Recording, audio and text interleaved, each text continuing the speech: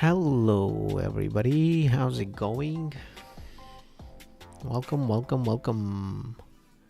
One final stream.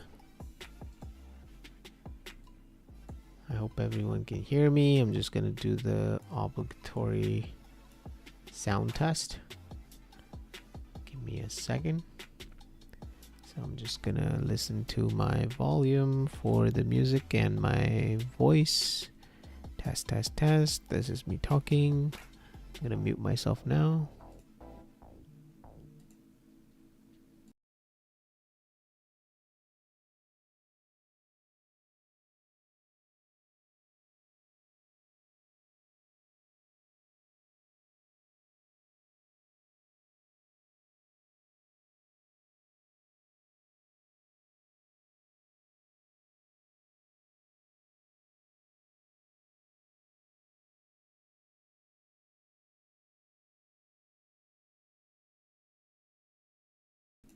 Alright, it sounds great.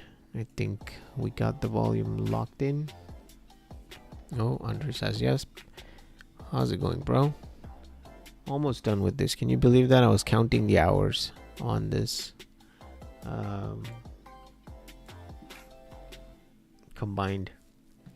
So it's like 4 hours. So I started here. 4, 8, 12, 16, 20, 24, 28, and then a couple hours here and there. But 30 hours total. And this is how far we came. Imagine that.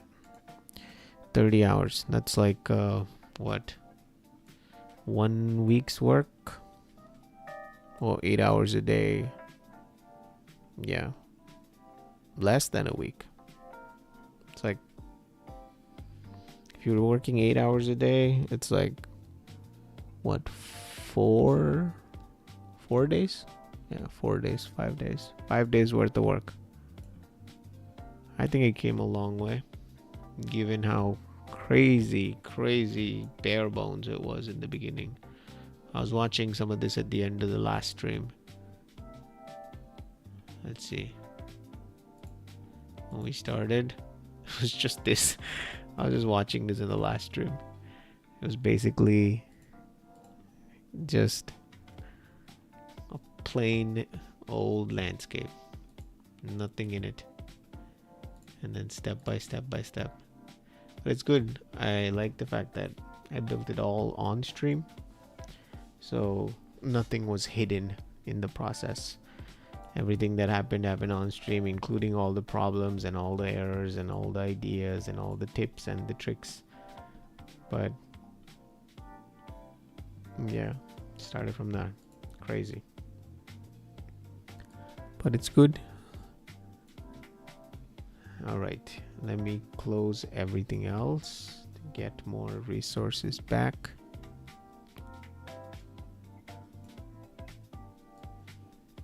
Move that there.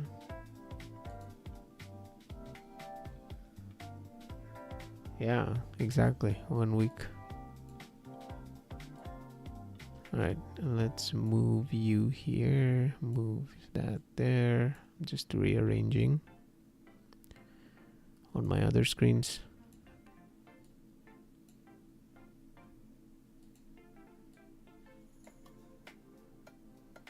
Yeah, exactly. Anyone who wants to watch it can just take the whole series, watch from the start till the end. Nothing is hidden.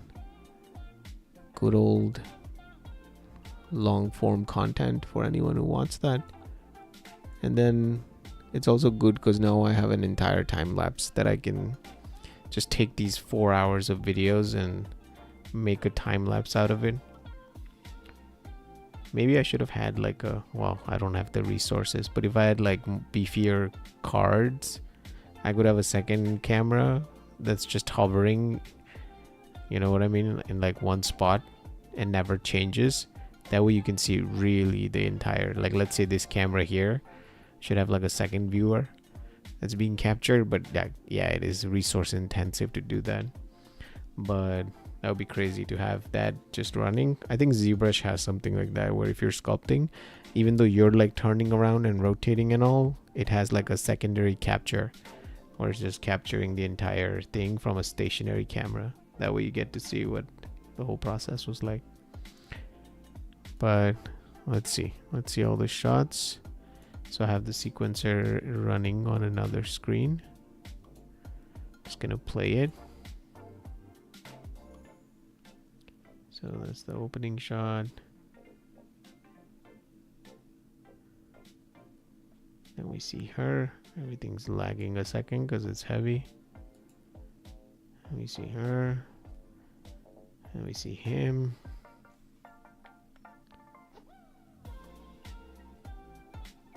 But yeah, I'll just leave all these, but I think when you're taking all the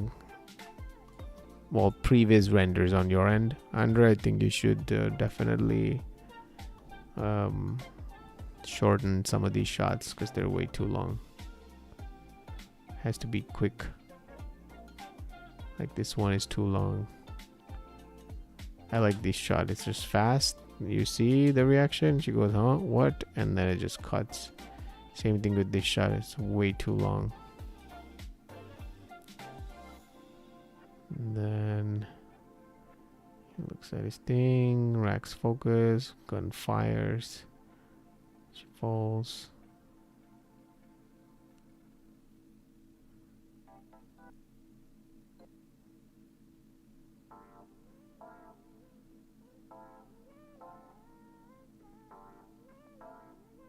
She's in pain.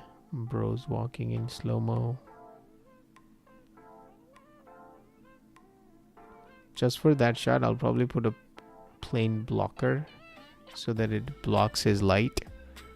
And he basically walks in from shadow to light. I think that would be kind of cool. So in this shot here, we can cut on edit, no problem. Yeah.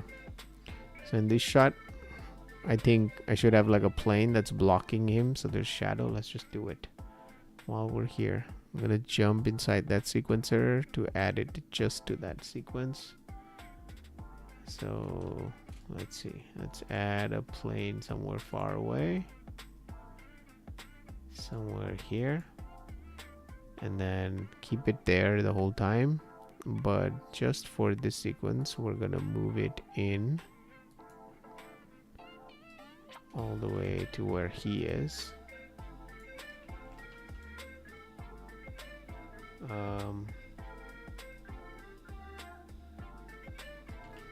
Let's see. Where is he? I gotta get rid of the mannequin too. He's just standing there. Oh, he's here. So let's put this guy here. Rotate this. Make it large, just like real life. Rotate it that way so you get a shadow out of it. And because you're at a glancing angle, you're not gonna see the shadow line, hopefully. And this way it can look like he's stepping out of the cloud shadow. Yeah, something like that. Let's just see if he actually steps out. Almost halfway through the shot. So let him be in the shadow a little bit longer. And then something like that. So now when you see from the shot's perspective, you're not gonna see the plane.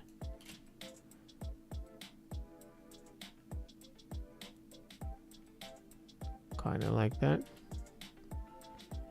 Anyways, let's actually keyframe that. So anytime you want to make a change like that just for a shot, you should add objects in the sequencer like I have here. And then let's go select it again. Call it, you should always name it too if you can. I'm gonna call it light blocker. And then set actor hidden in game on.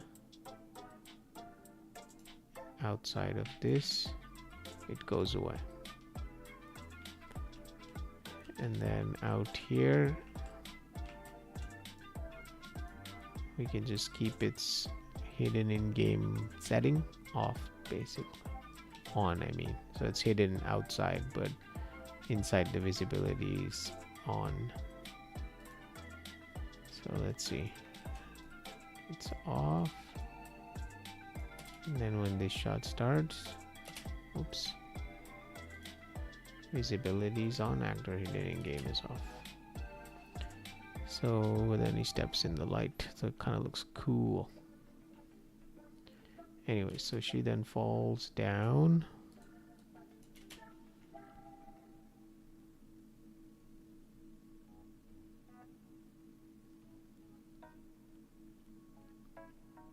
He shows up in view.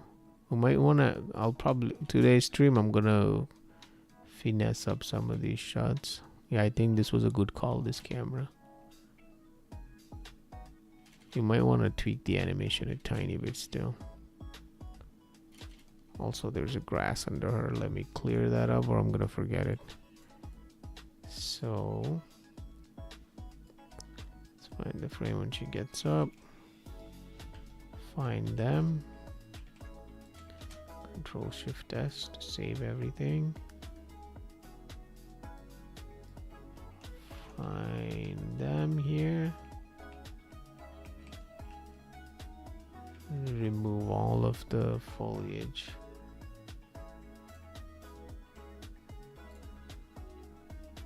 Select all the red grass. Go to erase.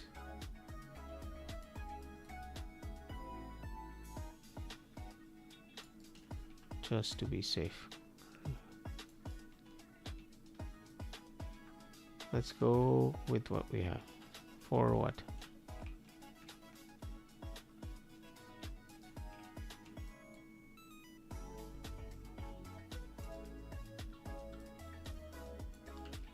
There we go.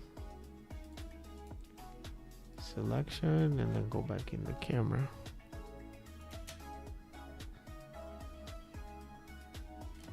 Okay, we can see a little bit of the ground there for a second. So we're gonna make sure that this patch here that is not too detailed, we can just duplicate an object. Make sure we're in the right area, so we're in central area. Select this thing again. Duplicate. Make it really small.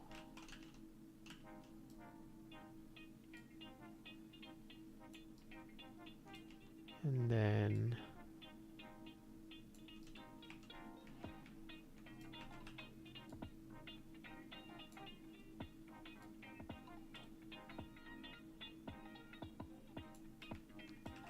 let's make it not too tall.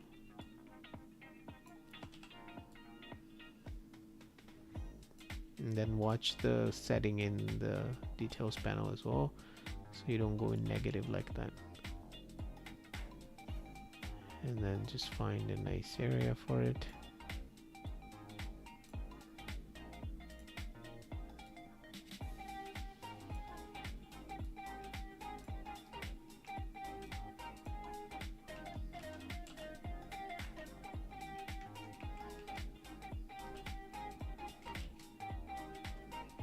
Here we go.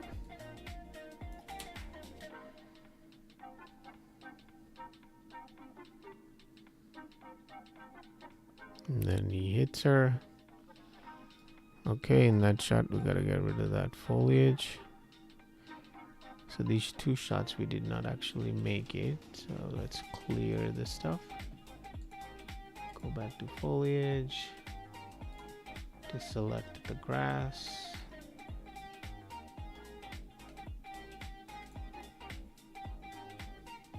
Select this grass in erase. And then erase.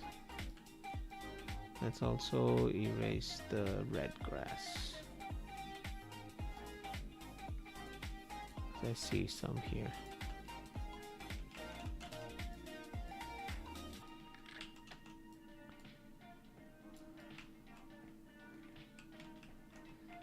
Anything else that's going through her, just get rid of it.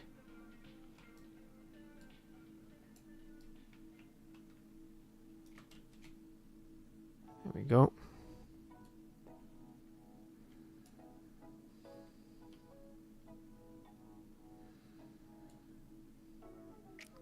And since these shots are top down, it's better to not use grass here to paint because it doesn't look good top down. So we can just go and use this other one which has the sideways leaves so that we don't have to worry about basically that. Well, let's make it smaller.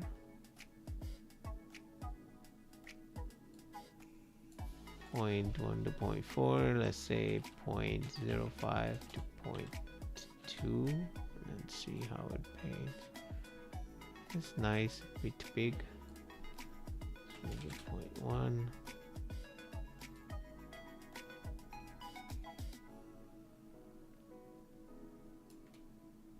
Okay, maybe 0.2 was not bad. Couple of large ones.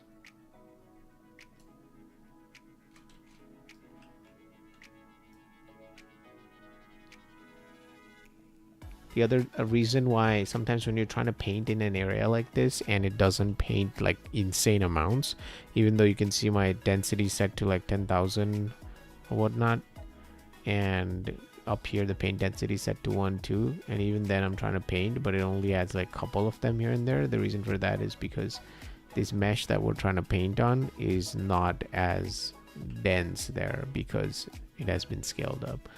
So sometimes it's that too, where the mesh you're painting on is not dense enough, which is why you don't end up getting as dense of a foliage paint. That plus sometimes the brush just needs to be larger in order to paint more. So if I was to make this big like this, let's say, and I did that,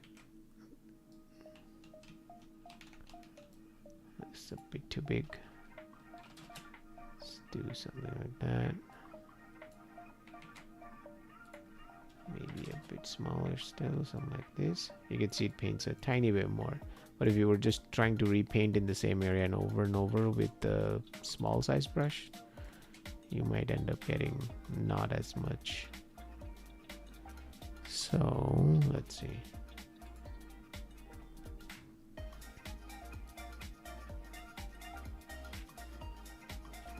So these are just going to be flash frames. They're going to appear for like a second. So we want to make sure that it just looks good for that 1 second. This line is a bit too obvious.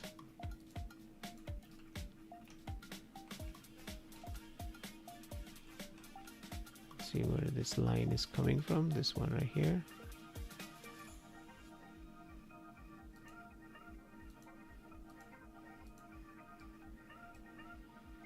Turn them off, keep turning them off until you find the one that's the offender.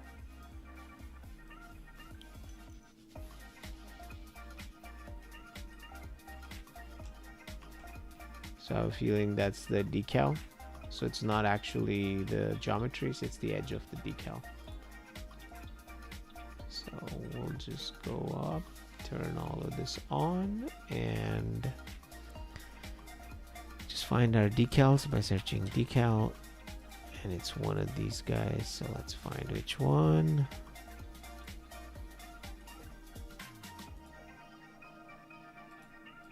It's that one there.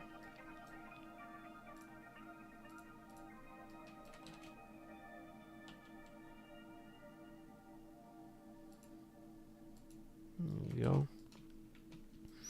So what we can do is just move it a little bit out of the area. So it's there somewhere else. Can maybe add a copy in this area if we wanted.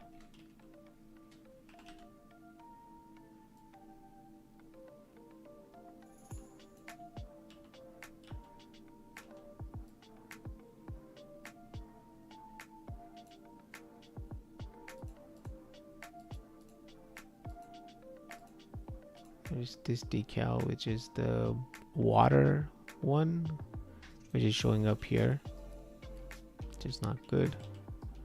So let's just move it a little bit. It's just like a couple of droplets because it's a blood splatter element. So those are just like a couple of droplets that are visible as a result of that. So you can just move it out of the way. And then you can even make a copy of that. If you wanted to have like a wet area just there and then make it smaller.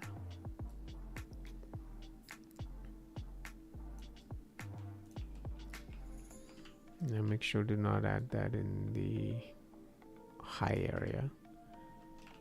And maybe in this low area is fine. But we also have to be careful to not have the height too high because it'll show up where her face is.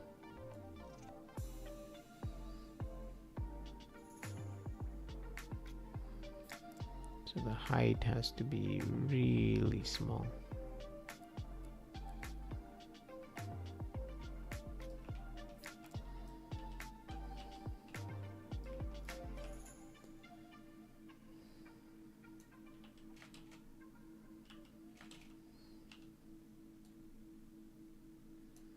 We're still seeing the decal, the water decal.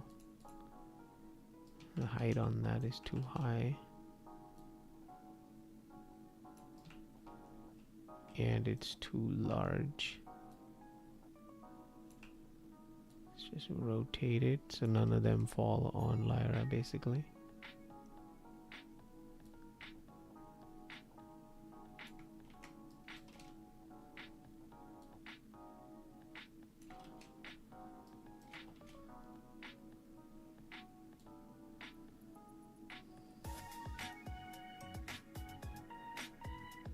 There we go.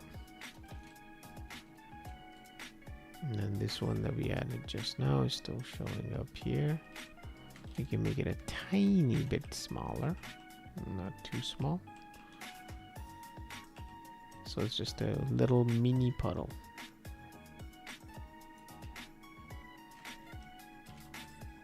That we can then move around if need be, but again watch her because there are ways to exclude objects from decals too if you wanted to. That way they don't catch the thing.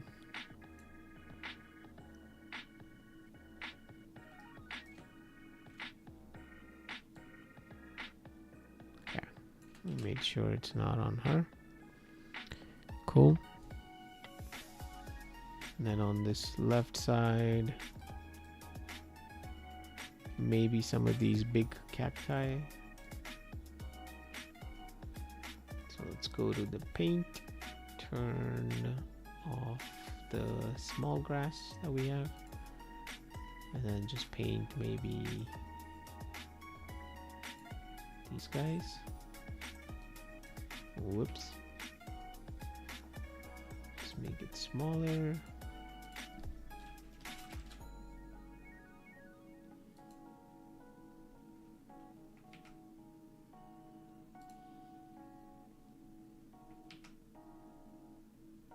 Lower the paint. Just one couple of them in a cluster, not too many. Pranil, hello. How's it going, brother? Remind me where you're joining from again? I forgot. What part of the world? You mentioned you were in DNAG, right? Which DNAG was it?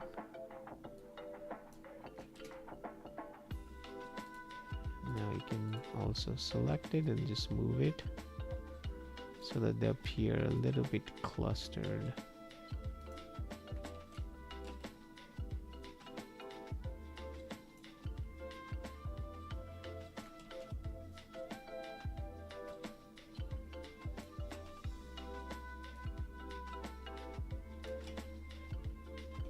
So it's a bit more hand placed.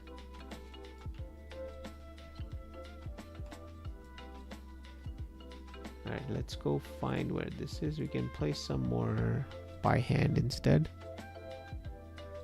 From Nagpur, DNAG Mumbai. Awesome. What are you guys working on in DNAG? Let's put some of these small ones maybe.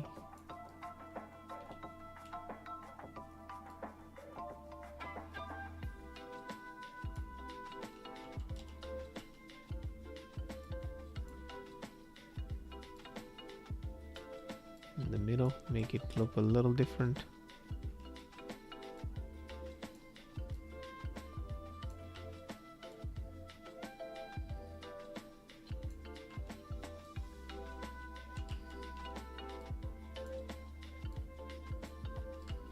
After we're done setting this up, we're gonna take a look at the lighting again, because even though I'm not doing the final look dev, just want to experiment with this one type of lighting to see if it works or not, which is basically overcast, but it's one of those where there's a little bit of light coming through, so it's still not like sunlight like what we have now. That just looks weird.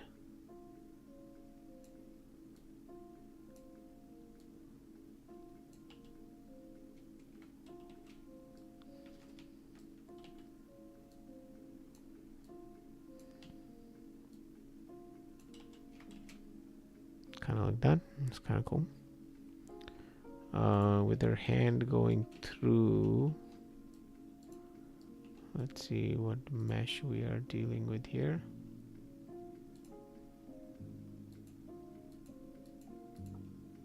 So it's this one.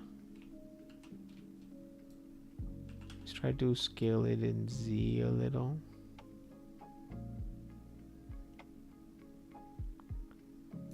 And then pull it back out.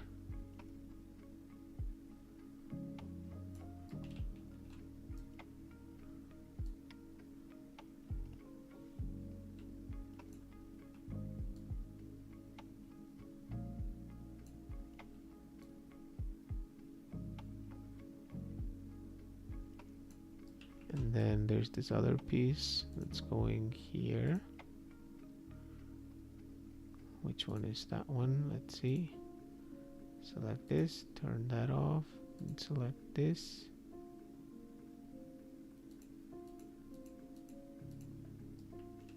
It's that one.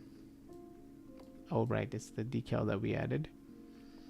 Pranil says, did you see the Ramayana title announcement that was released yesterday? What? Tell me about this. Let's see. I love Ramayana, man. That's my life goal. I want to make epic Ramayana one day. I grew up watching The Legend of Prince Ram, and I feel like we need to make that. With this AI stuff, I feel like we can make something like that. But not one of these shitty visions, like something that just blows your mind. 19 hours ago, Namit Malhotra's Ramayana. Alright, I don't know what their stance is on copyright, but let's see. I'm gonna lower the volume a little.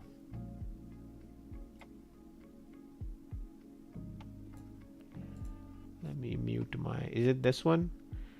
Pranil? Andre says, in the details panel, use ultra dynamic sky, select in the details panel, path tracer, and you can see in path, it's almost the same thing. I don't know if it's gonna be almost the same thing, but we'll try. Yeah, today's stream is just gonna be final touches. Heavy cap, hello, welcome. Are you using substrate material system? No, brother, I haven't looked into substrate at all, which I know I should. It's on one of those things where I want to learn, but I haven't. But I've heard it's really powerful. This is just a collection of Megascan's assets and landscape basically, and foliage, and just 30 hours of straight up putting things together. That's pretty much it. Alright, let's go back to this Ramayana. I'm gonna mute the music for a second. I hope they're not gonna copyright strike these streams. So I'm just gonna talk over this just so that the music doesn't catch up. Since the existence of time, the Trinity rules the world. So for those that don't know, Indian mythological belief system contains the Hindu one. I shouldn't say Indian. That's not right. In India we have a lot of religions, but in Hindu one, You have the three gods. That's why it's called the Trinity. Brahma is the god with three faces, so that's his main face here. One face there, one face there. And that one's considered the one who creates. Then there is Vishnu, which is considered the one who maintains the universe, the one who protects and like keeps the entire thing going. And then there's Shiv, and then Shiv is responsible for destroying everything. So he destroys the whole universe, and then the cycle starts again. So basically the Big Bang and Big Crunch theory that science has, where the universe is created, expands, and then shrinks again to get destroyed. That's what the religion believes in, I guess. And Ramayana, for those that don't know, is one of the biggest sagas, the biggest stories ever made. So it's like one of those things where good versus evil, a lot of morals in there and whatnot. But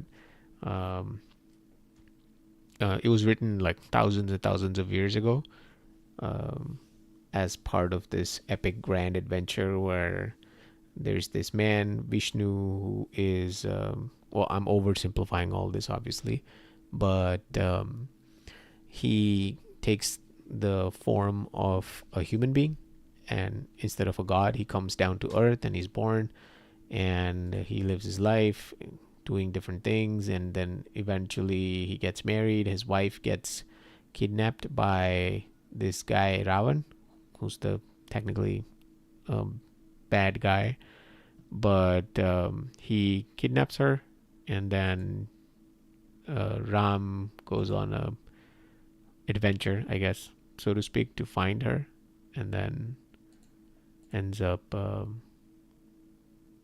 making allies along the way. And then it's essentially supposed to be a adventure through epic landscapes and huge battles and lots of characters and lots of set design, I guess, so to speak.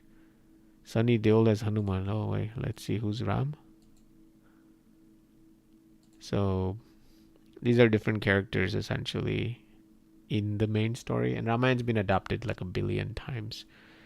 Ranbir Kapoor as Ram, okay. Yash as Ravan, I don't know who Yash is. Sai Pallavi as Sita, Ravi Dubey as Lakshman. Lakshman is the brother of Ram, and Sita is the wife, the one who gets kidnapped. Hanuman is essentially India's version of monkey god, because the idea of a monkey god exists across multiple cultures, but that's basically the name in Indian culture of the monkey god. And then let's see, Hans Zimmer, wow, and A.R. Rahman. So two of my favorite musicians. That's epic. Wow. I should probably listen to this then. They probably used him.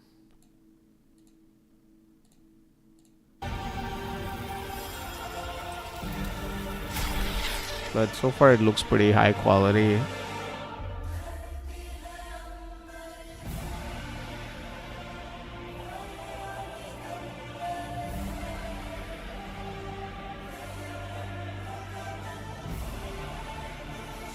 Wow. Sridhar Raghavan, Nitesh Tiwari. I haven't seen.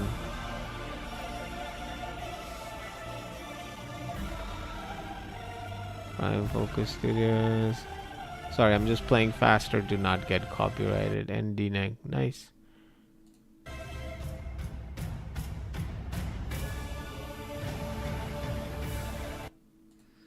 Are there any on-set pictures or images? Oh, let's see, there's some here.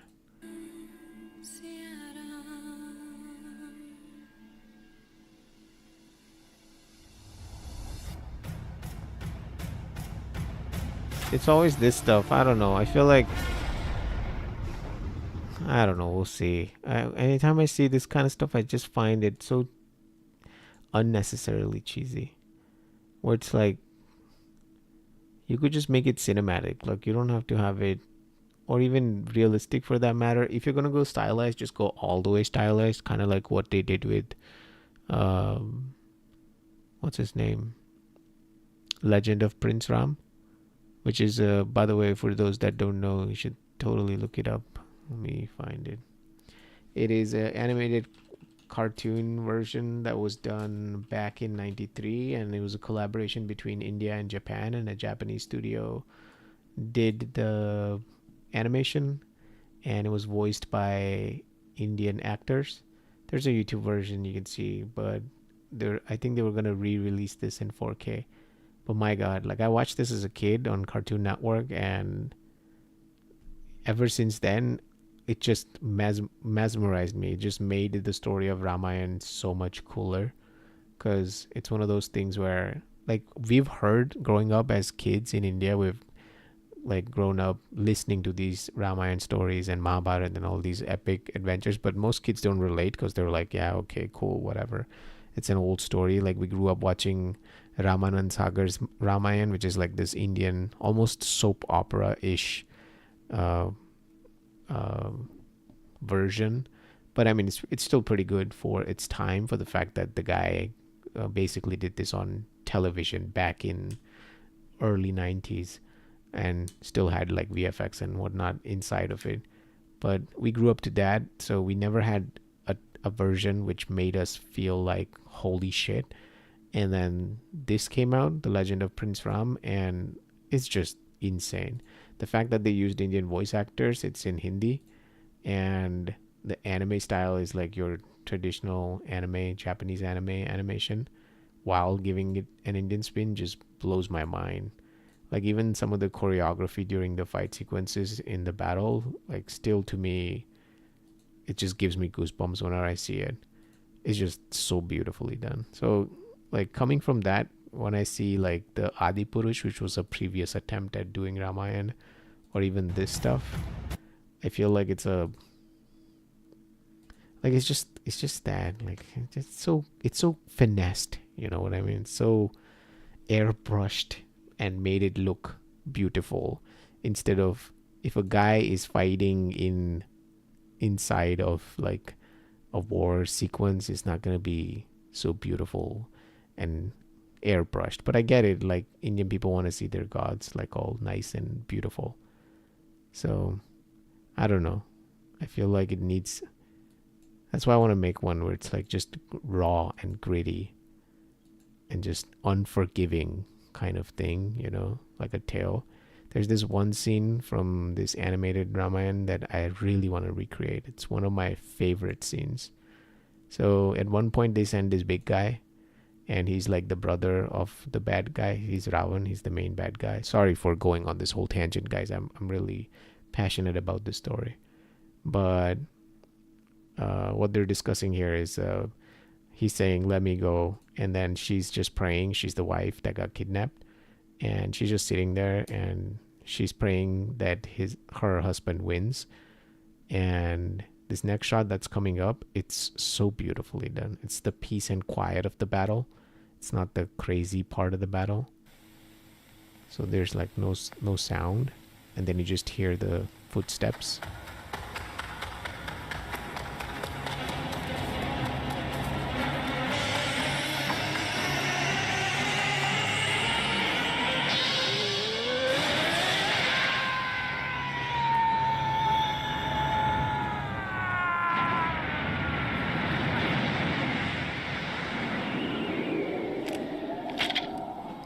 It's just those little details, like the way he switched the grip. Back in 93, they had to animate that.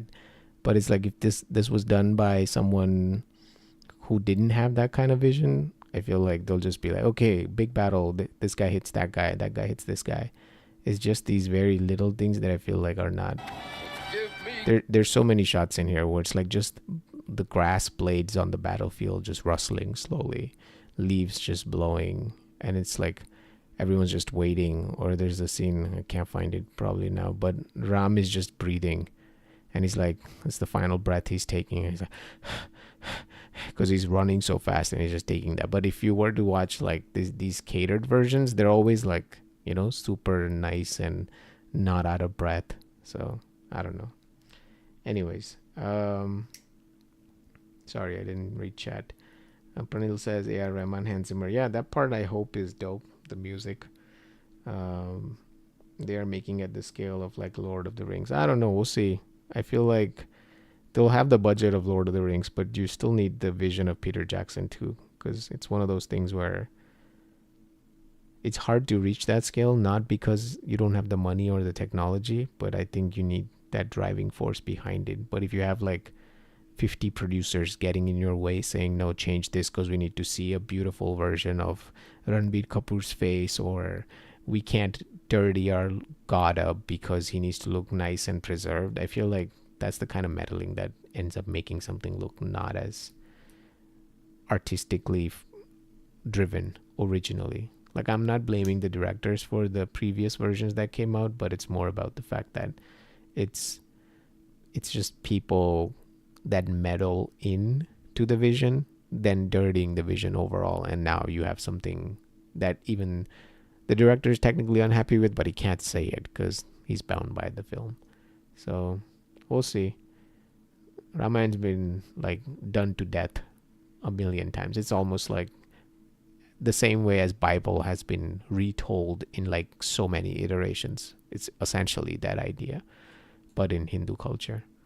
So I hope they make it great. Like, I have nothing but high hopes and I wish them all the best. But man, to me, this here, this is just like the ultimate.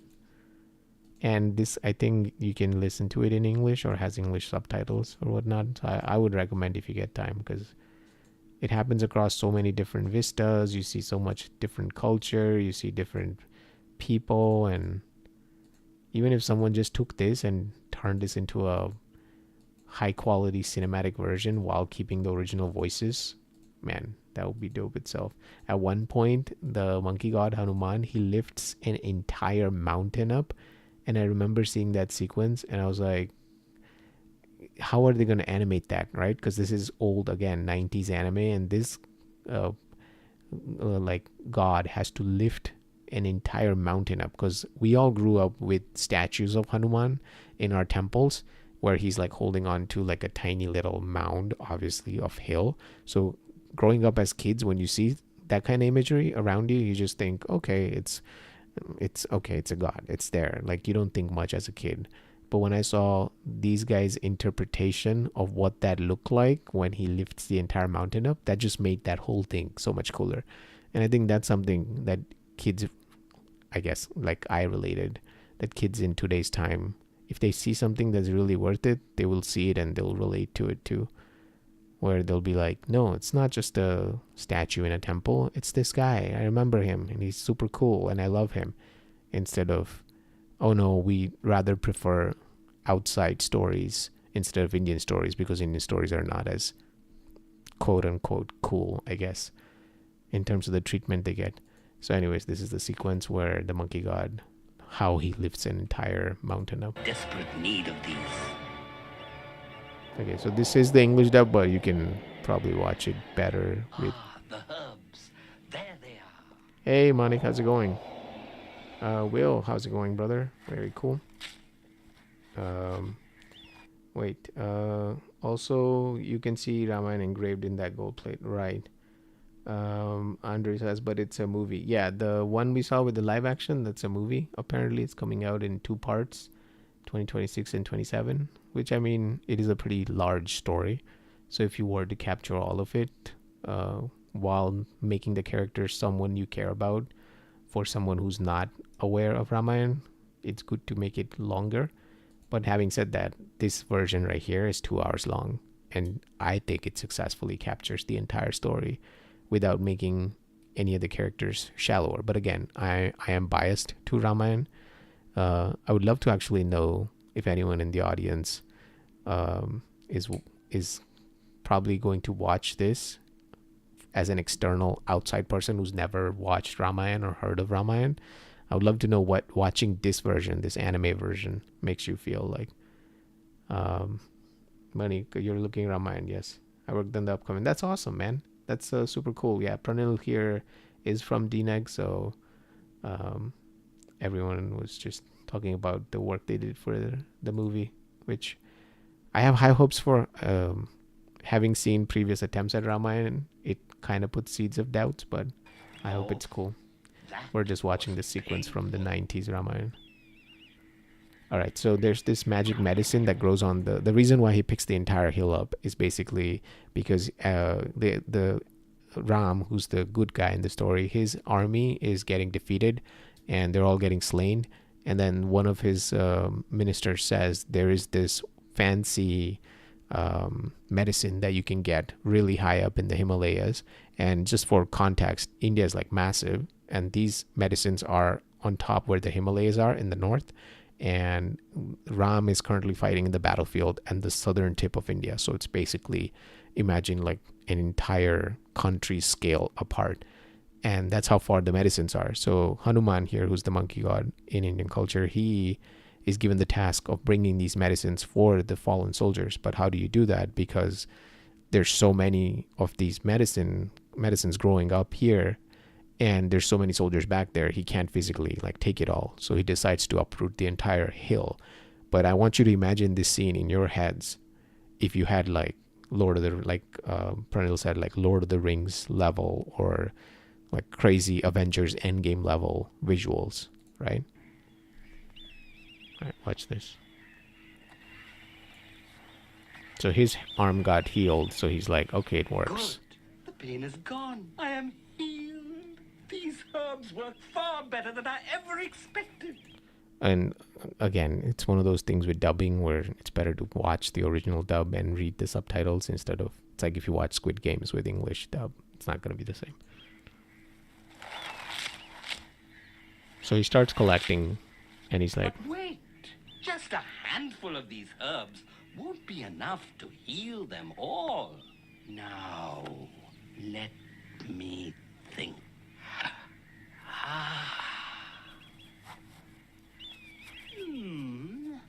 I will take this one. Yes. So I don't know if this part is part of the official story. If anyone knows if this was actually, Bill says, dude, done. I'll report back when I watch it. It looks dope. Yeah, awesome. They have a 4K version coming out. They've been talking about releasing it for a while. I don't know if they released it. If it is, I'll totally gonna buy it. They put a trailer out saying it's getting remastered in 4K because you can clearly see this is like 720p and it doesn't do it justice. But yeah, if they come like bring it out in 4K, that's like, I would highly recommend watching it. So anyway, so I don't know, this part is in the official story, like in the actual official Ramayana story where he actually uprooted a tree to mark the spot. But the way he does that in this sequence here is just so well animated visually. This tree is good enough for me.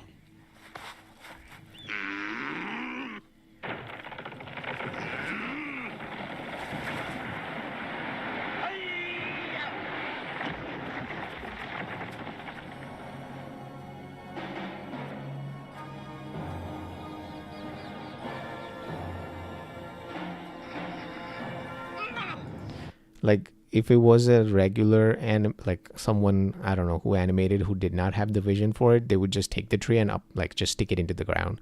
But the way he does it is so much better.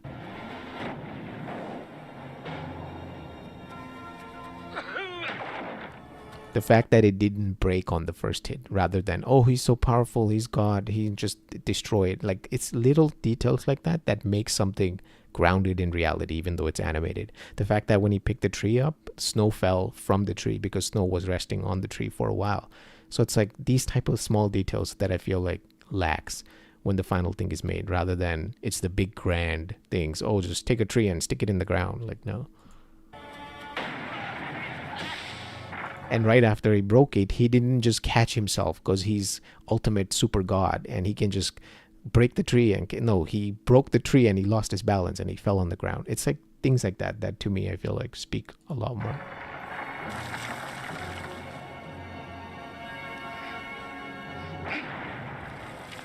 This will be a landmark.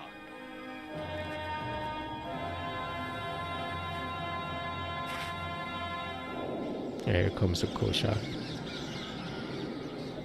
Now I will pick up the whole mountain. And the fact that they also ask the voice actor to talk slowly because his scale is larger. It's like something you have to think of actively. Otherwise, you could just be like, yeah, just say your dialogue, keep saying it. But because his scale is larger, he speaks slower.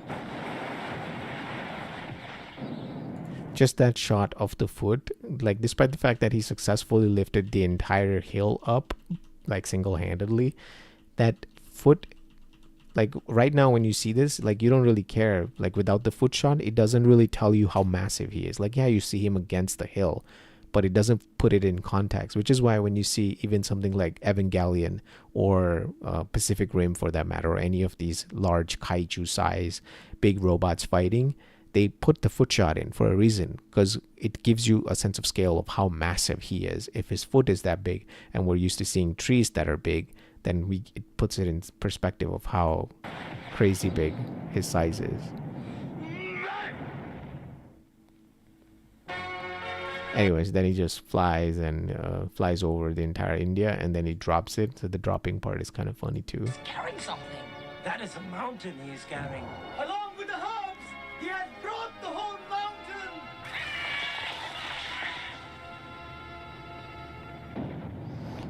This next shot right here is just pure comedy, because it's like all the animals that didn't escape initially, they all were still on the mountain. So when he puts it down, then they all run out, which makes so much more sense. Again, it's just small things like that. Anyways, I'm not going to spoil anymore. I recommend people watch the original. It's really well done. I hope they release the 4K one. They were going to. I don't know what happened.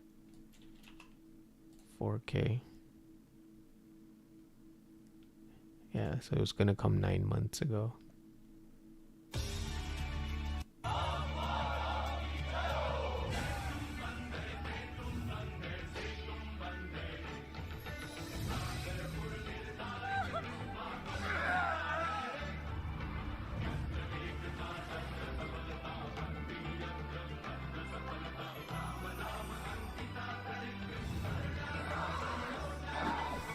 I still remember like when Ravan, the bad guy, when he fires these arrows into the ground, every single one of them goes off like a nuclear bomb. That made it just so much more cooler. Versus when we grew up, we watched like Raman Sagar's Ramayan, which was like a TV version where it will just be like two arrows that like come at each other and then they touch each other mid-screen, but it's just like a green screen of like a static arrow and the background's moving to make it look like the arrow's traveling, and the two of them just come together and then they touch and then they just vanish. To go from that to this, where this guy's arrows are going down as like nuclear bombs, is just crazy. Anyways, I'm super passionate about it, but I'll stop ranting and we can go back to what you guys came for. Will says, I liked how they shifted his face to be red like he's training. Yeah, exactly. Yeah. There's a lot of cool stuff in it. And more than that, I feel like the voice acting in general is done so well from the Indian actors who voice them. The guy who voices Ravan, Ambrish Puri, used to be like this one actor, like really famous, who would play like the biggest bad guys at all times in Bollywood movies. Sadly, he passed away, but he was really good at it. So it's like the best voice cast they could find. All right, so let's jump back in. Thank you for listening to my long rant. But thank you, Pranil, for letting me know. I wasn't even aware that a new Ramayana was coming. So, anyways, in this shot, this shot's just going to be a quick flash, but we're just set decorating and making sure that she is clear of all the foliage.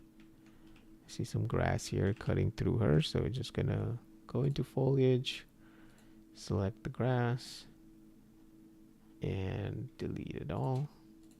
Go to erase. If you guys have watched some other cool stuff, let me know. I'd love to see. Sometimes I don't keep up other than what I'm just subscribed to, so it's cool to see what's going on in the world. I haven't even seen any cool TV shows or movies lately. It's always the usual stuff.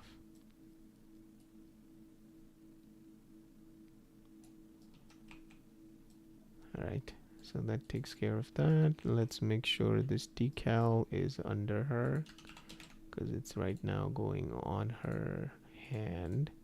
It's this one. you just have to scale it in z-axis. Anytime you're working with decals, their height is what matters. So if you scale it large like this, it will occupy everything in the area. But if you scale it really short, essentially, it'll only be under this area. And she's gonna have like clothing on top anyway, so that will hide the rest of that. So one thing I noticed in all of this is the lack of just rocks and sticks. There is one foliage actor that we have that I remember, that's just a stick. So I'm just gonna spread it around a little bit, not too much, because I mean, if there's no trees, there's not gonna be any sticks around. But let's just take these three, go to the paint, just paint to see how big it appears. So we still have that cactus plant on. Let's turn that off. Okay, that's massive.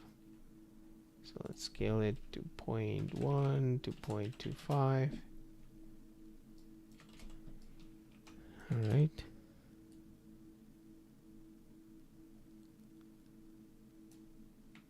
Okay, bit too much. Okay, still too large. So let's find which one is the largest one, because the other thing, as we talked about in the very early on streams, if you haven't, go check out the other streams. We took a look at changing this content browser view to list, and not list, column, and then seeing approx size, which is the size of the object. With this, you can actually sort.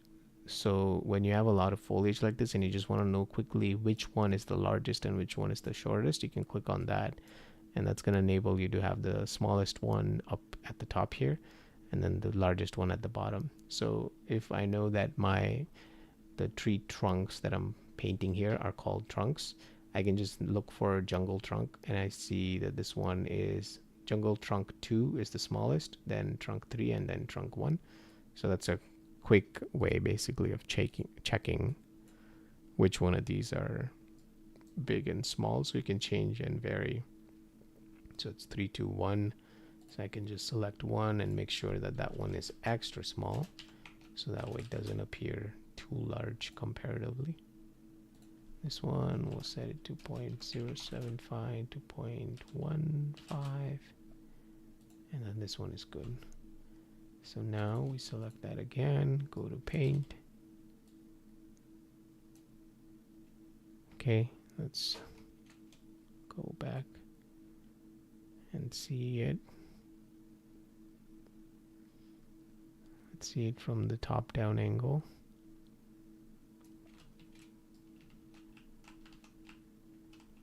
Alright, this one is still appearing a bit too big. So let's turn that off, turn this on, erase. Turn this one, so it's just this one, as it says 1 here, so you can use that as your reference point. So it's a bit too large in general, so you can make all of them smaller. So another thing with Unreal Engine is you could use math inside of these typing number sections. So if you just have this, you can press divide by 2 in here, and that's automatically going to do the thing for you, instead of you having to calculate how to get something to half, especially when you have a number that you don't know the half of or the third of or anything for that matter. So that's how you can quickly scale. Same thing, divide by 2, tab, divide by 2. And then we paint again. Go back to paint. Actually, go back to erase. Erase the ones we painted. Go back and then paint some. Now you can see they're much smaller in size.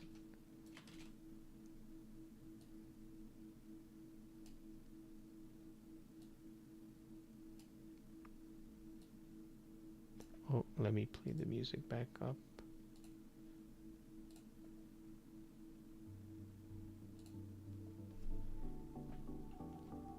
All right.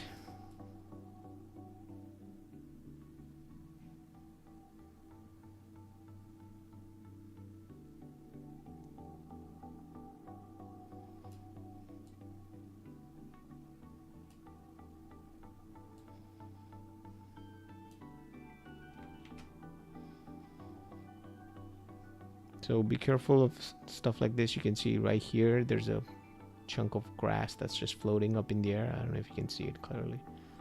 So the reason why that happens is sometimes the collision boxes for some of the geometries might be way larger than what you think they are, and as a result foliage is always spawned where the collision mesh is. So you can select all the grass again. I wish, again, this is one of those things that Unreal has to do, which is to add groups that you can make in foliage, so you can just like select quickly instead of having to go in and manually select something to erase. And there you go. So now you have that gone. Let's go back, turn on the trunks. It's still happening here. Let's just go here and do it by hand.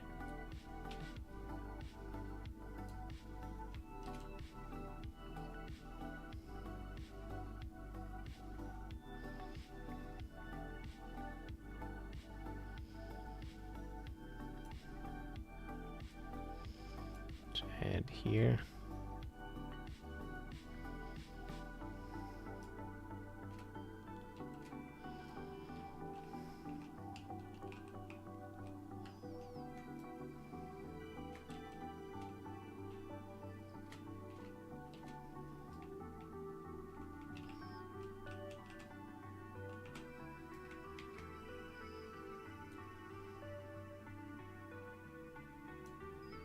The other reason is also because their densities are a bit low. If you wanted to paint it on a larger area, you should increase the density. Let's see, we set it to this. You can see it paints a lot more of the branches, which in our case, when it's an out of focus shot like this, you just want to see the silhouette of something to break up the color a little bit in the area rather than worry about the actual look of the branch. It's more about what the blobby version of the branch looks like in that shot. So in this shot we can add a couple.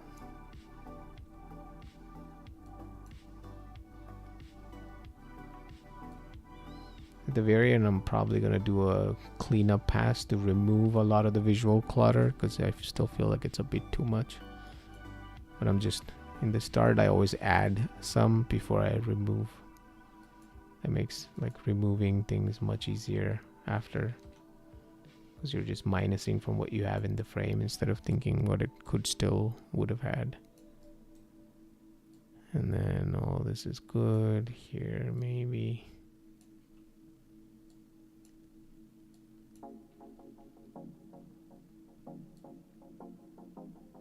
You know what you could also use here is one of those fallen tree structures that we have.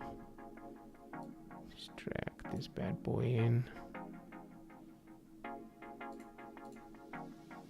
And then obviously it's massive, so you can scale it down. Has like a old piece of log that probably fell a long time ago.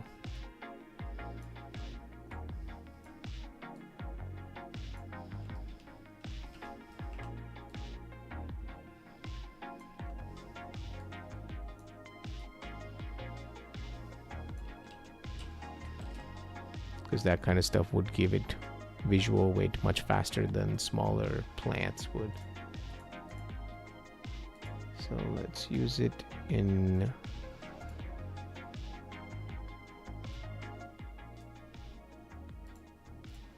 a little bit restriction, because it has a lot more weight. All right.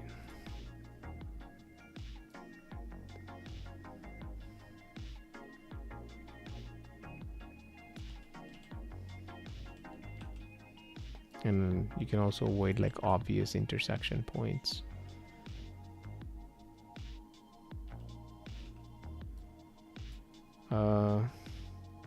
I don't know still. Maybe we could do it tomorrow, since I'm not streaming tomorrow, if you're down.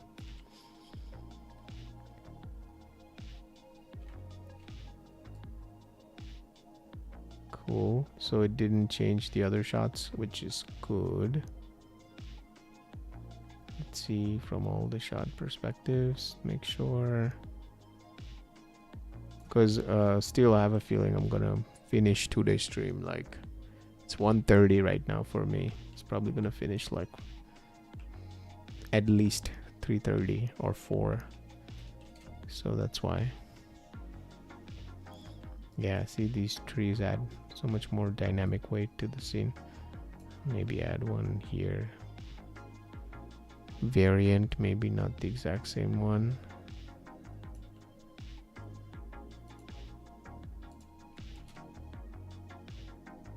Check all of this out.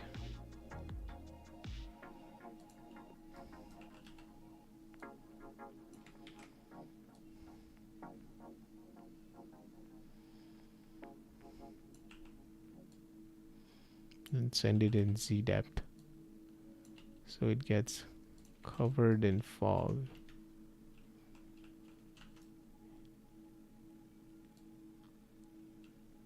Kind of like that, so it like goes over the red grass.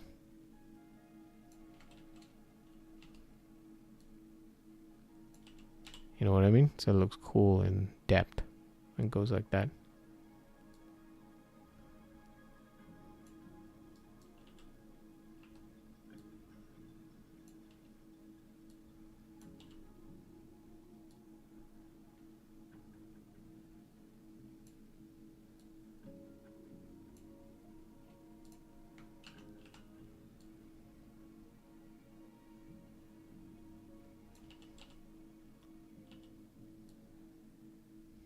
Be one stream going this way. I hate these cameras. Unreal really needs to make their cameras transparent or something. After a while, when you're setting up so many shots in the same area, it looks like a bunch of paparazzis with cameras just floating around. You can't even see like actors' faces half the time because it's just being blocked.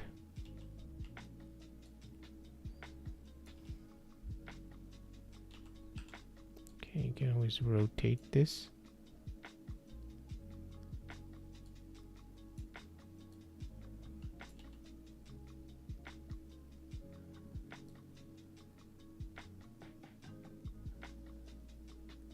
Cool. Let's check these out here. That looks good. Let's go back to that shot where he's walking in slow-mo. Shows up after this. Just to make sure we didn't fuck anything up here. Also, we could maybe...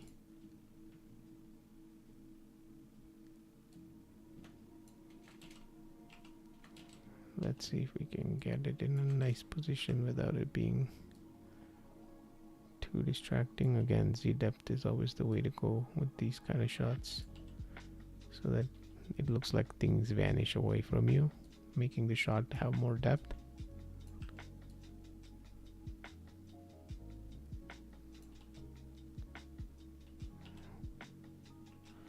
This one doesn't look good here. How about the other one? Whoa.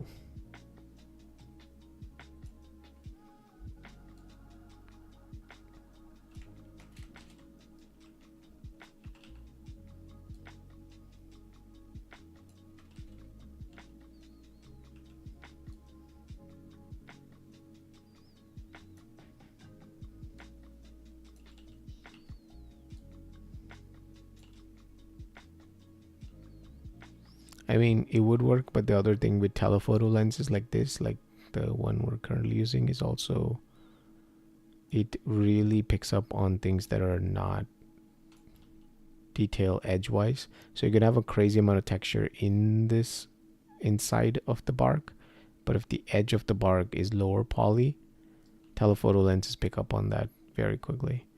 I noticed that when I was working with my city building course that I have, that's free, by the way, if anyone hasn't checked out on my YouTube channel, with Unreal Engine. When I was working with some of the geometries, like building geometries, and they were lower poly, with wide angle lenses is obviously it doesn't compress depth as much, so it's much more forgiving if your geometry doesn't work a little bit, versus these zoom lenses, it actually hurts a bit. Maybe something like that. Yeah, so it's like you can see the spirals coming out, but you don't actually see the smaller tendrils, which are the ones that are not too detailed. Something like that. That's cool.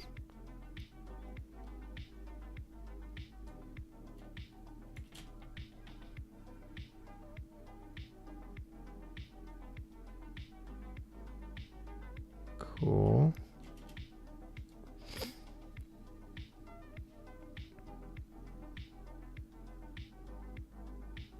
All right.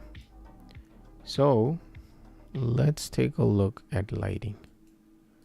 So I don't know why this Unreal, like, I feel like Ultra Dynamic Sky is kind of bugged. Like, you see what you're seeing here in the back, right? With the mountains and the fog cards a little bit visible. Technically, it's not supposed to be like that. And when I'm gonna go in and refresh Ultra Dynamic Sky, it's gonna actually update that and correctly show the fog. But for some reason, sometimes it doesn't update it as well. So if I go back, sounds good still. I'll see you tomorrow too. Take care, brother. If I go in,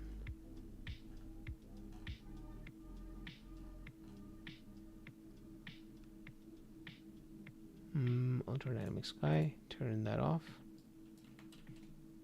Let's see if it will update. Turn that back on. You see the difference? Before you couldn't see the like you could see the mountains clearly because the fog wasn't active, but now it is. One of those things where if you didn't know, you wouldn't really know, and you'll just keep tweaking, thinking that you haven't reached that point. But it's just the fact that it's a visual update bug.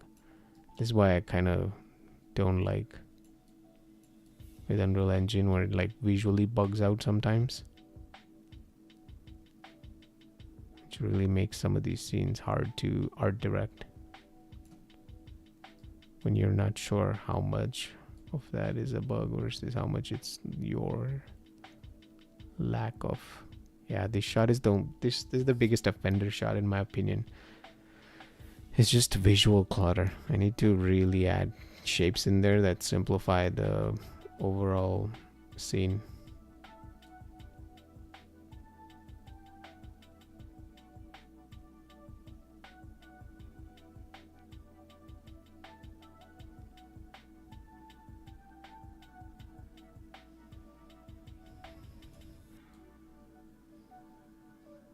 Alright. I just want to see the last two shots because I activated some of the geometry that was supposed to be off just to make sure she's not intersecting with it. It's good. Alright. See, the Ultra Dynamic Sky thing is, again, it's off for some reason. All the exponential fog in the scene is off. I turn it off, turn it on, and it's back. Anyways, so we were going to take a look. Something wrong with the shadow in tree. Which shadow in the tree? Tahun? Tahun? I hope I'm pronouncing your name right. This shadow here? Which one? Maybe I didn't catch it. Hey Sandy, how's it going? Thank you for joining, brother. Which shadow tone? Trying to look at all the shadows now.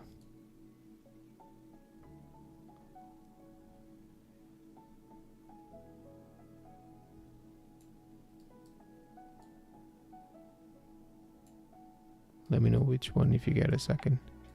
I might have missed it. But while we get a response for that, what we are going to do is try out some lighting. So in one of the images that I generated using Unreal as a base, we had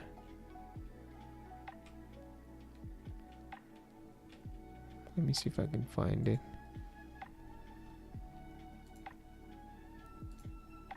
It might be on here. I'm on another screen trying to find that one image that I'm trying to match to with the lighting. Because while this is nice and all with the shadows of the clouds and the sunlight, there is another type of lighting where it's a mix of cloud shadows and sun, but it's not so obvious with the yellow warm sun. Let me try and find it. Until then, if anyone has any questions, feel free to let me know. Where is this image? Thank you for liking. Still at it, I see good progress, looking good. Thank you, man. Almost done. This is the last stream today. Next week we're gonna start something fresh. That's the plan. This week I just wanted to wrap this up. It's not completely done, but my task was just to create the forest. I'm not doing the final look dev and the scene lighting, rendering and all that. Probably do that with the next scene for one of my projects, but for this one I was just supposed to create the forest and hand that over. So as a result, I think we're done with the build part of it, and then the next artist will probably take over to do the lighting and look dev and all the good stuff. I am trying to find this picture that I generated by using an Unreal base frame, and I ran it through an AI upscaler to get a different variant out of it.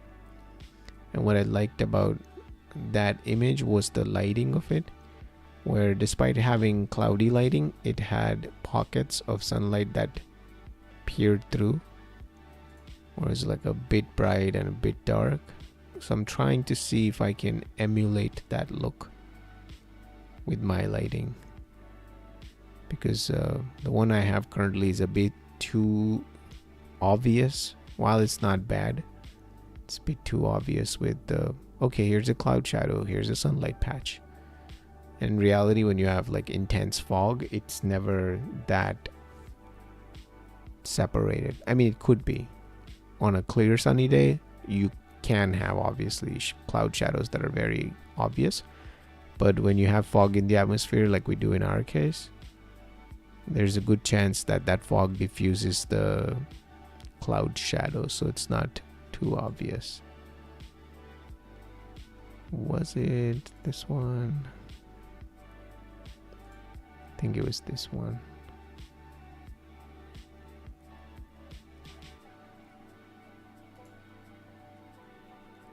Let me see.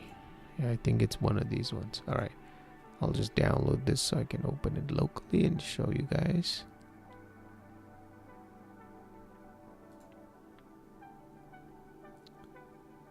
So this is the goal that we're roughly going to try today with the lighting.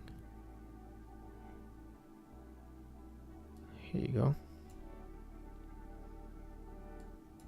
So this is just a AI upscaler reimagination based on the existing twisted trees and the front forest I had.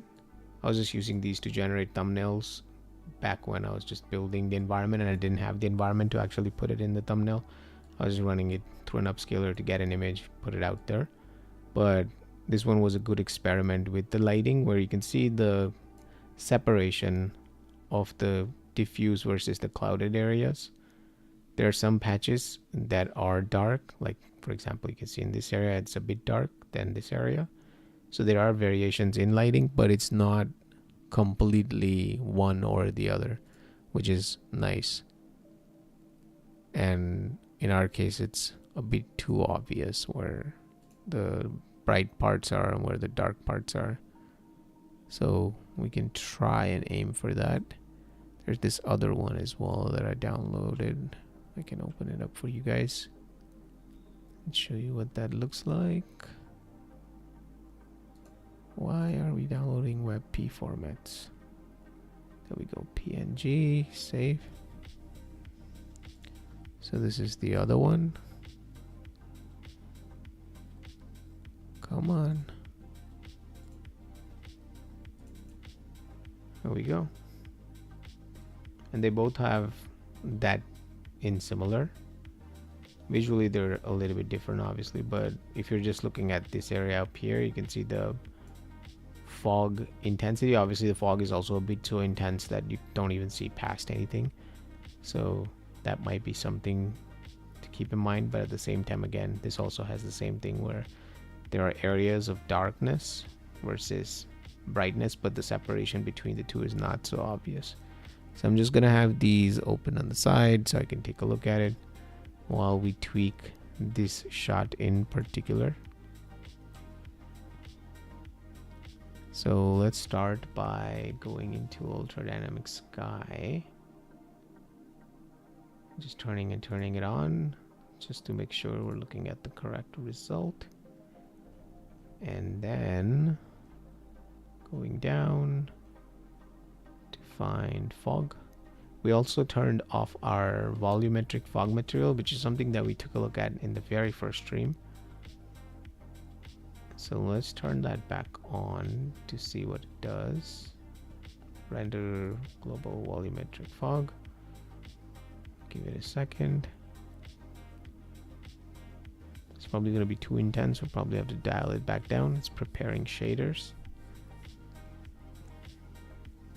Let's see.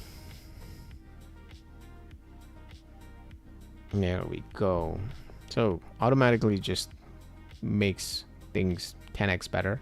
So if you're using, well, Hardcore TV says my PC crashed on that course, need to try again, but definitely recommend it. Thank you so much, man. I really appreciate the kind words. I'm happy that it made your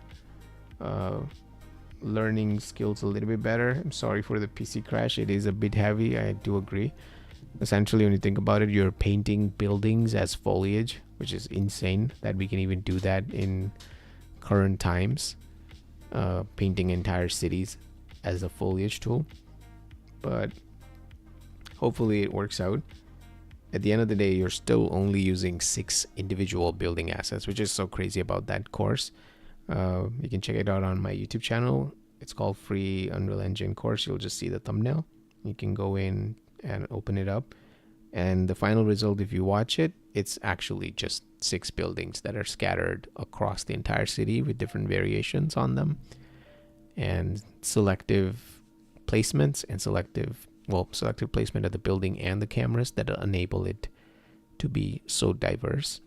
So there's a lot of cool things to learn in that course, and it's free, so you lose nothing. Hopefully y'all can make some really cool, interesting aerial city shots. But just with that fog, you can see it just adds so much more life when these fog elements roll in and out. Now obviously they are being animated currently through a phase change in the noise, meaning the 3D noise that's going through the actual, basically the 3D noise is evolving over time, and that evolution makes it animate. So if you don't want to do that, you can set the speed to 0 here. Fog noise speed scale. But the moment you'll do that, all of the fog will stay stuck in that position. So you'll see the fog she's standing in right now will just stay there. So in order to animate that, this is something that happens in the very last stage of look dev, because it's just something so specific. Like when a fog piece rolls in, it will hide your entire landscape. So you can't really depend on it being procedural, where you're just setting this to 1 and calling it a day and hoping that when the engine renders it, that fog piece is in that exact area. So when I was doing the Blooms of Arachnis trailer, I had the same thing in the opening of that trailer. The guy's running through an open field, and I wanted this 3D fog to occupy only some areas of the landscape to make the landscape a little bit less intense visually, so it's not a visual clutter. And for that, I didn't rely on the speed scale to be 1 or whatever number. I just set it to 0.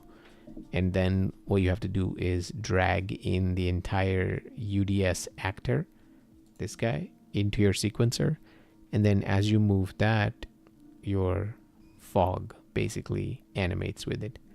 And that's a little bit of a shortcoming of the plugin. I reached out to the developer of this and let them know that if they have a way of separating the fog texture here, because what will happen is as you animate this, the clouds up in the sky that are also 3D volumetric, they will also end up getting animated when you animate this actor basically in your sequencer. So when you move this actor, let's say if it's at whatever position, 4,000, 41,000, whatever, if you change this to some other number, this fog will start moving in the scene in the direction that you're moving the actor, which is great. But then the clouds in the sky will also do the same.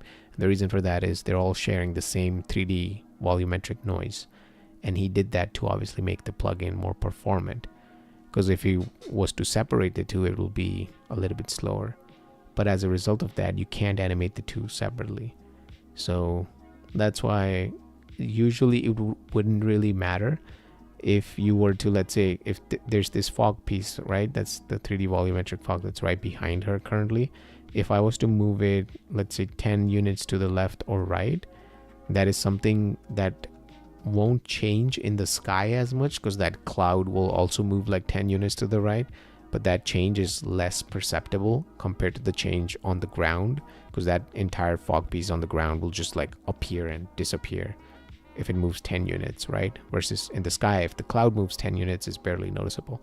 So you could get away by animating this ground fog just a tiny bit, not too much, if you still want to keep the sky to not animate like crazy, because otherwise all these clouds would also move. So in our case, a lot of these clouds are completely covering the sky, so it's not that big of a deal if it does end up moving a little bit. But just something to keep in mind. This is something that I do at the very, very end of the look dev phase. When I'm about to call the shot done, I'll just animate the UDS actor just to make sure that my fog looks correct. But Andre, if you're watching, this is something to keep in mind whenever look dev is about to get finished, because I feel like this fog really adds to the scene, but you could easily see the same thing if I was to, let's say, go back in here and find, I don't even know first of all if this is gonna render with path tracing, so like the fog itself, we can check it out. This ultra dynamic sky has an option where you can enable the path tracing mode. We will do that, but let's just see the fog in different scenes. So this is without the fog. You can see what it looks like, and then with the fog, it definitely hides a lot of the high frequency detail that you have going on everywhere. So could be a good thing, could be a bad thing, depending on what you prefer. And then if I was to also go in and set the speed scale back to 1, you'll see how much of a difference it makes when it breathes like life into the scene. With the fog, we'll find a way. Yeah, because I personally love it. I think this works when you use it well with the BP fog 2D card thing that we have, that we've scattered everywhere. Like you can just see, I'm just gonna let it play, and you can see how many beautiful, interesting shapes it creates. So I think it's definitely a plus if you're gonna, I'm gonna enable the path tracing. But yeah, if anyone's doing any kind of foggy environment, and if you have ultra dynamic sky, this is like the biggest thing that you can use. I'll probably make a video on this too, just to quickly show this hidden feature for those that do have the plugin. So you can see even in this scene where everything has a lot of visual clutter, you can simplify certain areas by adding moving fog. That's not static. And you can obviously make the ground fog a little bit brighter, because currently it's a bit too... Oh, I hope it doesn't crash. Let me save.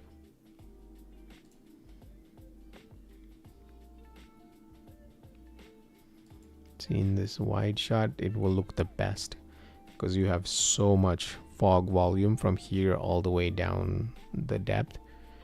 I'll just let it play for a while so you can see the fog animating. You know what I mean, Hunter? Like, look how nice that looks when the fog comes in and out. Obviously, sometimes it will be too much because it's a long lens, so you're looking through a lot of volume. And the fact that this particular shot is playing with a time dilation track, which means that it's being slowed down like it's a slow-mo walk. So the fog that's animating is also animating in slow motion, which is why it takes a while for it to clear out. If it was playing in real time, it would clear out a lot faster. But it just makes the shot like day and night different, you know?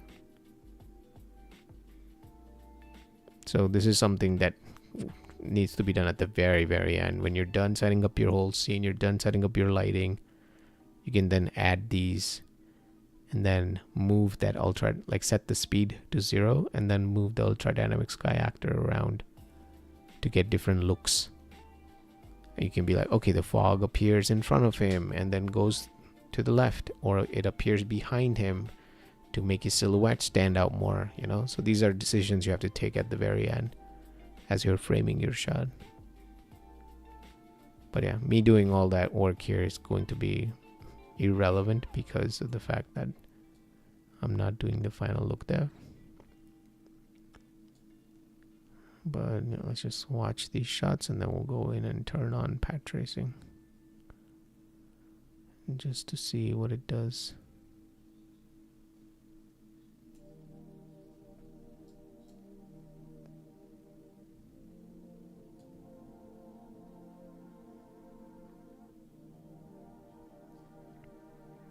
Cool. All right, let's go into this shot. Maybe actually that might be too heavy. Let's find this other shot, this one, and save everything before we make this change. So ultra dynamic sky, for those that are not aware, has a path tracing mode. I usually tend to not turn it on because I don't use path tracing as much. I find that if you're going to path trace something, you're better off rendering it in an offline renderer anyways, because it takes a while to render. But you could make that change if you wanted to. So we have, first thing to keep in mind before you go to the path tracing option in Ultra Dynamic Sky is to make sure that the project mode is set to cinematic offline rather than game real time. And then feature here, obviously you're using desktop and not mobile. With those, the settings will already become high. And then when you're done with that, then at the very bottom here somewhere, there is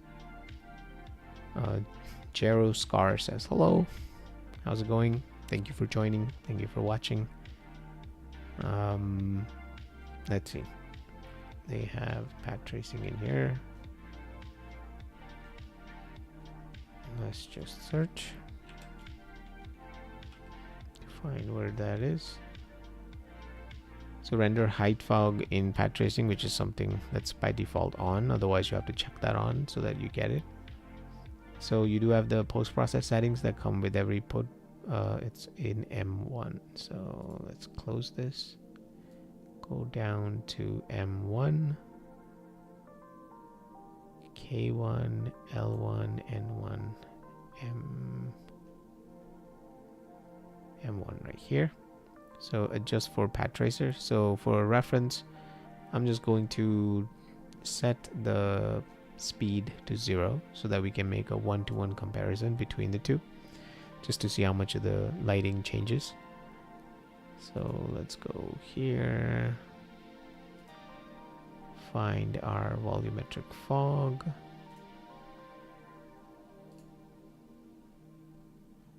which is up here.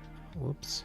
So if you click on any one of these buttons, it launches a handy internal tooltip thing that they made with Ultra Dynamic Sky, which is why I find that it's a really nice plugin to buy. If you're in Unreal Engine and you want to buy something, you don't have to, but if you wanted to, this is the first thing I recommend people buy. It's the best $60 you can spend in Unreal Engine. So let's set this speed to 0. Is it right there? So that stops the fog from moving. So we can make a comparison and go down all the way to pad tracing. And then F11, GG to hide everything, and then F9, and then F11,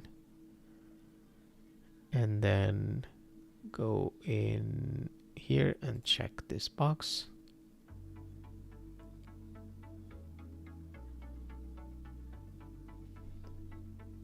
Give it a second. It's going to prepare a lot of shaders on the back end because it has to go through and change every single material that this blueprint uses, and there's quite a few of them.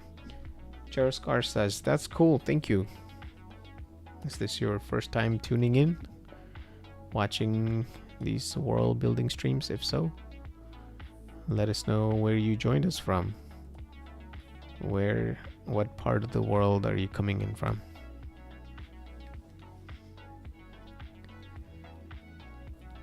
Alright, I gotta wait, unfortunately, as it's preparing shaders.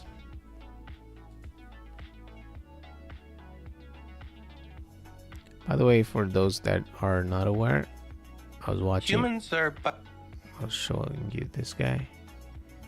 I was watching this earlier in the day, which is Lex Friedman podcast with Tim Sweeney. Tim Sweeney, for those that don't know, is the creator of Epic Games, Unreal Engine, all of it.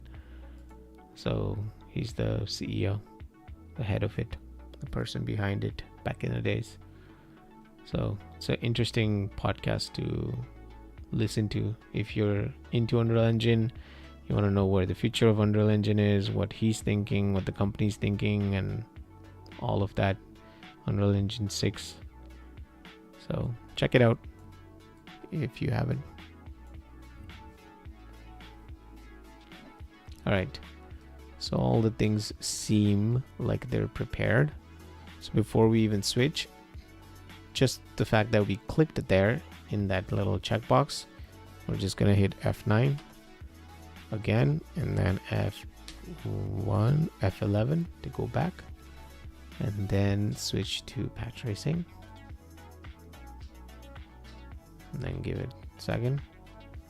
So as you can see, as I was mentioning, Andre, if you're still there, or anyone else for that matter, all that volumetric fog that we created, it turns off,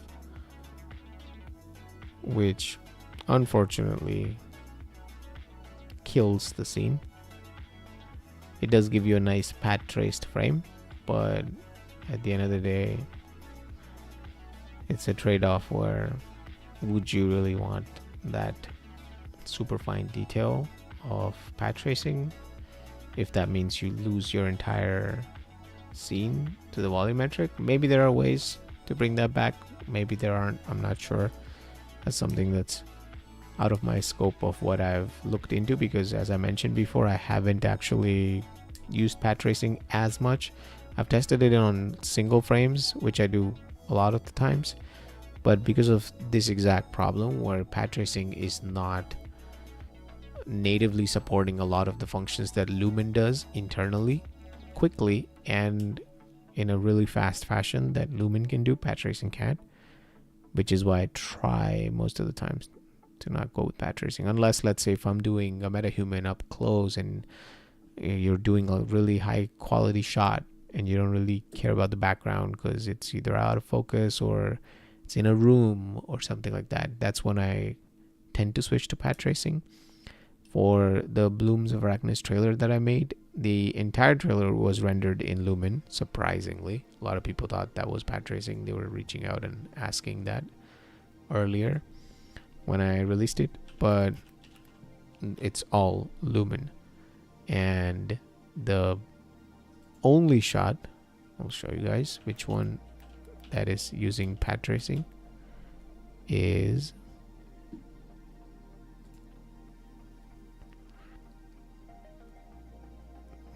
let's see, weird.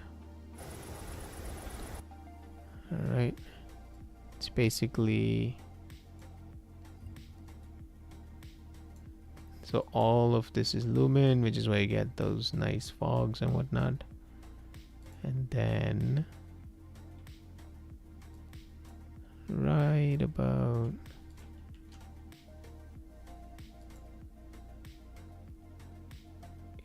here, there's a shot of these flowers right here. So this one is the only pad trace shot in the entire trailer. And the reason for that is because depth of field is something that Lumen still struggles with. When you're, well, Unreal in general, if you're using the deferred rendering, it's not as good with depth of field. And in this shot, it was supposed to be a very high close-up of this flower. That's the whole storyline is based on. And as you can see, it has very thin tendrils that come out. So when they go out of focus, like the ones you see up here, it just looked horrible with Lumen. And same thing in the back, as they go out of focus, it didn't look as nice. So that's why I switched to pad tracing and I rendered this. But I only did that knowing the fact that my lighting was relatively the same, and this is inside a closed temple kind of an environment, so you don't really see anything. It's just that very quick shot. And even then it was buzzing. This whole render was buzzing with noise. But since I come from compositing background, I was aware of how to get rid of that noise. So I got rid of a lot of that noise while keeping the frame relatively clean, which is why you're not able to see any of the artifacts, and which is why I was able to render this really fast on a tight turnaround. Otherwise, if I had to do this but also set the samples to really high to get rid of noise, let's say if you're not a compositor and you don't know how to do that, then it would take you a very long time. So something to keep in mind. Oh, Andre says we'll find a way for sure. Cool, sounds good. So let's see. So anyway, so that's pad tracing for you. I'm just gonna F9 just in case to show you guys the difference. And then I'm gonna go back to my beautiful Lumen.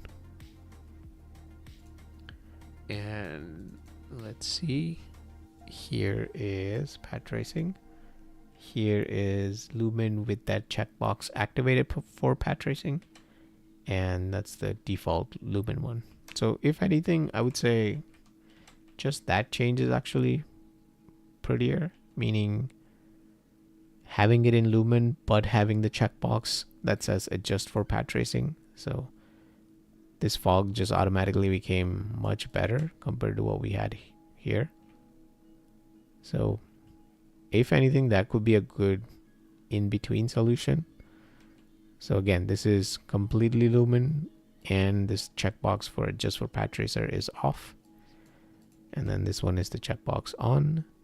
I think it inherits some of the skylight, which is why it turned white. Here it's just inheriting the color that I'm giving it, which is why it's like this dark blue. You could go in and change this color of the fog from dark blue to whatever you wanted. But I think when you check that box, it makes it white, which I think looks much nicer. Let's see another shot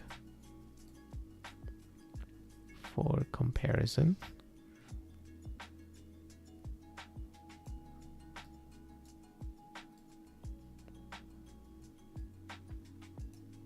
Let's see the first shot actually.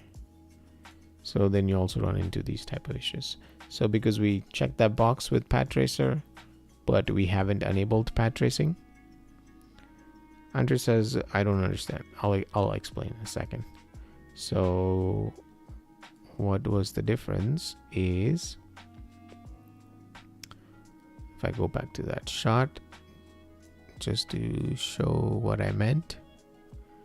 So this shot here, the first image that I showed, let me open that again. This image right here is I know the wait, what? How situation I lose the fog because it's there, right? What do you mean? Are you confused about the different modes that I showed in the screenshots, or you confused about? By far the hardest. Sorry. Are you confused about the fog disappearing in Path Tracer?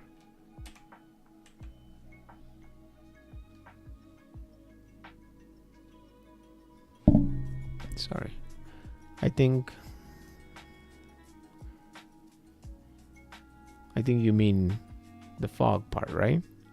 How the fog disappeared in this here, the Path Tracer. It's because it's a 3D volumetric noise fog. It's not the BP fog cards. This fog here that you're seeing is 3-dimensional. So if you can see here, I can fly through it. I can look at it from different angles. It's a 3D fog that's being rendered. But even if you have this checkbox on and you go into path tracing,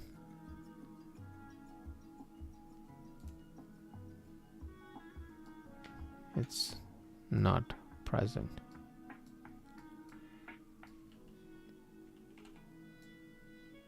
Unless you're saying the density is low, maybe. So let's try that.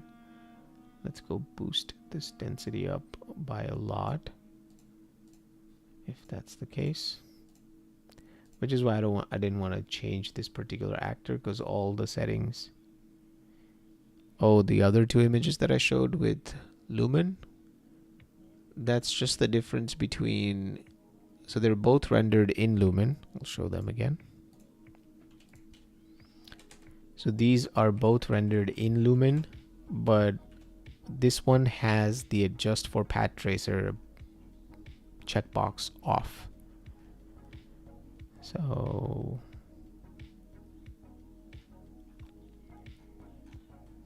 this checkbox is off in this image. In this image, that checkbox is on, but we're still in Lumen. And then in this one, that checkbox is on and we're in path tracing. That's the difference between the three images. So while it works in this scene by adding the skylights contribution, probably, I'm not sure why the color changed, but I think it's probably that. It looks nice. But if you look at that same shot in the first one, the very first opening image, you'll see that it's broken. You can see how the fog here is technically where this plant is, but it's rendering on top of the edge here, which is incorrect. It should not get multiplied by the edge of the forest here. You should see it up here as well.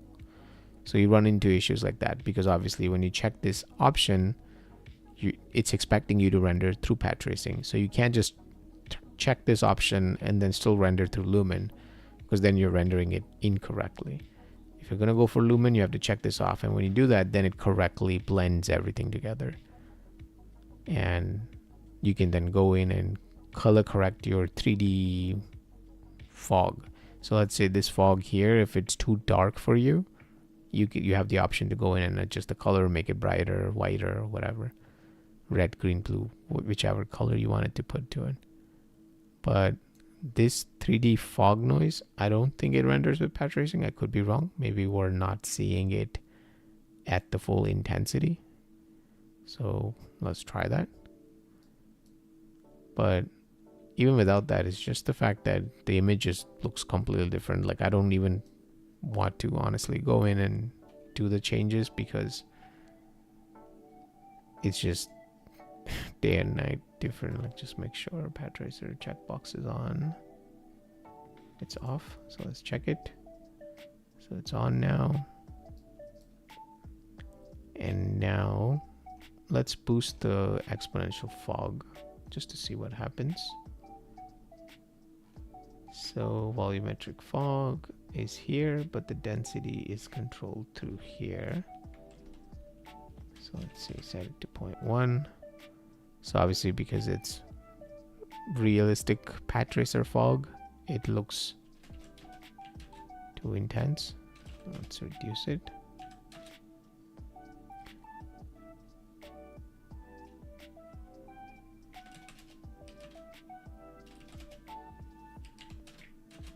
Let's add enough to hide the sky a little bit. Actually, not gonna lose these settings because this looks nice. I'm just gonna do this. I'm gonna set this to lumen and then go all the way down and hide this and turn this off. And then we're gonna make a copy of this, call this one path tracing, so that way our original one is still preserved if you ever wanted to go in there. And in this lumen one, we have to make sure that the path tracer checkbox is off. So I'm gonna go in here, find path tracer, turn that off. And then in this one, this is on. Good. Now we can boost the volumetric fog without having to worry about breaking our previous look. Save it all. Select. 0.2. 0.1. 0.05.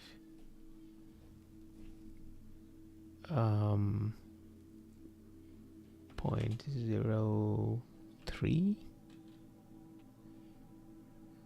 Maybe, yeah. 0.028.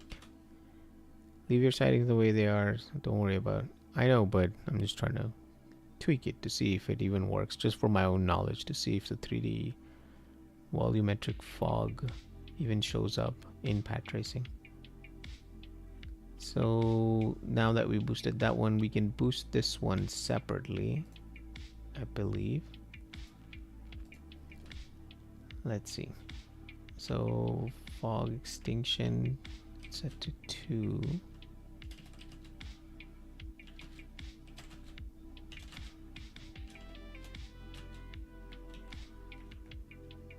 Okay, let's reset that. Let's boost this guy to some crazy number.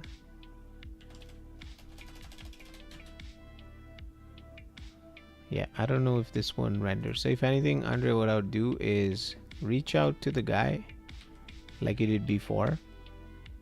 Take a screenshot of this if you want to, this volumetric fog section here. And where my cursor is, ask him if this part renders in path tracing or not. Yeah. Just ask him that. This part right here, the 3D volumetric fog noise that he has here, everything from this point on, fog noise, intensity, ground fog, all of this, does that render with path tracing or not? Because then we will know for sure. I boosted it, but I don't see anything. And then if I was to do that here, you'll see the difference immediately. So if I go back to lumen and turn this off, then turn that on, and then render the volumetric fog.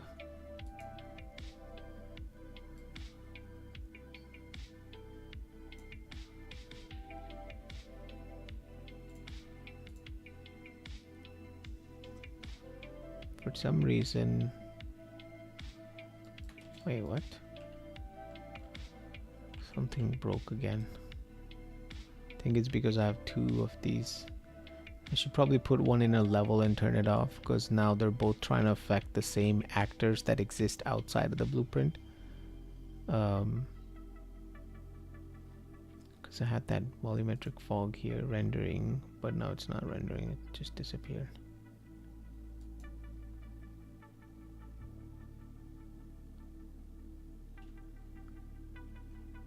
Interesting.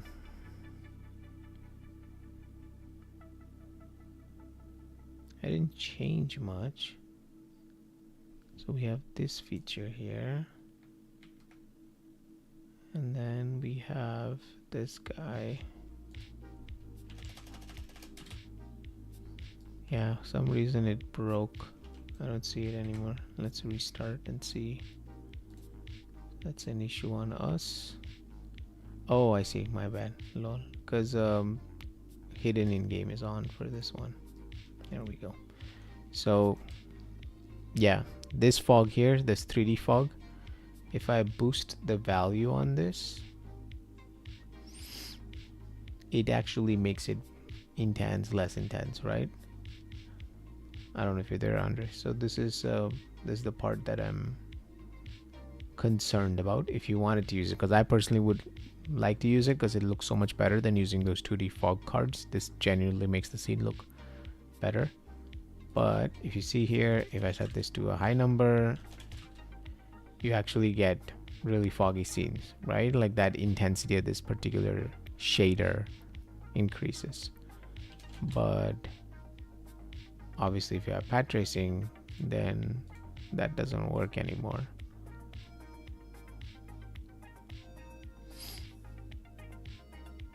So I tried to boost that and it doesn't have any change. So reach out and ask him and see if that is something. Whoops, everything crashed, because why not? If that works. Anyway, so since it doesn't in our case, I'm just gonna go back and do that lighting test that I wanted to do to see if we can make it less sunny and more cloudy. Also in the top down shot, I'll bring in HDRI above the hunter guy's head, so the sky looks a bit more realistic in that shot. So for that, while it's Unreal's opening, I am going to find HDRI Haven, and then let's find an outdoor sky where there's a storm of some kind. So what you could do is go to all and then just search storm.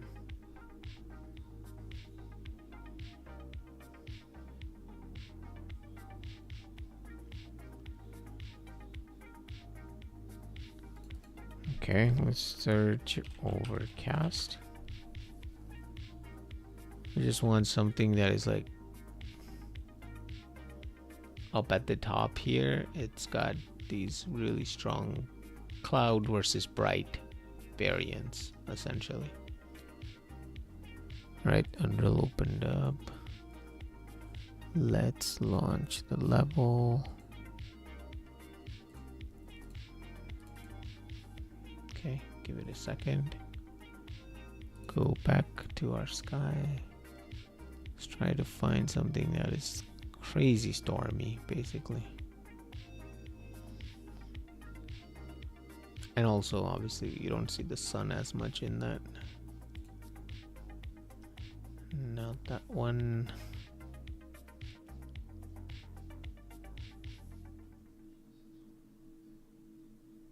Yeah, this is the only good one. This one is good too. And you can see these in 3D as well. On the website, they added this feature recently, which is much better because you can just do this. Let's say if we know our hunter guy is going to be looking this way, like we're going to look up at the sky for him, then you can just quickly preview the sky in that area to see if there's any interesting elements, which is a much better way of quickly checking. Let's go back to searching overcast. Let's find this one. 3D.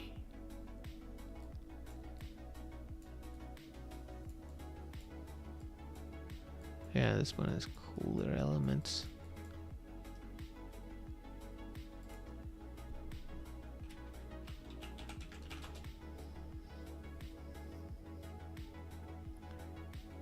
So that is one.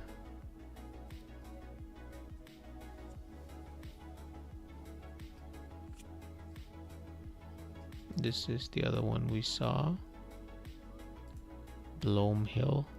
Oh, it's two different ones. Let's see both of them. Plum Hill 2.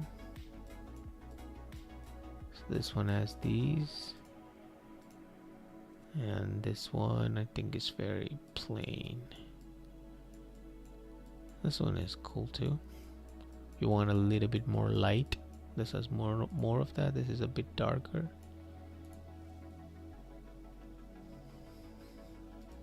There's this one.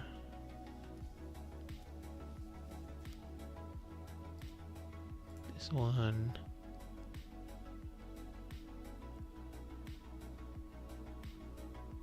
And we don't want any sunrise, sunset, and we also don't want any blue skies for sure.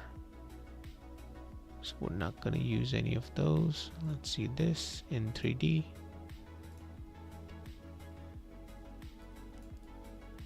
You also want to avoid things that have tall structures in them, because then you can only use, like, let's say this half of the sky.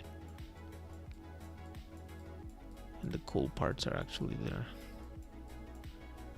So this feature really helps to see it in 3D, because it helps you avoid downloading unnecessary things. If I know, okay, I like this area, but the tree's in the way, so now you can't use that HDRI anyways.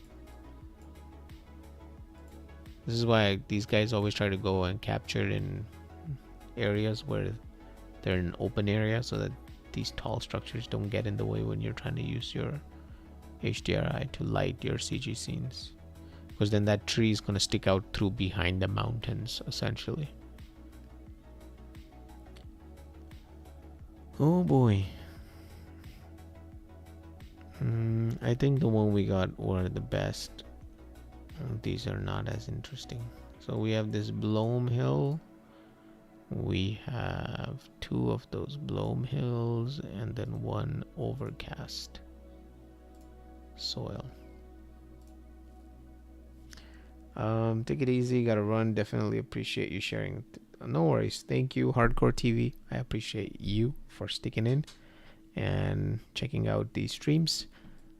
I'll catch you guys in the next one next week, where we'll probably be tackling a new environment or a new project of some kind as we wrap this up tonight. Thank you for joining. So let's just do this one. I think this one has that cloudy look going for miles, which is nice. Versus this one, Blooming 1 is a bit too clear, plus it's got these tall trees, so definitely not that. And this one is good as well, but it's got these towers on one side. The other side is pretty good. You still got some of the towers, so let's do this one. Now, if you're downloading this for Unreal Engine, there's 2 formats, HDRI and EXR. So something to keep in mind whenever you're picking between these 2 is to make sure, let's change the song, is to make sure that you pick the right format, because Unreal will only read one of the 2 as the correct one, not both of them. And I'll show you how to find which one, because I forget every time. I literally download an HDRI for every project and then I forget right after. But I'll show you how to check that on your end. So before that, let's go into our sequence. We can delete our pad tracing one because we don't care about it for now. The lumen one, let's make sure that actor hidden in game is off. So now it is enabled and you can see it and life is great. So how to check for HDRIs? So there's 2 ways. What you can do is, first you can come in here, go to all instead of content, and you can search for HDRI, just HDR, and you'll find these default ones that come with the engine. And all you have to do is hover on top, and you can see at the very end it says, at the very bottom on the right, the file type, it's HDR.HDR. So that's one way of knowing. The other thing is you can enable and drag in the HDRI actor. If you don't have it, you can go into your plugins and search for HDRI and enable HDRI backdrop. Give it a second as we restart it. At the bottom right, you'll get here restart now. So save everything and restart, and that will enable Unreal's default HDRI actor, and in that actor is the file. It'll also bring in those files as well. You'll notice them in a second. So let's give it a second as it opens, and then hopefully we will have a nice HDRI that we can add in the background.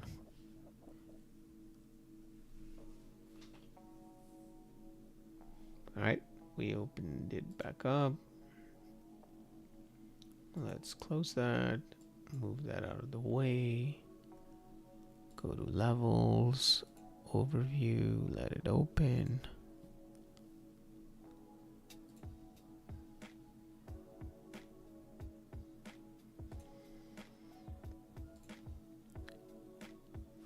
While this opens up, I'm gonna see what format. So if you wanted, I usually download this at 8K at the lowest. The reason for that is you could get it at 4K, but depends on your use case. If you really have cameras that are like zoomed in using longer lenses that are focusing towards the sky, let's say if you're looking at a building but the sky is there in the background, the longer the lens you'll use, the quickly you will realize that if your sky texture is not high enough, it'll fall apart immediately. Like your clouds would look low res. So 8K I personally would recommend to just get, because if you get a texture in Unreal Engine that is 8K, there's a good chance that if it doesn't work out, you can just downscale it. So you can tell Unreal Engine, hey, even though this is an 8K texture, bring into the virtual memory, like the VRAM, as a 4K texture. And when you do that, it helps memory optimization so that you don't run out of memory with your graphics card. So that's why it's important to keep in mind that you can always downscale your textures. But otherwise, let's say if you get a 4K texture and it doesn't look good, now you're gonna have to delete it and get another 8K one afterwards, which is just extra work for no reason. So now that we're back in our scene, go into here, type HDRI backdrop, just drag one in, and you'll see the lighting might change a second. So that's the HDRI backdrop that comes by default. So all you have to do then is hit this browse button, and then you can just delete the actor again. And when you do that in the content browser, now you can see these default HDRIs that Unreal comes with in the engine plugins HDRI backdrop folder. And when you hover on top of that, you can see that these are file type HDR, not EXR. So that's how you know that Unreal wants its skyboxes as HDR files, not EXR files. Now with that knowledge, you can go in here, change this from EXR to HDR. Let's just do 8K and then download. Then let's just save it somewhere where we can find it again. So I'm just gonna save it in the same folder where the project is. Technically you don't have to, but I just try to organize it, so I'll just keep it in the same folder. Save. And now that it's saved, we don't need this. Let's close all of that, open our engine, and from here on out you can do one of two things. You could either map this on just a geometry and put it behind the hunter guy just for that one shot, or you can actually try to illuminate the entire landscape using the HDRI. Both have their pros and cons. Because we're using a unified lighting system such as ultra dynamic sky, there's a good chance a lot of the features of HDRI backdrop might not work with ultra dynamic sky. You can test it out. So let's test it out by going in typing HDRI backdrop, just dragging it into your scene, and give it a second to open. And now it opens. You can then go in and turn off your ultra dynamic sky, so, and also your directional light as well. And now you'll see that these areas are being illuminated by the, well, actually no, these are spotlights, so let's turn those off. And then in the IndyStry backdrop, let's make it much larger.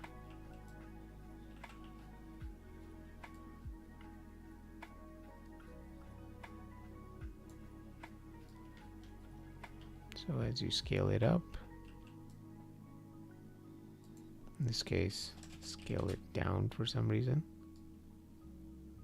you can make it go beyond the size that it was needed. And since it's a projection, you should lift the projection center up as well. So let's find the actual projection center.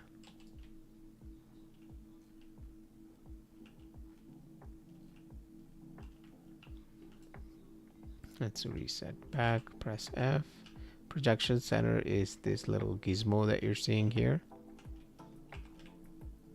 Let me show you guys this right here. And what that does is when you select it and you move it, it projects it from that height.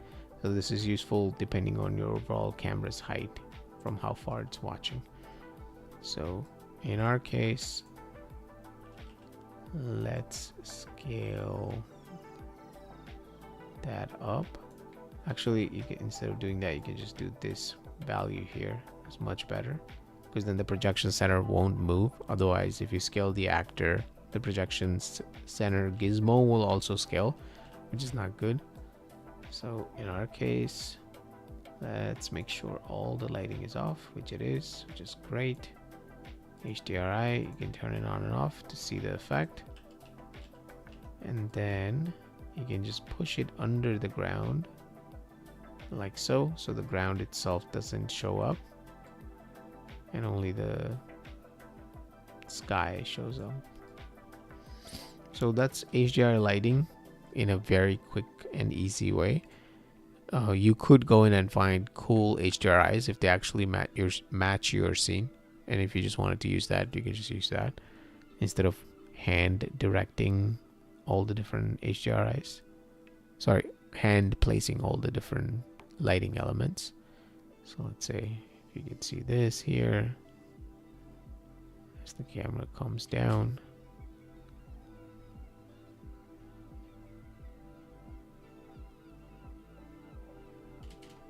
right? But in our case, if we switch this now to the other texture, you can hit browse. Let's just place this inside our environments folder. So I'm gonna go on the second screen and drag the texture that we downloaded into our environments folder, and then once it's downloaded, then you can again drag it into your slot here, and then let it do its thing. There we go. And then you can reduce the intensity to go back to a more murkier sky. Let's save it all, and then go to that top down shot, and you can see the sky looks better. It's not the best in the world, but at least it looks better than the default ultra dynamic sky that we had, which was just flat at that point. So you could switch them on and off for individual shots if you wanted to. That's one use case. If I currently increase the contrast, sorry, the intensity, you'll make the sky brighter. If I do it, let's say some crazy number, 50, you'll see that he actually gets brighter too. So you're not just increasing the intensity on the HDRI itself, but also the bounce light that's being contributed to the overall scene. And so in our case, let's say if we set it to something low, give it a second to auto expose. You could also test different exposures, by the way, in Unreal Engine using this EV100. It's a quick way to test different things. So if I check that game settings off, now I can move this slider here to see what that same scene would look like. Let's say 4 stops exposed down, for example. So that's a quicker way of testing. The other thing you could do is set this back to what it was and double click the actual texture, and you can make your changes here as well. So let's say if your thing doesn't come in at the same brightness that you wanted it to, you could lower or increase that here in the texture file itself before the texture file even goes and connects out to anything in the world. You're just making those changes on the actual file, because again, it's a 8K file. It'll take a while to make that change. But let's say now we have reduced the brightness from what it was before. So before it was like this blown out, but now we've reduced it like that. And when you do that, those changes will appear here as well. So if I set it to 1, you can see that's what the sky looks like. If I set it to 0.5, you can see a little bit more detail in between the clouds. So if I set it to 0.1,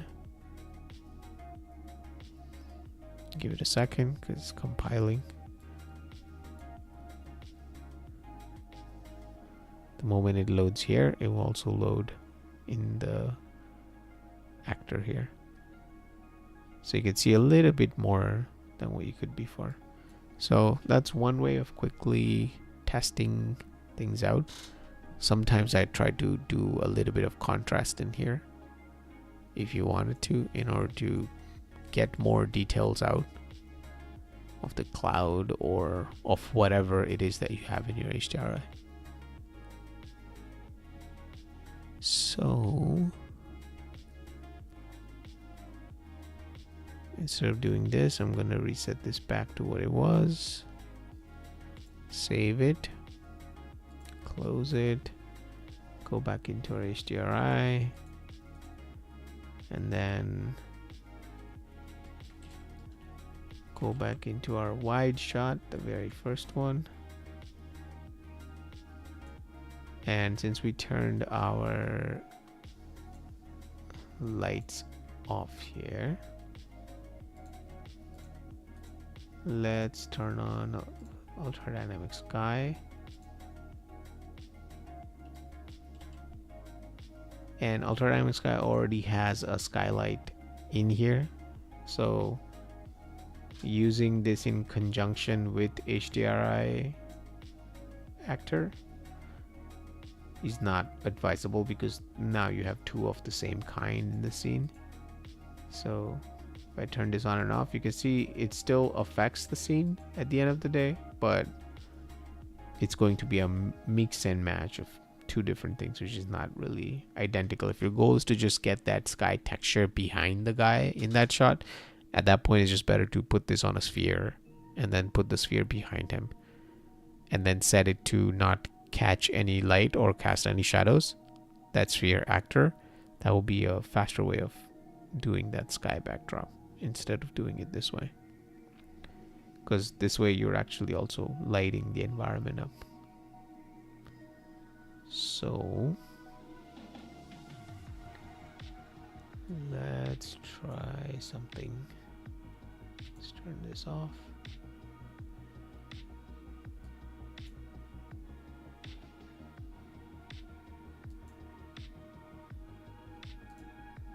Let's turn the intensity on this down. Let's get it back to 0 so it's black.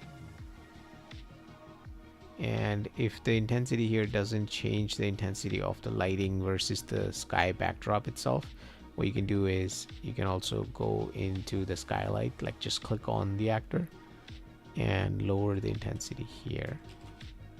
So you're lowering the intensity of the skylight without touching the brightness of the sky itself. And then when you want to just change the brightness of the sky, you can double click on the material on the geometry and then make the changes in that material instead.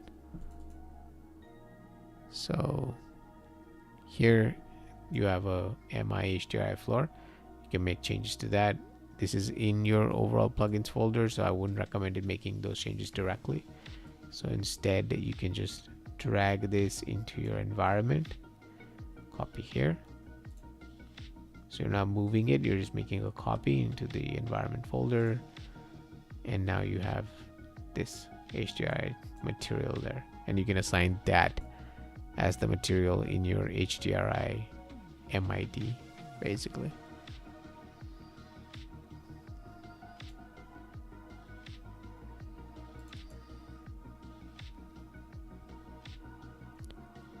Cool. So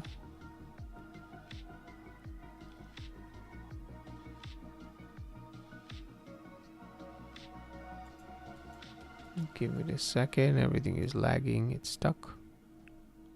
And it crashed. As always, Unreal crashing all the time when you're trying to render something.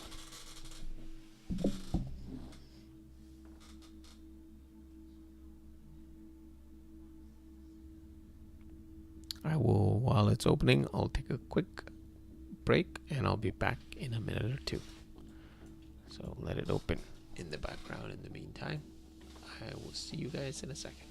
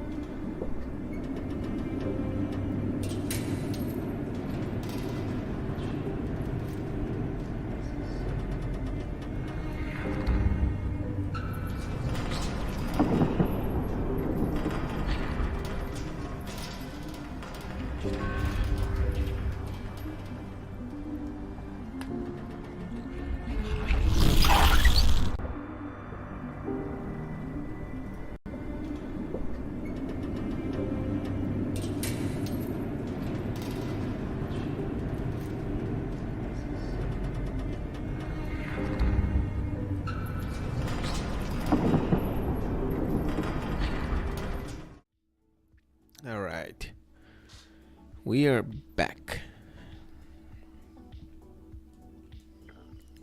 Let's hope it doesn't crash again.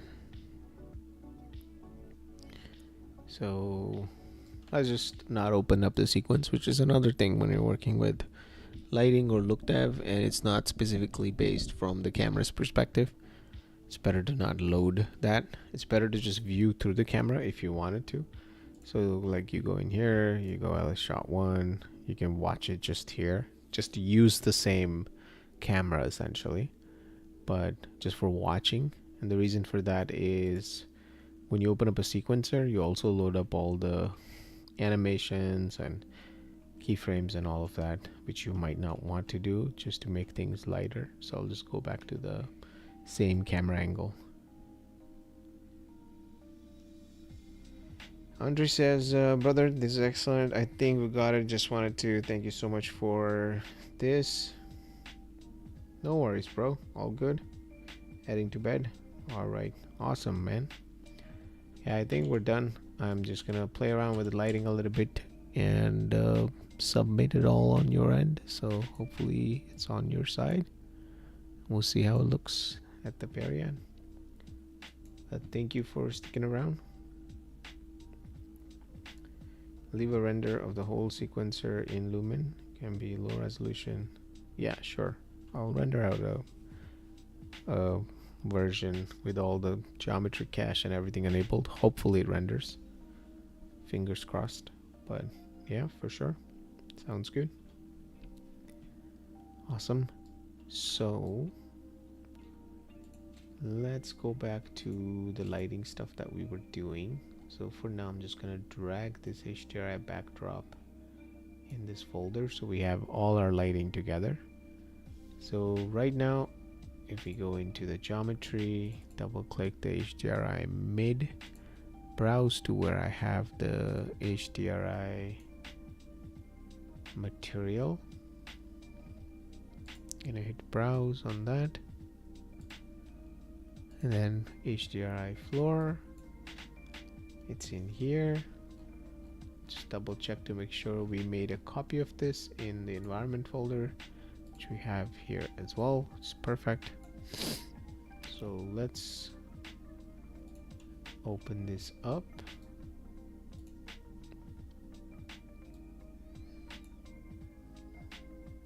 See ya, brother. Take care. Thank you. Thank you for sticking around. I appreciate it, man. We'll catch you tomorrow. All right. So inside of this HDRI backdrop,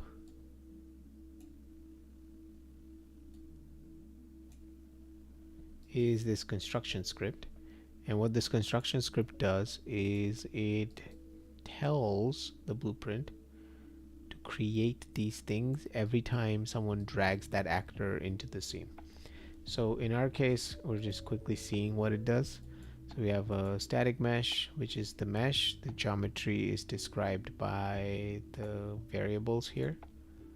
So in our case, the geometry is this little environment dome shape thing that you see here. And this is just the geometry that it's taking. It's a one-way geometry, meaning you can see from inside and it's closed, but you see from outside and there's open. The reason for that is to let light in. So there is that geometry and it's being assigned, and then you're saying it has no effect on, set the effect on dynamic indirect lighting. You're disabling that, otherwise this checkbox will be on. Then you're setting the world scale of that using these variables here, which is the size, and then taking the overall bounds of the geometry, dividing it by 50, divide the whole number by size. So as you increase the size, the overall result gets larger, so the scale gets larger. Create a material, and this is where you're creating a material, and then it captures the sky using the skylight. So that's what that is doing. Now in here we have no materials, but out here we have a material instance for the sky and a material instance for the floor. So in our case, for the sky, we're going to find the floor material that we had, and that's a material instance. This parameter takes in material instead, I think. Oh, by the way, yeah, actually you can't tweak this because it's part of the engine plugins blueprint right here. So if you're going to make any changes to this, you should make a copy of that and drag it into your environments folder. So you make a copy, and that way that plugin is, that particular blueprint is open for you to tweak. So then you do the same thing you did before, delete this one, and then drag this new copy that you made basically. There we go. And do the same and push this down, and then scale the overall size up so it encompasses the entire scene. Sometimes you could also do this. It's not recommended, but it's an option. if you don't want the clouds that are generated by ultradynamic sky, you could turn them off entirely and then just scale this so that using this size feature so that it is still beyond your geometry, like all of these geometries, but it's still visible as a sky itself. So obviously in this case it doesn't work because these trees are baked into the HDRI, so they're also showing up, but you can always like rotate it, for example, but they all have that. So you might want to move them down in order to get the overall projection to get out of the way so that you don't see these trees basically. Or you could scale it using the size function here so that the mountains that we have behind are hiding that. But in this case the volumetric clouds are showing up, so as a result of that you're not able to see the HDRI. You could, let's say for example, theory set cloud coverage from 9.9 to 0, but that also obviously means that your lighting will change in your scene. So let's go back to what it was. Let's go to our HDRI.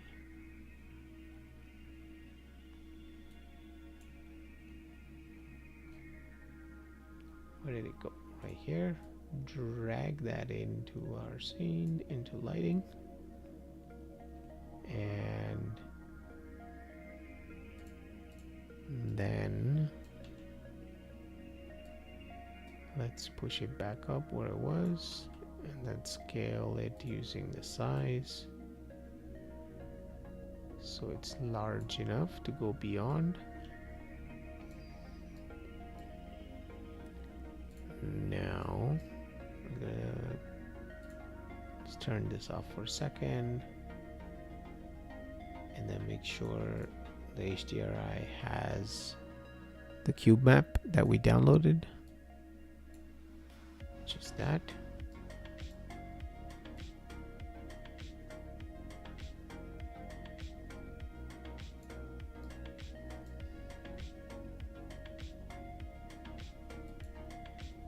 Then go into geometry.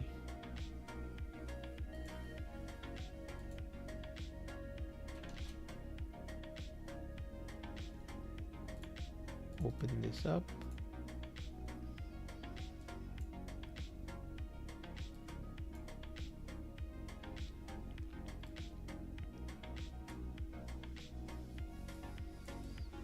Bring that here. Go to event graph. It is empty. Go to construction script. Create material. Target is self. So this particular geometry has two sets of textures, one for the floor and one for the sky.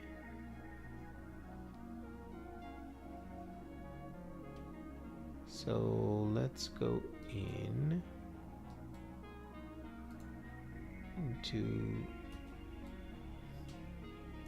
the material instance dynamic that is being assigned, called sky. So it's only going to take in a material instance dynamic, and ours is just a material instance, so it's not going to take in. So if you were to drag and drop this, it will turn red because it's a different type. So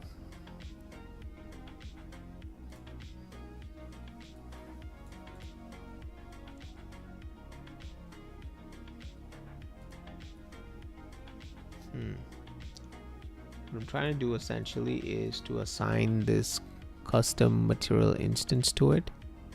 This one. Oh, not that one, sorry. This one. Because then we can use this to then tweak the intensity, lighting, distance, and then create all kinds of new parameters ourselves as well. If you wanted to add contrast to the texture, if you wanted to add saturation to it, or do any kinds of changes like that, you could do that with the existing HDRI setup.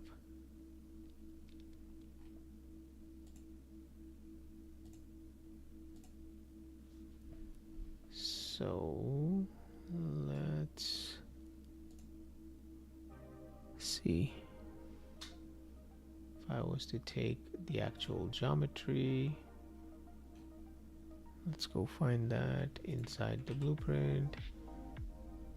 Geometry, hit browse to see where that is. So that's the geometry right there. Do the same thing like we did before. Drag this into the environment. Copy here.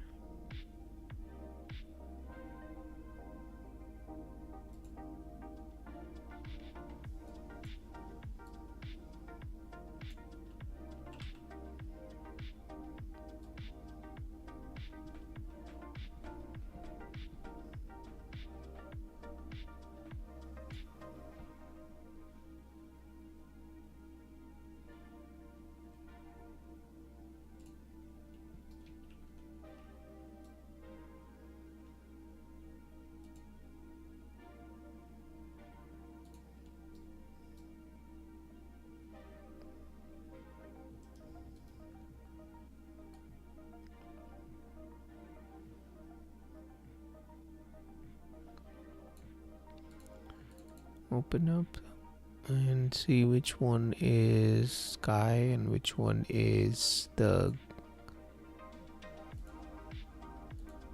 floor.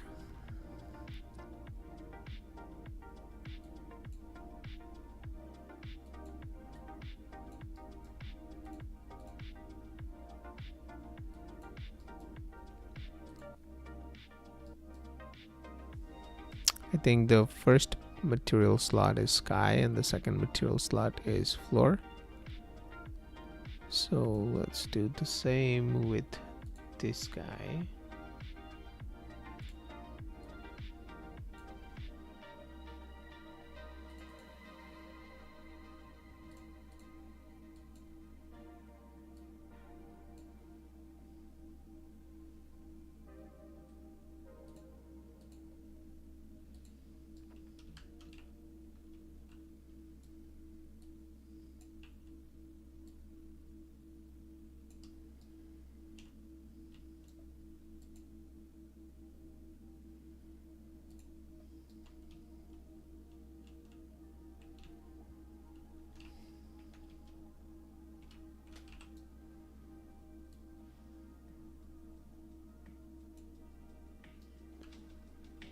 There we go.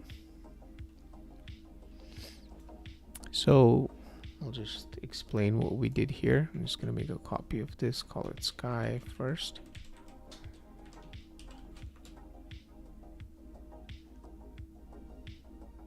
And then please don't crash. Okay. Add that there. Let's just tweak it to make sure. Okay, that's the wrong one. Alright, sky goes in this one.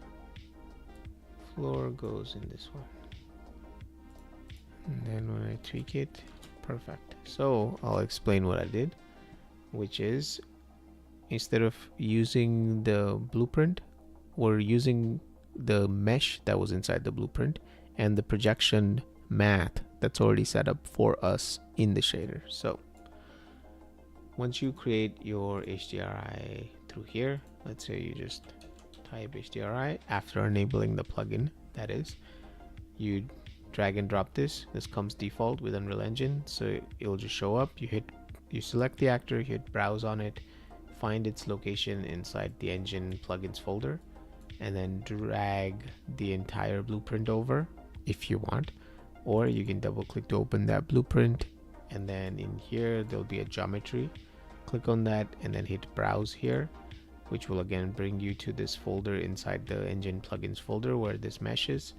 drag that in, copy that, paste that as a copy inside your own custom folder, drag that mesh out into the scene and scale it so it's like huge.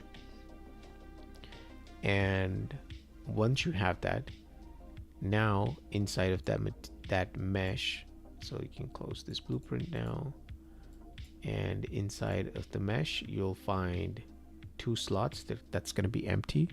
In order to populate the slots, you need the material that was already set up, like the existing material. To find that, the original HDRI backdrop that you added in the scene, like this one, if you click on the geometry here, you'll find this HDRI mid. You can double click that. It's a dynamic material instance, so it doesn't exist anywhere in the content browser, but this MI HDRI floor does. So when you hit browse here, you will find that material as well, saying engine plugins HDRI backdrop content material. You can copy this material instance, drag it, and drop it into your environment here, like your any custom folder, and you can make a copy of that, call that one sky and the other one floor. And the other thing is they're both using a parent material that is also still present in the plugins folder, which you don't want. You want to copy this over as well. So you can do the same thing, select the sky and the floor one, and then go back to your environment folder right here, and then drag and drop those, copy that. That way they are not moved, they're just a copy of them is pasted there. And once it is in there, you can go back into your folder where you created the sky and the floor. Double click the sky, and now you can change the parent from the one that was coming from the engine. Remember, you can see the path here. If I hover on top, this is coming from the HDRI backdrop folder, but instead now we will give it our custom parent, which is, this is a sky, so we'll give it a sky. So now it's our custom file path game environment folder instead. And then you can do the same with the floor. You can double click to open that, and then drag the floor master material and hit save on everything. And then this material instance floor and sky are the ones you can assign to this sky dome basically that we have. And the advantage is now we don't have to worry about setting up that entire shader logic, so to speak. So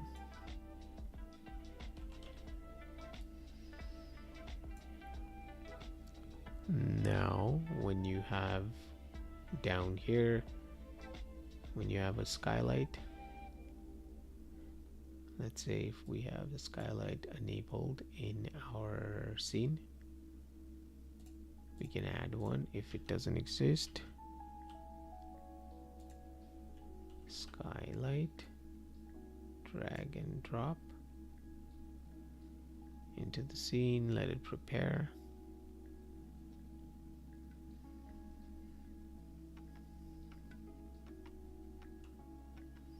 Give it a second as it's doing its thing.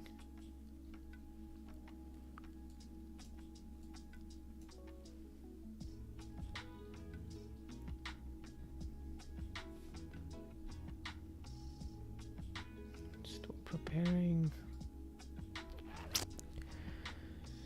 Let's wait. Everything is stuck and frozen. There you go. So now it is done.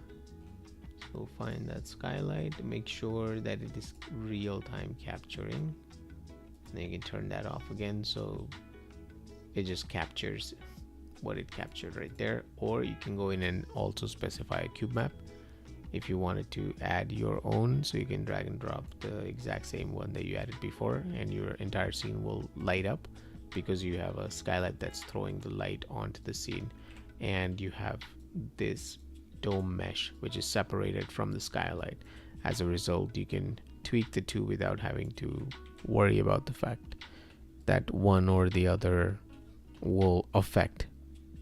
Basically, in the original HDRI backdrop plugin, both of the mesh and the light are connected to each other, which is why you can't tweak them separately, like the texture of the sky versus the actual influence of the sky. But with this now, the two are separated out, so you can customize the look of it separate from its effect on the ground. So let's see if I keep scaling this. Just make it super large. Let's just say like 2,000, 5,000, 10,000, 15,000. There you go. It went past most of the mountains. It's the goal to make sure that it clears all things that are going to be visible in the shot. So if I go back down,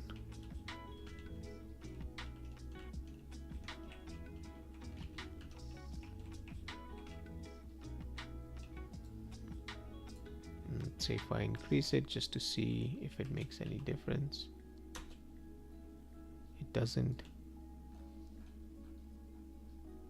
Just want to make sure this mountain peak is as sharp as it shows, okay? And that's not being clipped.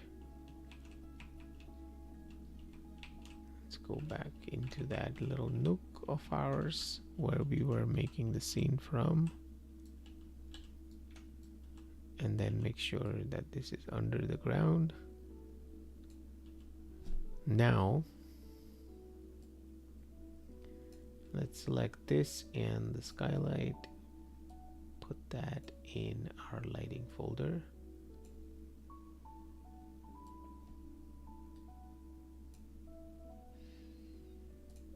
Delete the HDRI backdrop. And now you can really customize the lighting that you had with the clouds compared to what you had before. Now obviously you don't have the exponential fog and all that turned on because that's all part of the ultra dynamic sky. So if you want to use that, if I turn this on, you can see that our Enviro dome is now outside of the actual 3D clouds. Like these are volumetric clouds. The Enviro dome is like above that essentially. So either you can raise the altitude of your clouds here. So if I turn all of this on, go back to where my scene was, and then if I turn these two off again for a second, because you can't have two skylights that are competing each other. One is from the ultra dynamic sky and the one is the one that you created. So if you do both of them, they're just gonna overlap and look incorrect. Everything's gonna look flat. So if the goal is to first get the sky in, you have to raise the overall altitude of the clouds that you have in the ultra dynamic sky. So as a result, if we go in the volumetric clouds, VR Division, hello, yeah, how's it going, brother? Hope you recovered well. You're doing good. Thank you for joining in. I appreciate you. I'm just building this scene, just going around trying to do lighting, just rough lighting, because someone else is doing the actual look dev for the scene. My goal is to set up this entire forest, and within these few streams we were able to make a super detailed forest, essentially alien forest, where all this action takes place. I'll play the sequence in a second. Just trying to set up the lighting a little bit to see if we can improve that. So with this, the bottom altitude is this one. If you raise this, the clouds will stay similar, but they'll go higher. Sometimes it's nicer if you wanted to give them height, but also see the horizon for the cloud line to show that there's like storm here, but it's clear there. So if I raise this, obviously you don't want to raise it too much because then you'll start seeing your HDRI sky and the fact that this is just a giant circle. Let's see if I do it to some like 2, And then if you lower the coverage to something like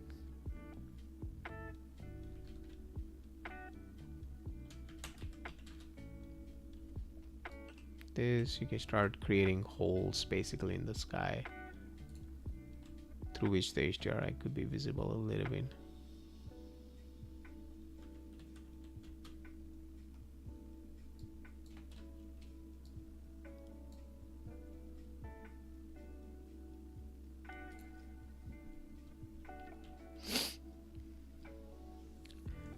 It's going great. Hope you too. Congrats on the recent film. Thanks, man. That film was crazy. It took a while, the trailer to make. So just trying to make the whole thing will probably take a long time. Trying to wrap up the existing projects. This was one of those. It took total all the streams for this particular environment. I counted it was like somewhere around 30 hours. It took just like roughly 1 week's worth of work. But it really came through a lot. If you watch the initial streams till now, I feel like the change was pretty massive from having an empty landscape to building all of this.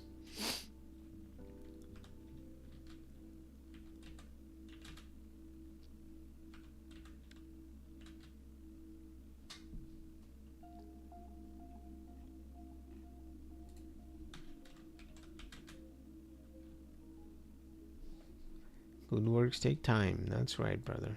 What have you been up to? For those that don't know, anyone in the chat or anyone watching after, VR Division is a really cool channel. I recommend people to go check it out. I'll send some people over your way. It's basically Unreal Engine dedicated channel. There you go. A lot of cool architecture related work, a lot of cool tutorials. Yeah, it's pretty knowledgeable when it comes to Unreal Engine, so I highly recommend checking out the stuff that he makes. Super cool. I'm gonna watch your latest videos.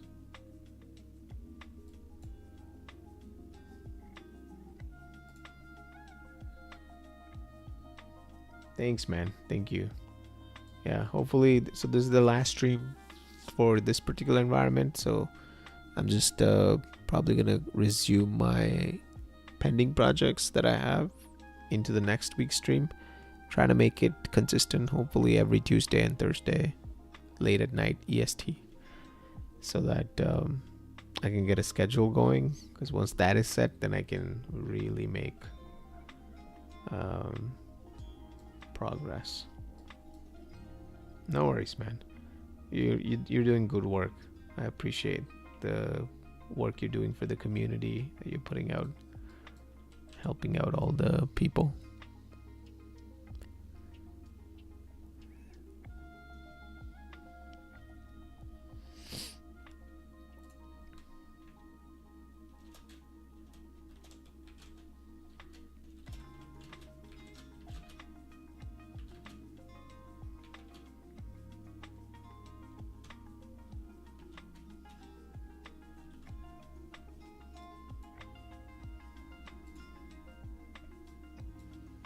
Alright, let's open up the sequence to see everything through the camera. Yeah, 100%. I feel like with streams I get so much done versus if I was doing it by my own time, there's a lot of time wasted. So we'll catch you around soon, man. Thank you for joining. Thank you for dropping by. I appreciate it.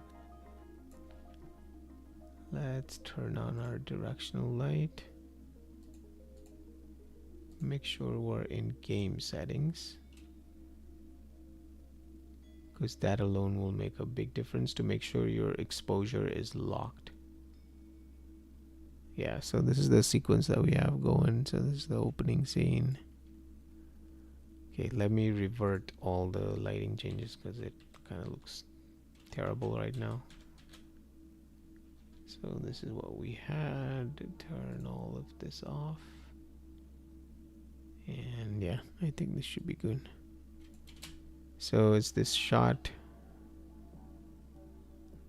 opening shot, and this girl doing her thing. This guy is in the forest. And then the shot just lingers too long. She recognizes that he's a threat. Again, this shot is also a bit too long. Takes out his gun. And then bam, she gets shot. She falls down. She's in pain.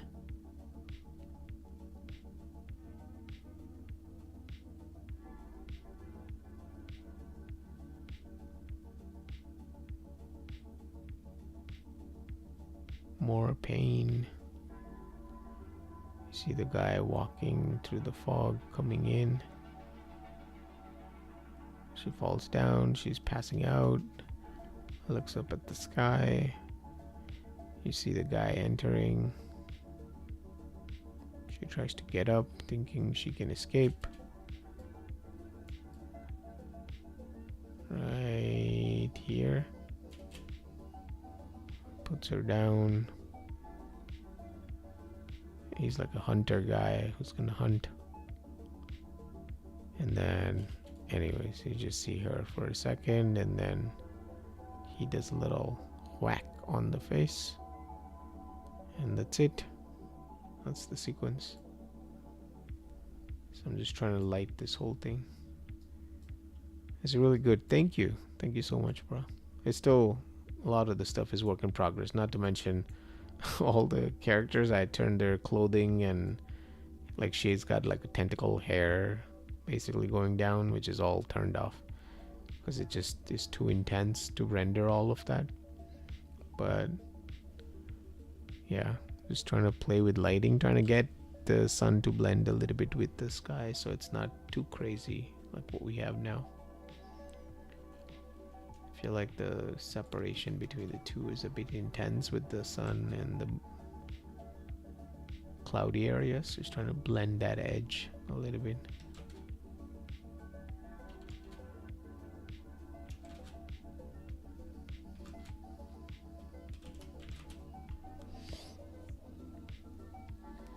Being here, being behind the scenes is just great. Thanks for the streams. Yeah, no worries. So hopefully anyone who wants to just check out this whole environment, everything was built on stream from start till the end. So you can just go back in to the very first one, which is I think Livestream 2 or 3.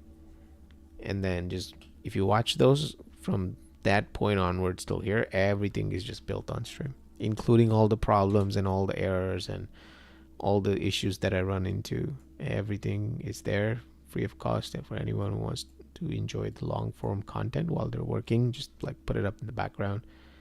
Maybe you'll find some cool tips and tricks on environment builds. There's a lot that I try to give suggestions and advice on as I'm working when it comes to workflow, things that I do when I'm working in Unreal Engine building environments for like cinematics. So hopefully people find it useful. And I just did it this way as well because I don't have space to do a lot of the time-lapse capture on my computer. So as I'm streaming, it's like a way for me to save all my time-lapse on YouTube's hard drive. So I can then go back and just do a full speed time-lapse video of all the streams combined, 30 hours in like 30 seconds or something. So let's see, this is the directional light, these are the spotlights. So without these, the environment is definitely more moodier, but it also flattens a lot of the landscape. Like in this shot it looks great because there's a lot of variety, but in this other shot right here, it looks a little bit like, you see all of this just blends. It looks flat. Same thing with here and here. Like, it's nice and foggy, but it's one of those things where if I turn the lights on, it's gonna be a huge difference. That speck hit that just hits everything just adds a bit more depth to it. But again, I mean, to each their own. This one is cool too. It's just foggy. Completely foggy. I might like tone down the saturation during the grading phase if you're going with something this foggy. Usually colors are not so vibrant.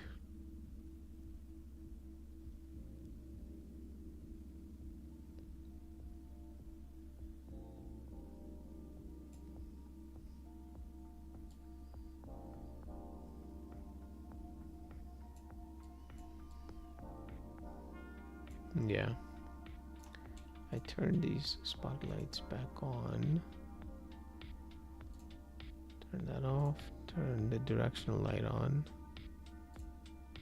What we can do is change the directional light temperature a little bit.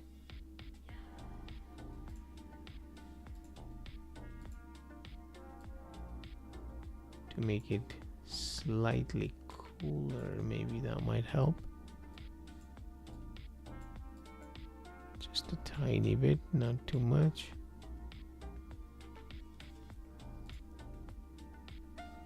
This versus that, because this looks a bit too inviting in my opinion. I could also lower the intensity of the directional light. Also, these some of these fog card elements I didn't drag and drop as like a copy of the existing ones, because those ones blend much better than this one, for example, this guy here. So the reason for that is I just dragged that as a new copy out of the content browser, so it comes out with the default white values, so to speak. But you could always go in and change the value of this to whatever the value of those other big cards back there was. So maybe go in and find, let's say, one of those big cards in the background.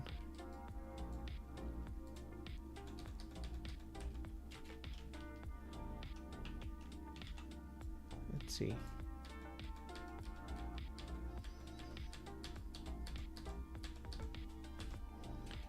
So these are the ones that are outside.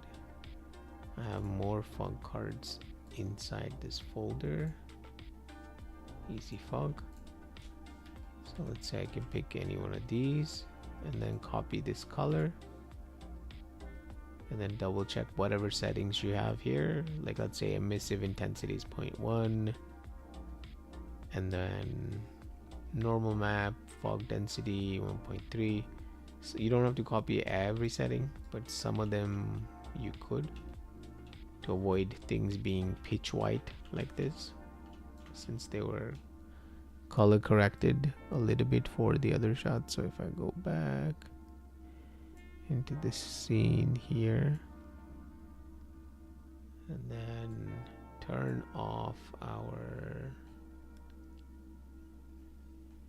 lighting,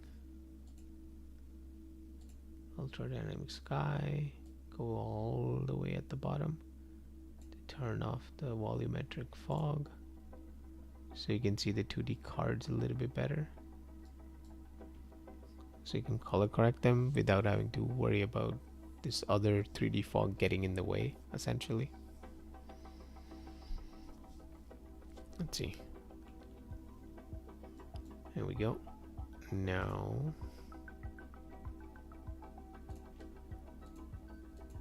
yeah, so all of these guys, if they're all having the same color, you can just select them all and paste, and that way they'll all get slightly blue, but you might not want the blue.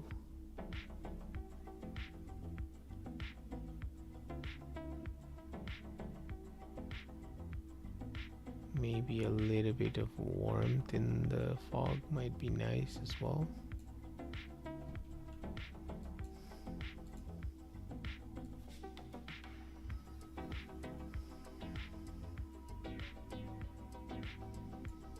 Same thing in this scene.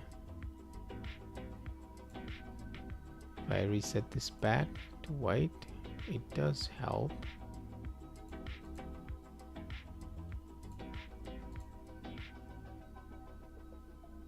However, if I tweak it,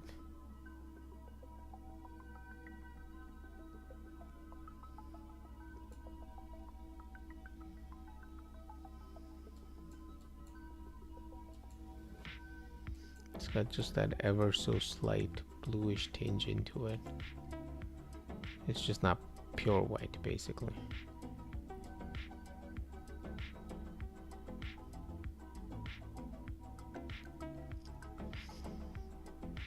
Which is much better than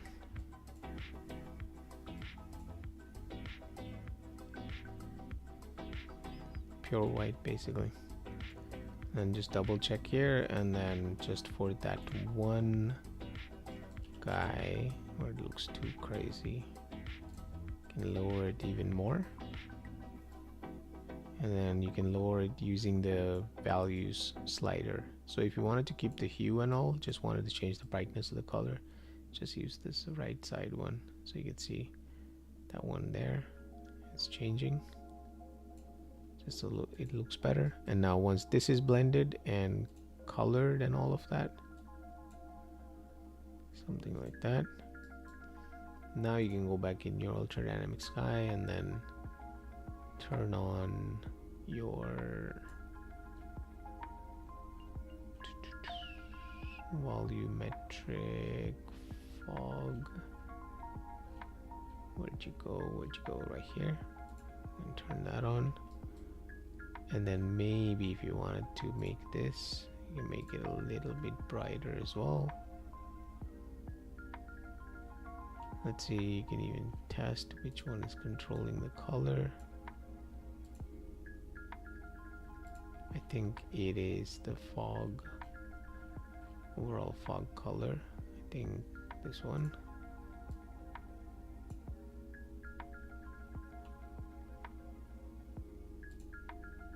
Nope. Volumetric fog. This one. Yeah. So this is the one that's deciding the color because it's in daytime. So you can click on that and make it just like the other, ever so slightly blue. So it's not this dark. And you can even make it brighter.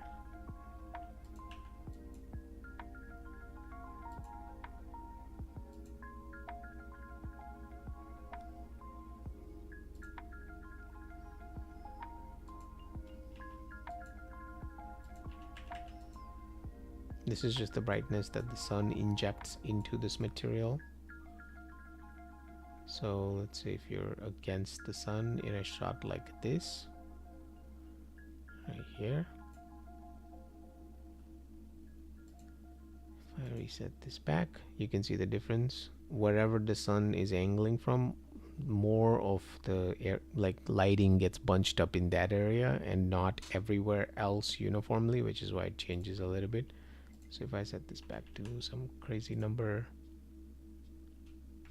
versus reset this back, extinction 2.5. Okay, so that just increases the overall connectedness of the fog. So if I set this to lower values,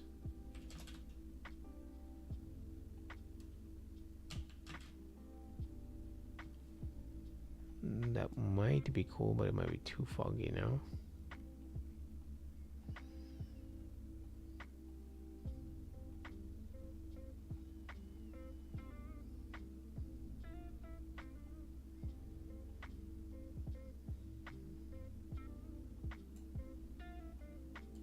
Compared to what we had, which was 2.5 versus 5.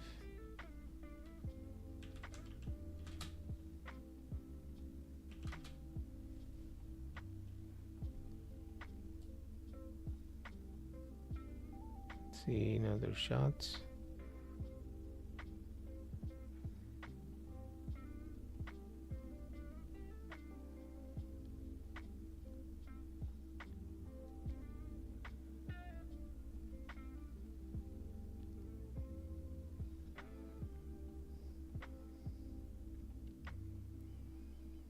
And if you again wanted to make it move, you can set this speed scale to not be 0.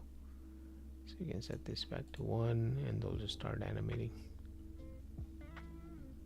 Let's tweak the color a little bit still.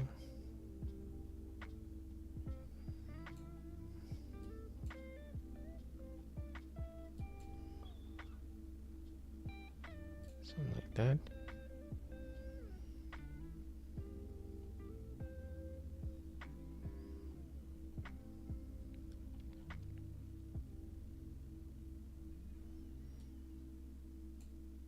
It's too intense. Let's just set it back to 2.5 so the separation is a little better.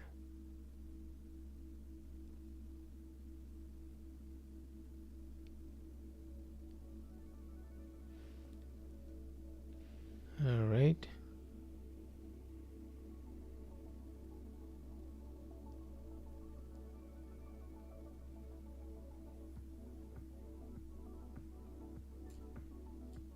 Now in this wide shot it will look much nicer that the fog is animating.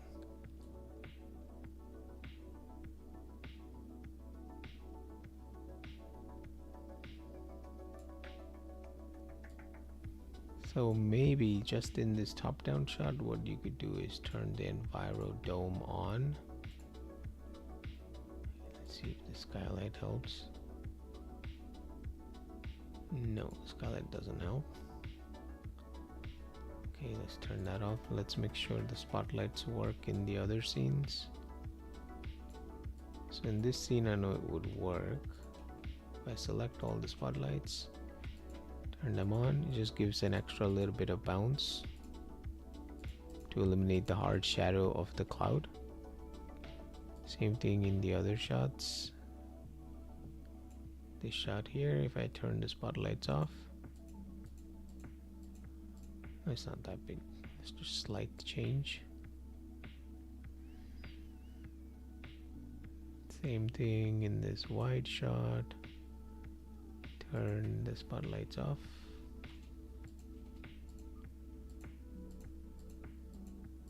It's just like a slight change. Alright, so in the top down shot,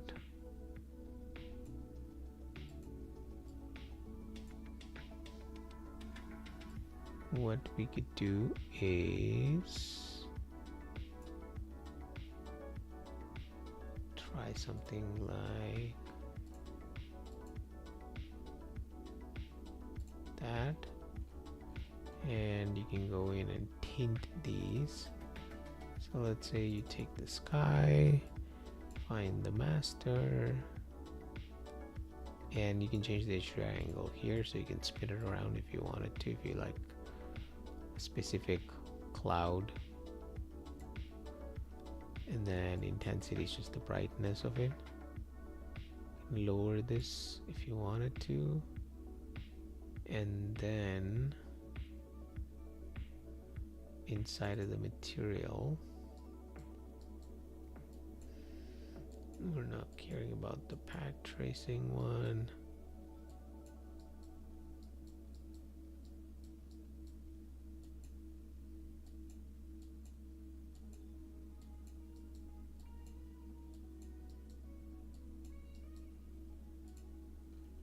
Let's see, where is the material coming from?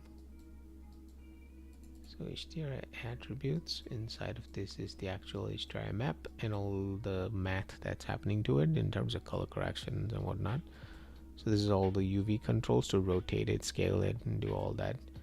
And then here is where you're doing the intensity. So we can tint it here if you wanted to. You can set this to 3, control this. You can't do this to the default material that comes with HDRI. It's better to, that's why it's better to make the copy that we did here. So you can do the same. You can say color, oops, color tint, and now one is enough, I think. Hit multiply, connect that there, connect this here. Right after intensity, you can add this in, and this goes into base color.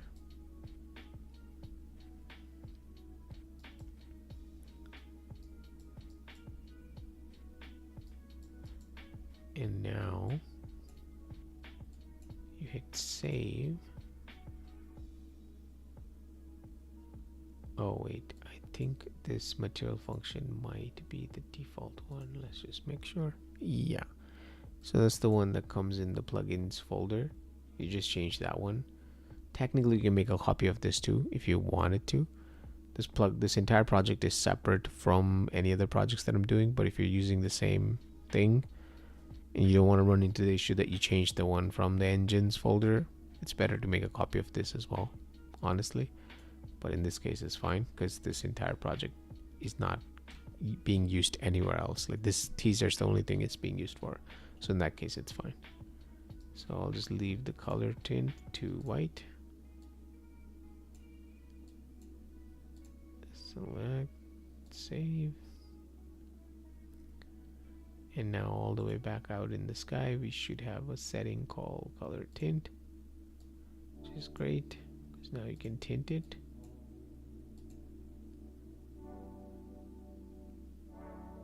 Make sure we're using that master material that we tweaked.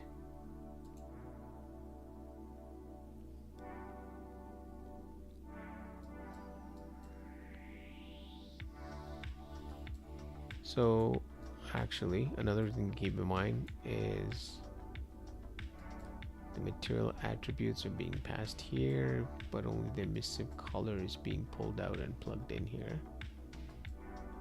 So that's why the color is not being red on the outside here. Say this sky.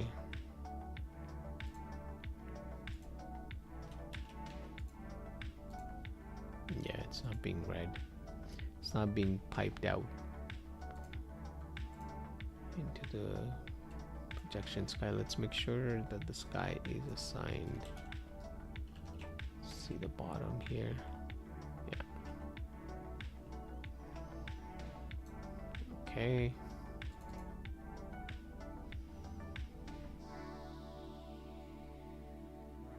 Oh, I see. The EnviroDome that's actually in the scene didn't even have these exact materials.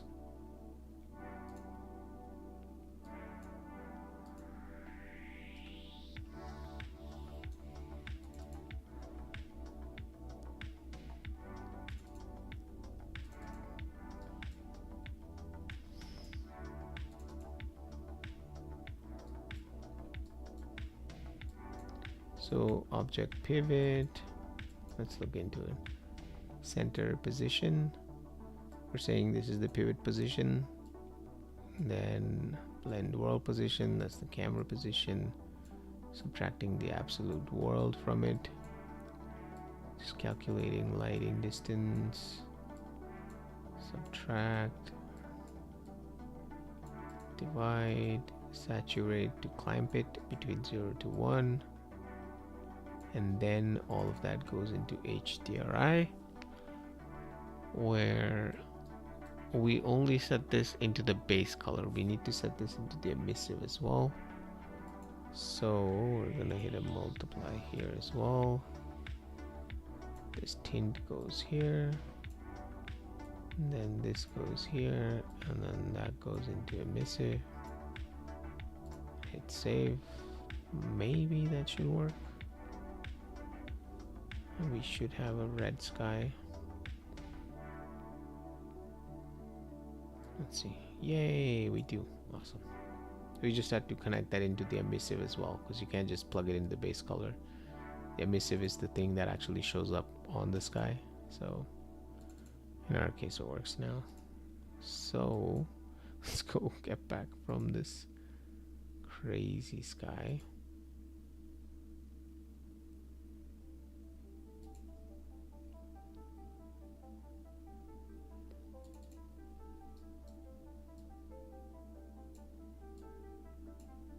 And what you could also do is set this to unlit, for example, just to test this out. Not the floor, but the sky. Open this up. This is set to unlit, which is good, because unlit just means it's only taking the emissive value and doesn't care about the other parameters, which is way better than using the default lit, because it's a sky. It's not gonna get lit by something else. It is lighting everything else. So hit save.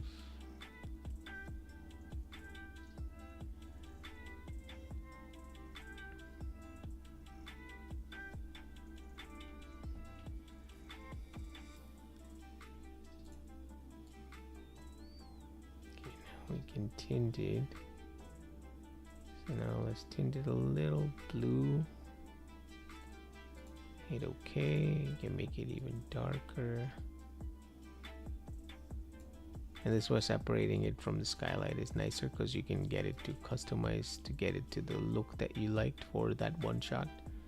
And then you can always go in and tweak the skylight's contribution to it, because that's what's deciding the input amount. So if I go back to the first scene, right here you're only getting the directional light input. If I turn the skylight on, then the skylight decides how much light goes into it based on the cube map that we're providing. So the skylight doesn't have the information to all of that. So we could then go in here and then tint this, for example.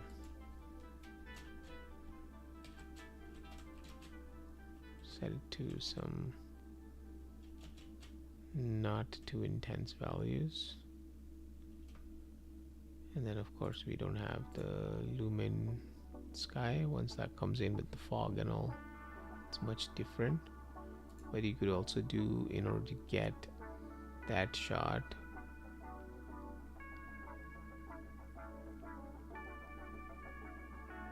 this one is select Enviro Dome, and then in Z space you could pull this down so it comes out from the volumetric clouds as well.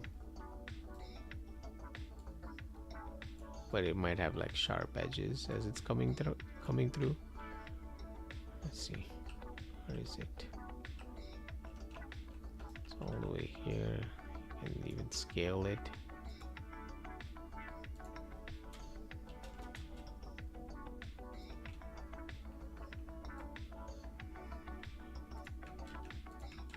Paste.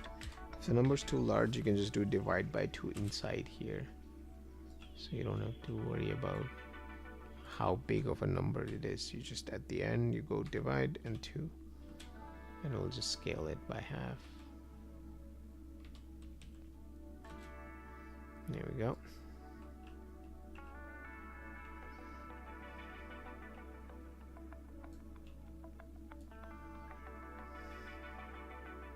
So you could do something like this as well, which is a pretty valid option to do, because all of these are volumetric clouds that are in the sky. When you lift your entire EnviroDome mesh up into it, you're gonna get like a very natural boundary that's being cut, because you're only seeing a slice up until point. Every other cloud that's above that, you're not seeing it. So you're seeing like a mix and match. Whereas if I turn this off, oh, the difference is not high here, where you can make that change. You can pull this down, for example.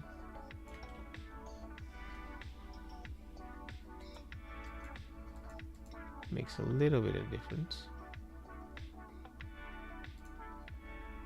But you can see that this is our sky, not the ultra dynamic sky.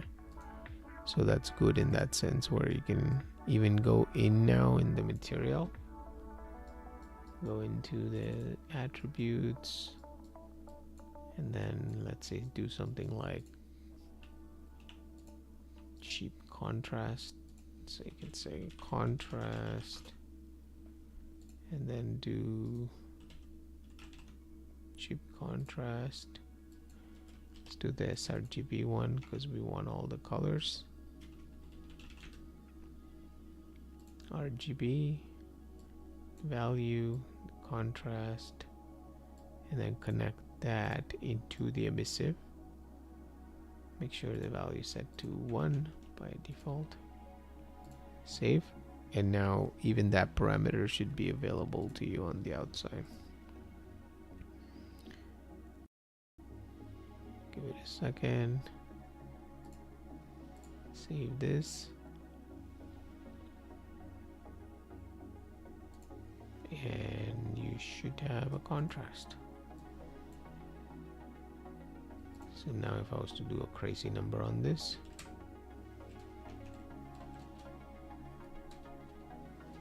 if I go back out of the camera, you'll see you're applying that to your little sky texture.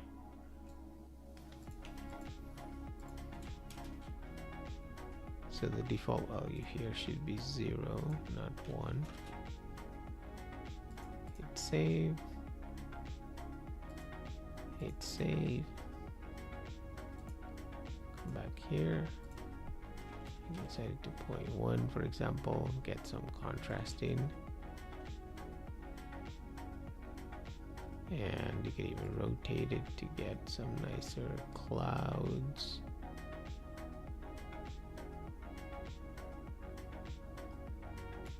Something like that. Then reduce the amount of tint to desaturate it. So you could either use this entire cloud as is, or you could scale the entire Enviro dome up, or you could just move it up.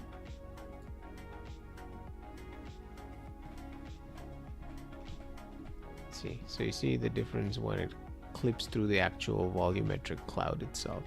So as I pull it down, this is the Enviro dome, and then as I pull it back up,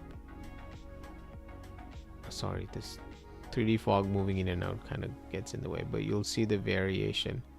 It'll be much more obvious if I set this to a red color, for example.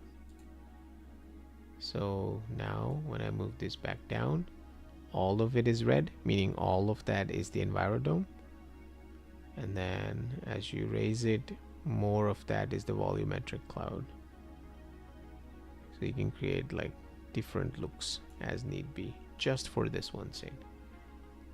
So let's go back to our value here, hit OK. In our case, I think it's better to see the actual sky. So I'll just keep that there, Control Shift S. And then just for that sequence, I'm gonna enable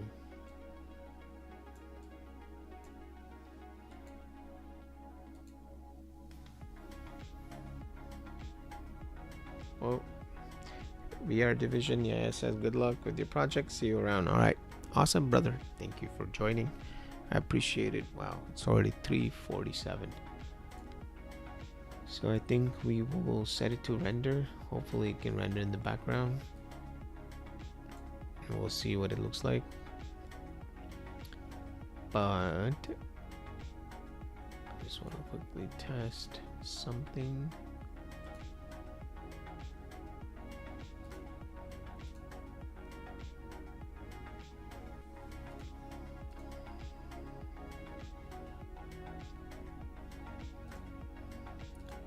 This skylight you can turn off. Delete that for now.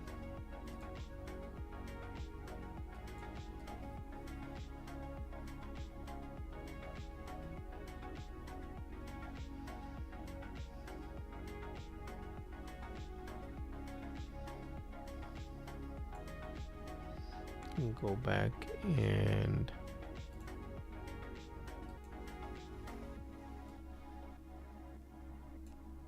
change this color to something like that. And then let's see if we can push this up for this scene.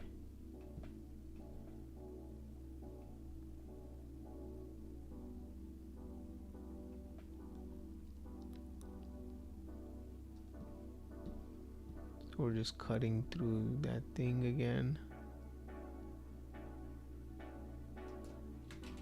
Let's look under the environment. See how further lower this piece is.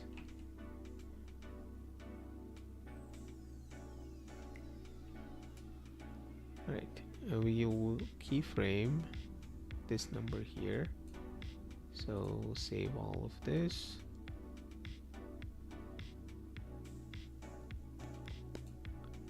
Save.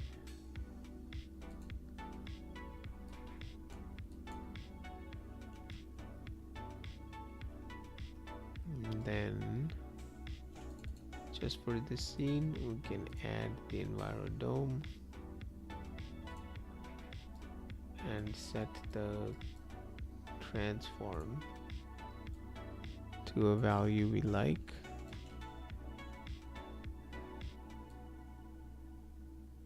So if I was to turn this off, on, it is adding some nice sky compared to the default sky.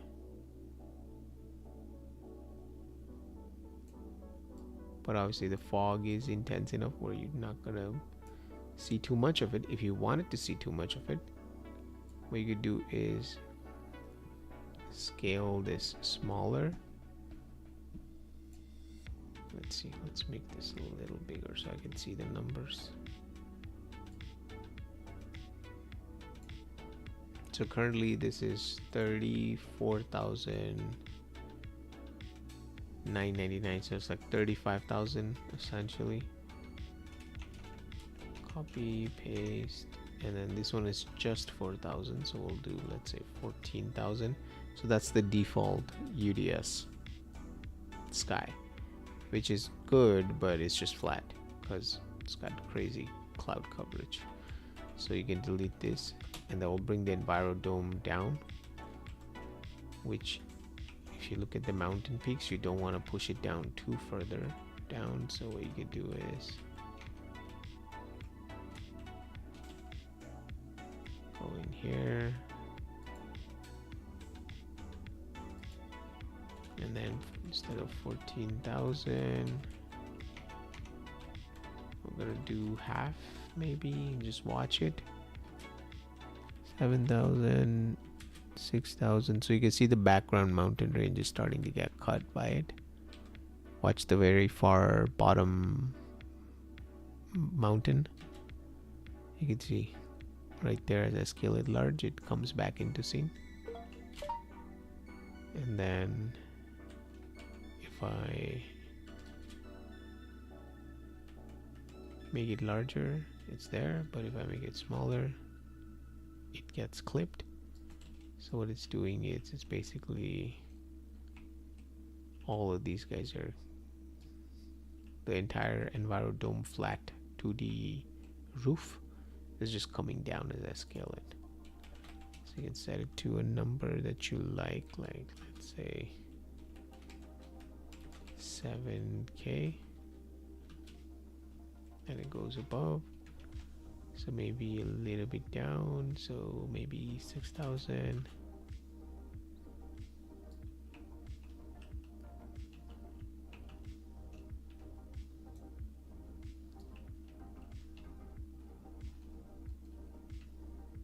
I see. It's also, these are the ends from where it's scaling.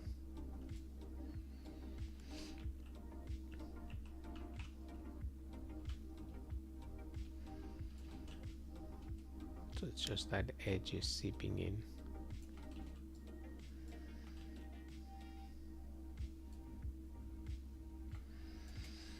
Okay, we're gonna make sure we're not setting too many keyframes.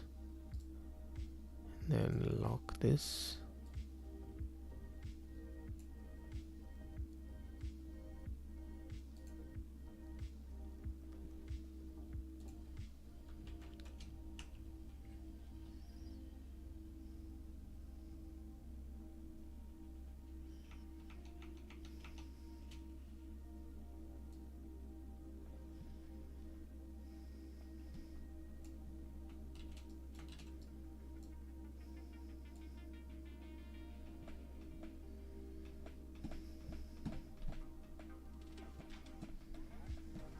Also move the entire thing down instead of scaling. Let's keep moving until we see it. Damn, it's really...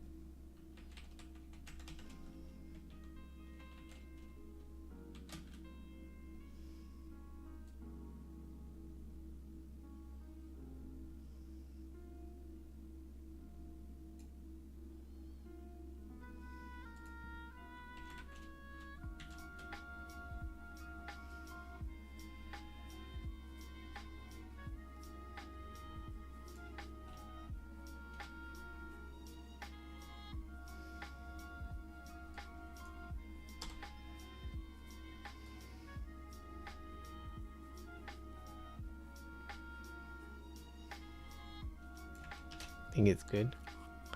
Something like that. Alright. Let's make this directional light a little softer. It's coming in way too intensely.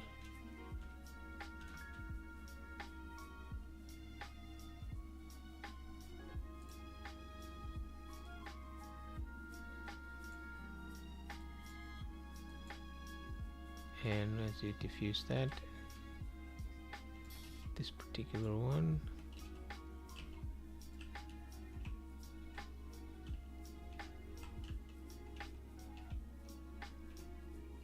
here is too intense.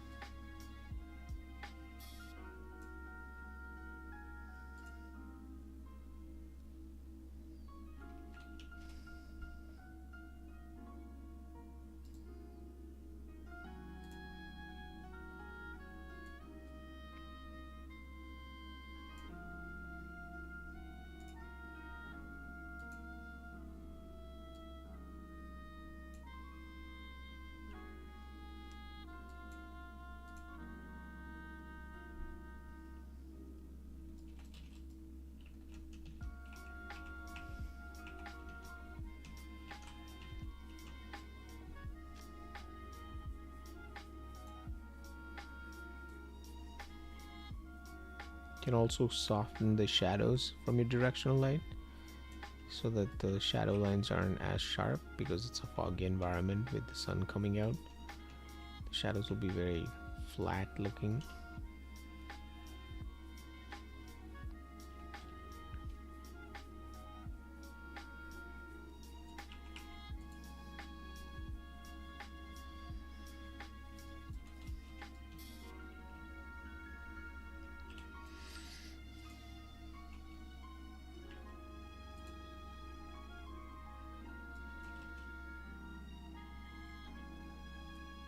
Cool. Let's see this in the next shot.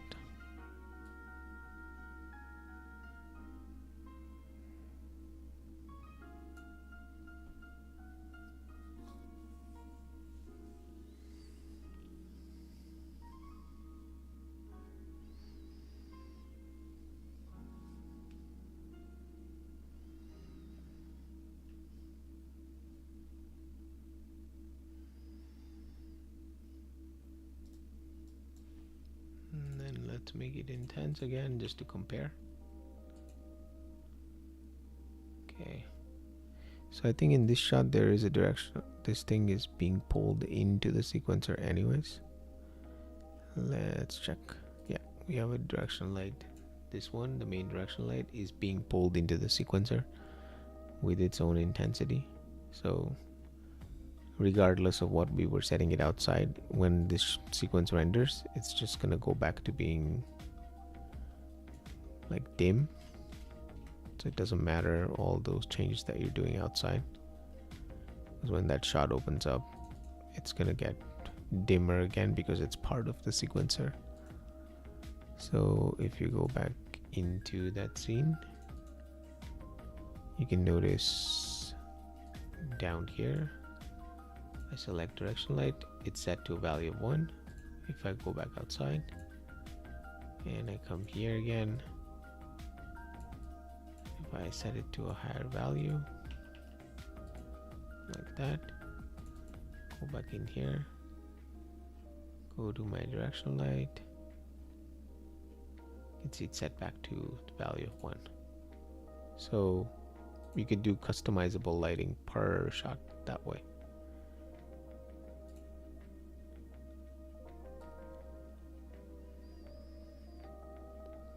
Same thing with this guy, it's a bit too intense for him. Direction light.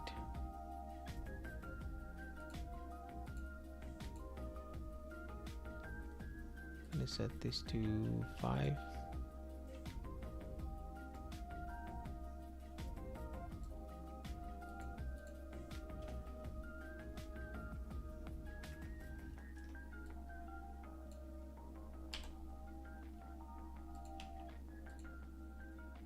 Let's make sure that he doesn't have any other lights on him. No, that's the only one. So that he doesn't appear too bright just for his shot, because that'll throw people off. And then she goes, oh shit. Again, this sequence, double click, make sure the direction light is set to a low value. It is. Good. Keep going. Takes the gun out, shoots this shot here now. Do the same thing, select the directional light, it's already here.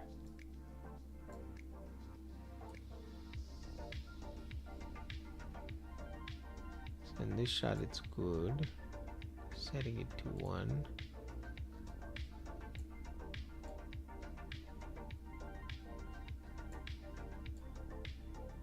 In this shot, however,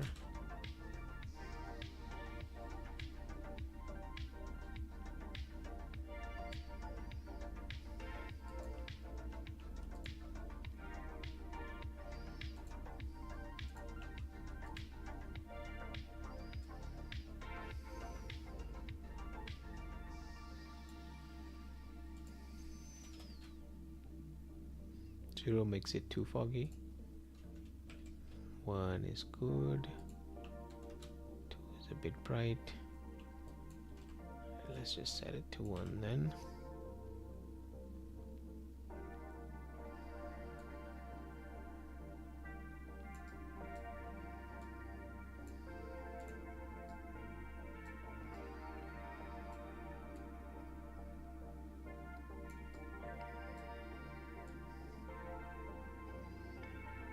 Okay, I'm just gonna add a little bit of relief in the scene here because it's just way too intense. So I'm just gonna find the mega scans quickly, sort by static mesh. So I have a bunch of these guys here. I'm just gonna add something in the scene that doesn't crash. Please don't crash. There we go. Just like a big boulder of relief.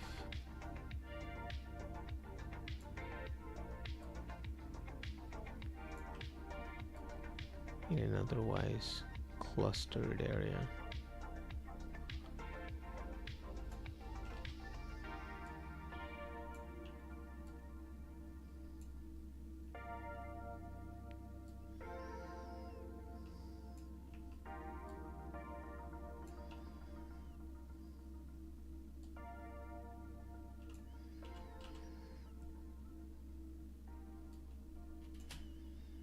Just larger structures.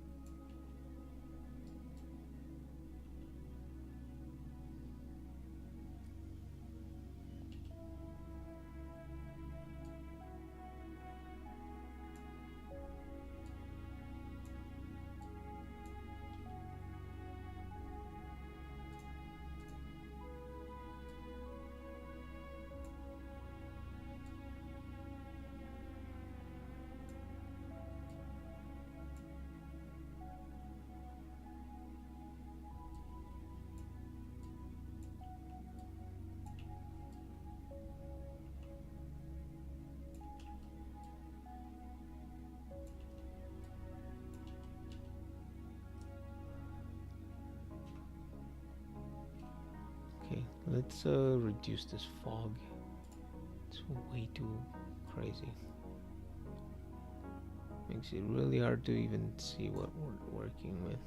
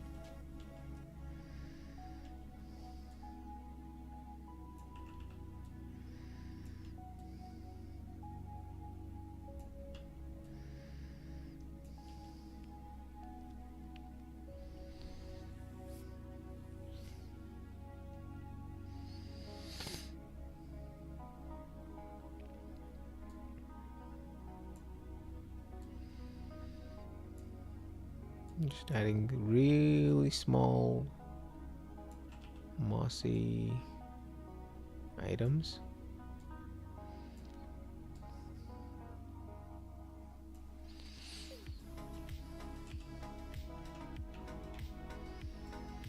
So that not everything is just flat.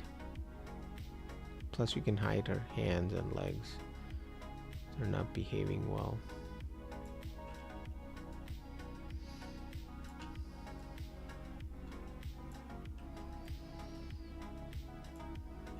And that's the advantage of moss, that you don't have to. Oh, her leg is going to.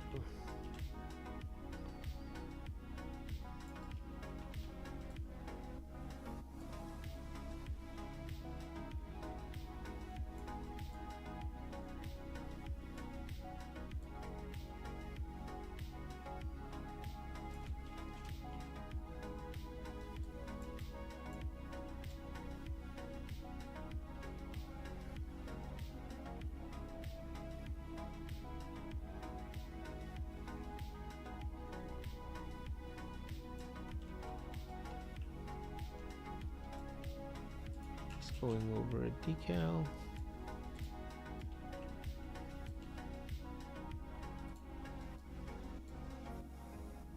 Let's just make sure she is clear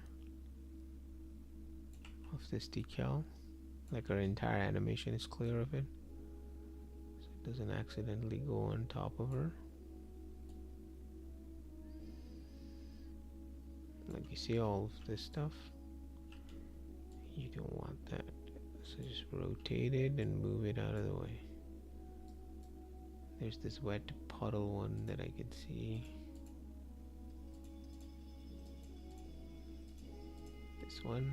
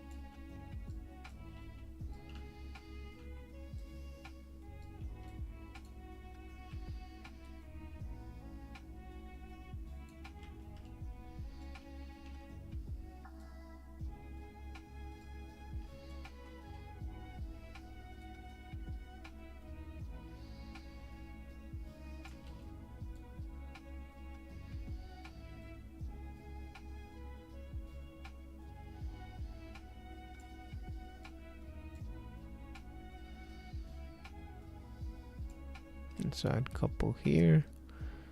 I also have this one mega scale that has a shit ton of boulders.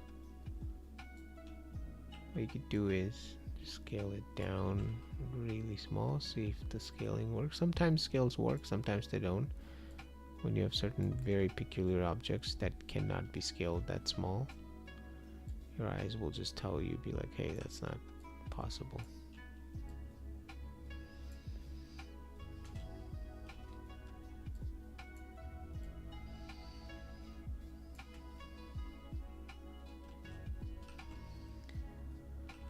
Alright, almost there, guys. Almost there. Gonna set this up, render this up, and then we'll be done. Otherwise, you're gonna keep tweaking this forever.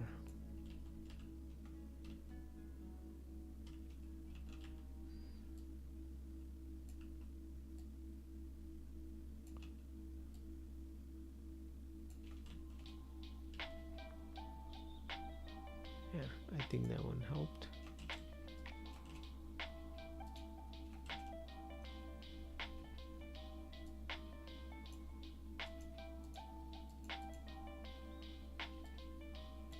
What you could do is also scale it in just Z so the boulders stand out a tiny bit more.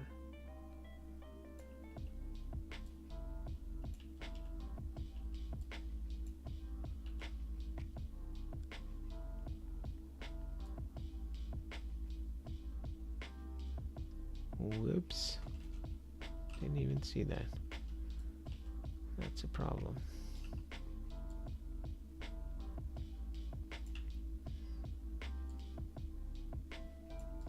So let's position in a way she's clear of this.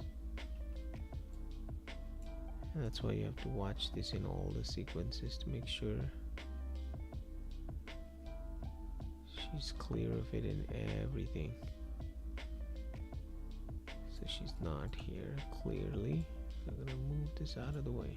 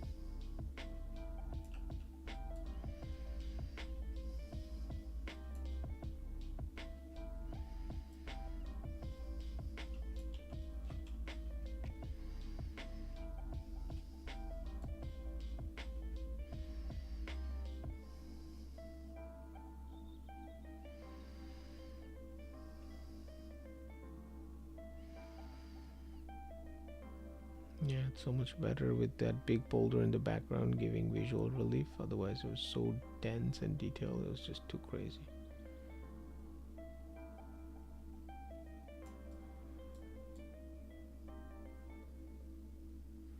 Uh-oh, we got a problem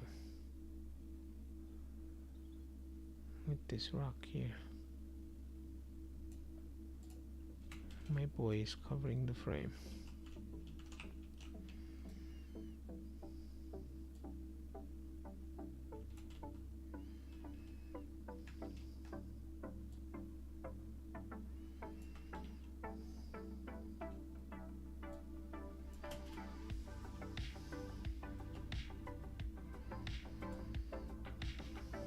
Okay, let's just make sure that looks good in the other shots.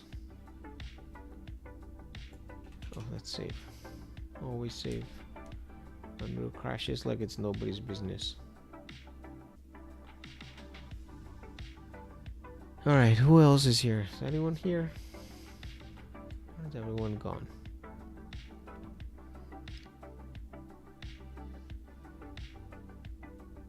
Yeah, I think it's better. I really like this one in the side shot, but in this shot it's problematic, so what we're gonna do is just turn it on for that side shot. This shot here. I'm gonna make it nice and prominent now that we don't care about it in the other shots.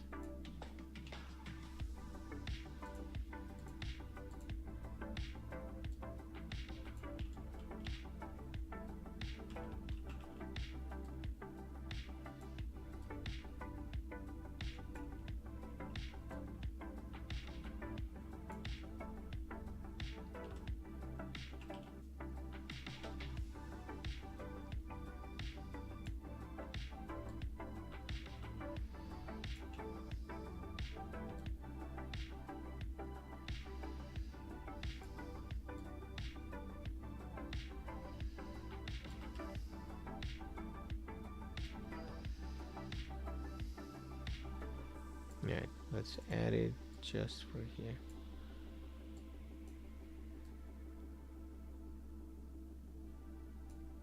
So add. So before we add, we need to make sure that this piece, which is, let's see, is the correct one we selected. Yeah, this one is off by default. So you set visibility to off, and then you add it in this sequence,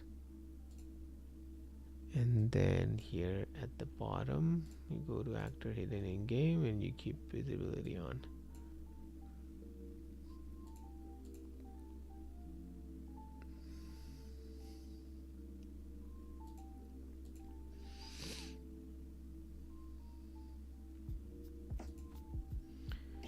and then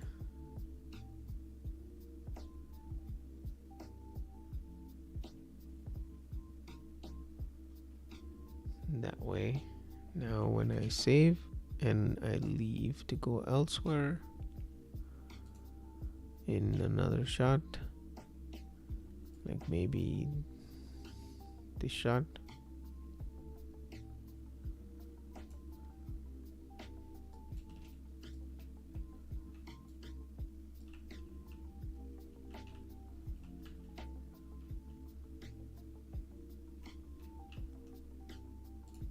can make sure that it's not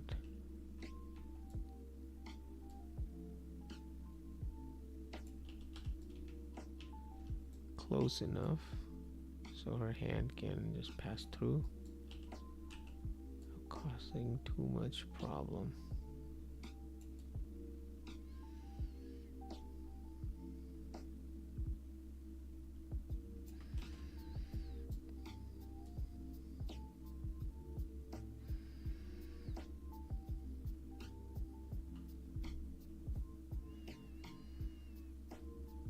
Perfect.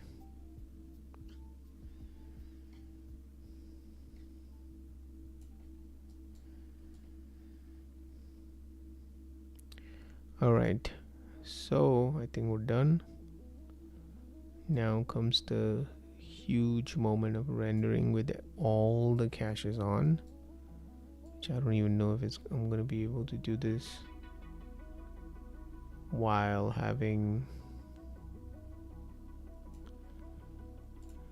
you guys in the stream. So I'll try maybe once, maybe twice. I'm gonna close every single thing that I have to get every ounce of memory. Close this.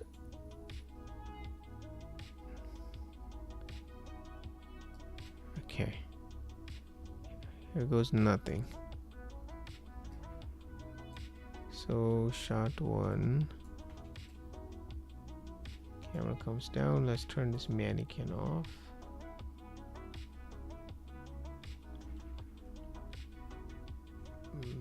Mannequin.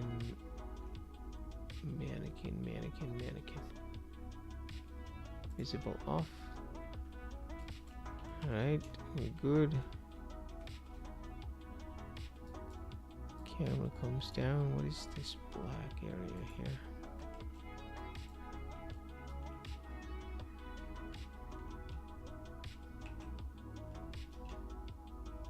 Weird. Okay. It's fine. We're just doing a test render because none of this is going to end up in the final one anyways.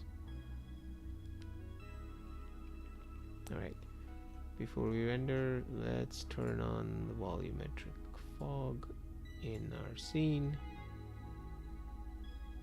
which is right here. Nice and foggy. And then maybe the intensity could be a little bit lower so it's not too crazy. Save all. Save. Alright.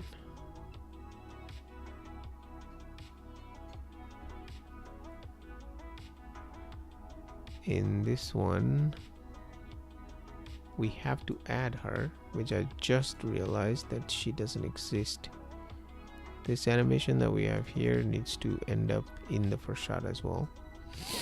So we're gonna have to select her.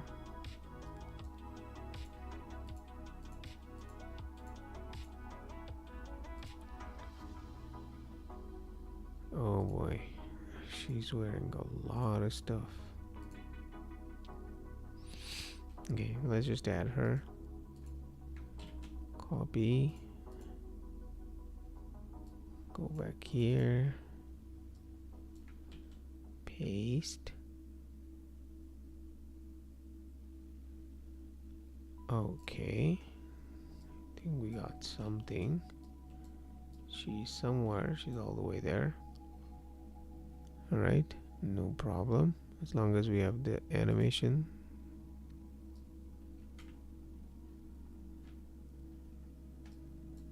We are good.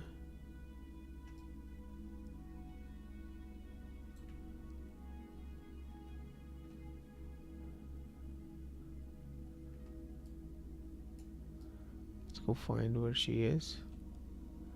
Press selector, press F.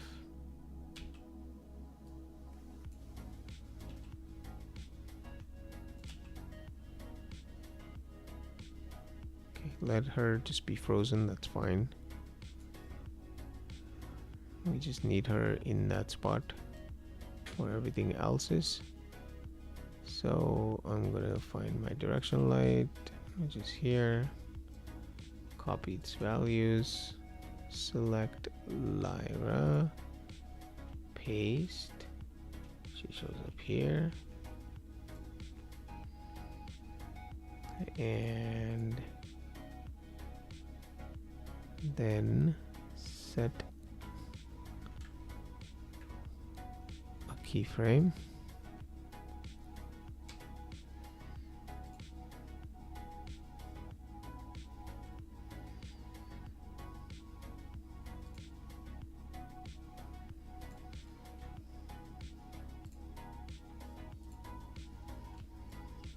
There we go. Get her roughly in position, doesn't have to be exact. As long as we can see there's someone standing here in the wide shot.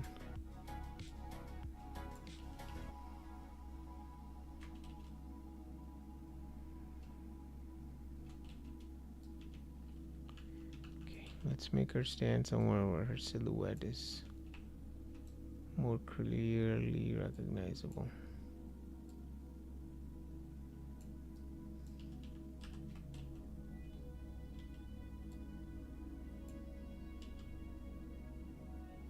Cool.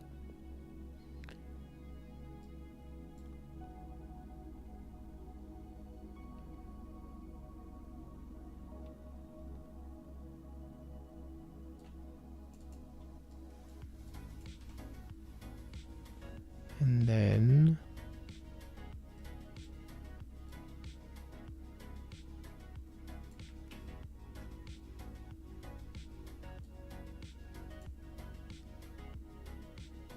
let's see if we can move these animations just so that she's doing something.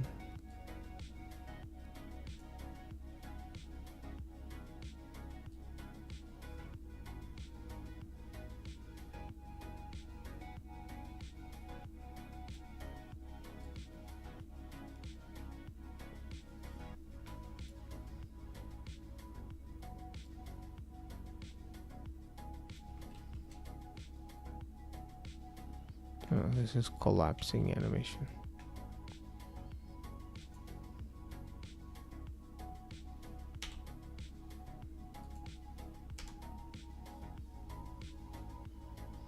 Let's just add one animation.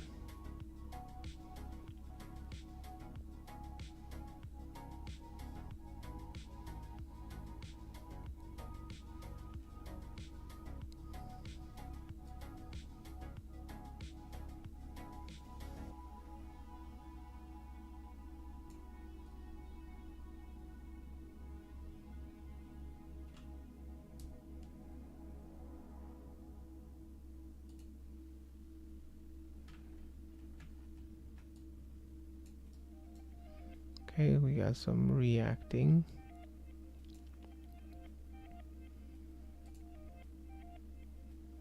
Again, this is not the actual final render, we're just doing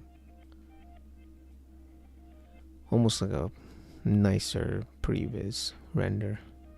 The final render will be done by somebody else, so I'm just trying to get her in position with the right animation.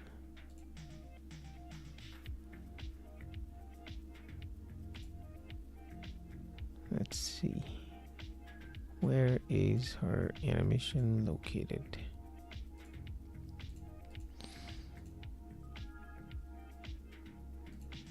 I'm just doing this in a second screen. It's called SC01 Right click, properties, browse, go back to master, go back to this shot, open it up,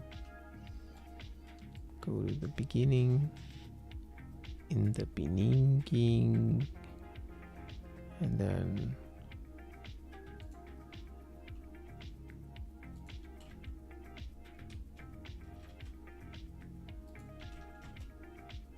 find this animation, we got it, drag and drop right here. So there we go, just doing stuff. We only need to the part before she gets shot. And then this part is gonna be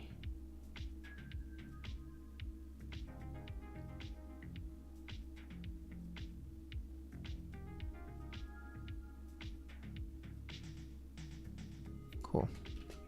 We got her in. We're good. Right, here comes the heavy stuff.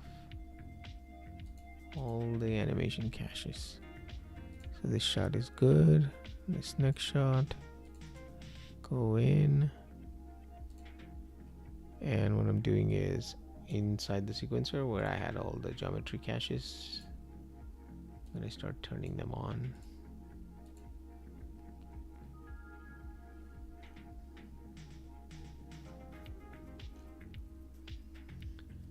Let's see.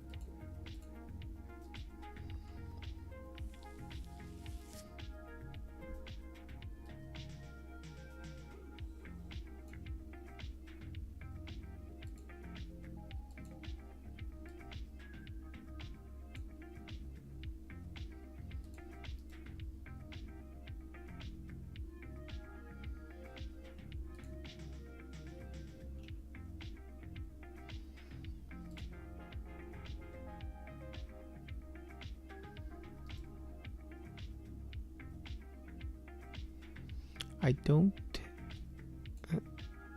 think it's gonna render with all of this, but I might just screen capture if that doesn't work.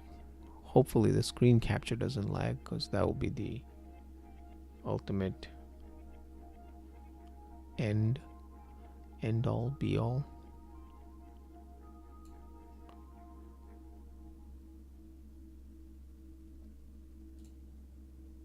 Okay. Villain.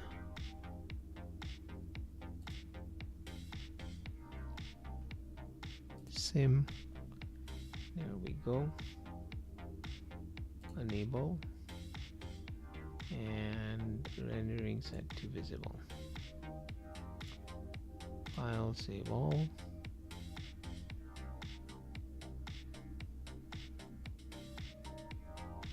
Right, since we changed his position, the sim's position also needs to change, because I bet the sim just showed up where his old position used to be.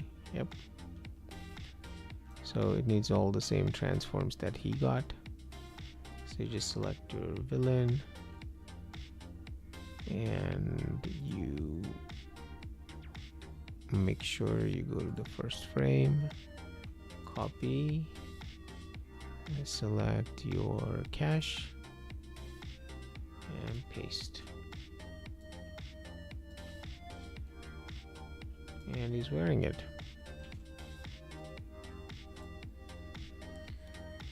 All right, it's happening. We got his clothes on.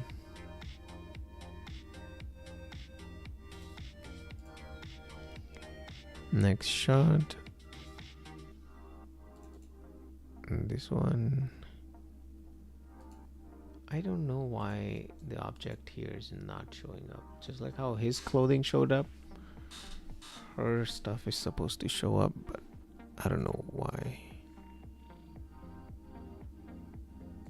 I hit browse and I find it in here, but I don't see that in the level here.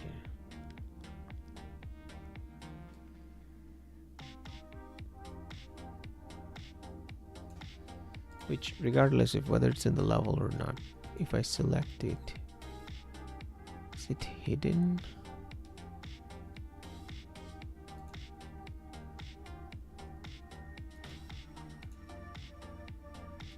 Geometry cache. Like, basically what I'm saying is, if you go into any of your shots, like his shot, right? You go inside, you find your geometry cache, which is here. When you click it, its details show up here, even though it's set to spawnable, meaning it only shows up in this level, in this sequencer. Its details show up and it's present here in the scene. But if I go to hers,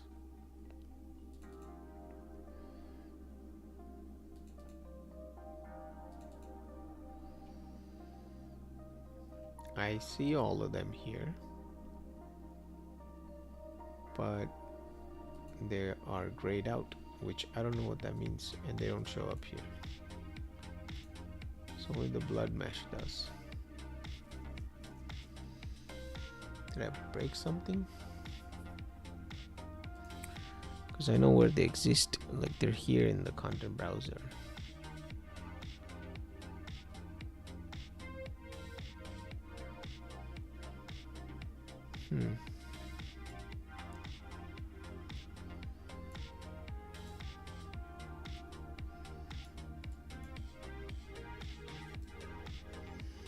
Yeah, I don't want to undo any other things here that I might not know of.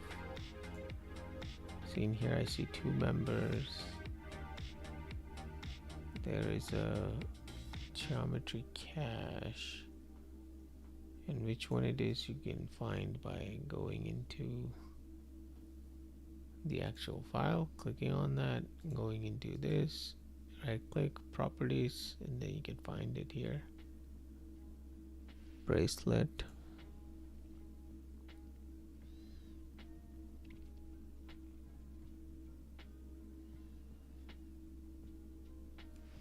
All right.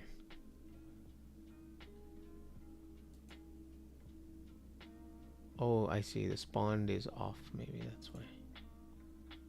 Yeah, that was it. I just had to check that box.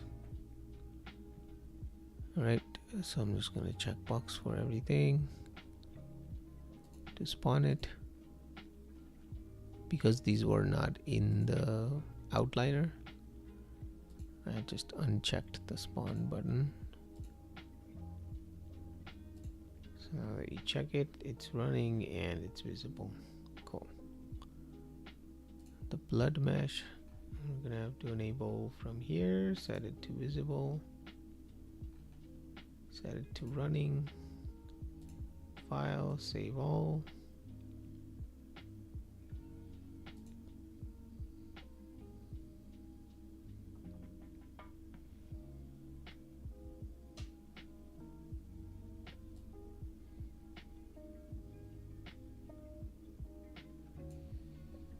Go back to master, come into the next shot. He's just doing his thing. He's got a gun out, he shoots. Now she's got all her clothes on.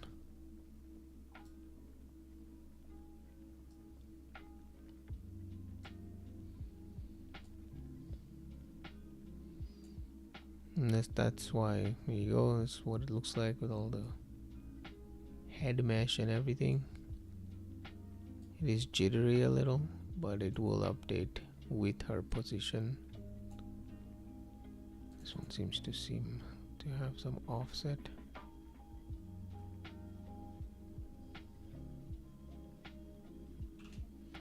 Let's just go 1 frame. Yeah, there's some offset in this one.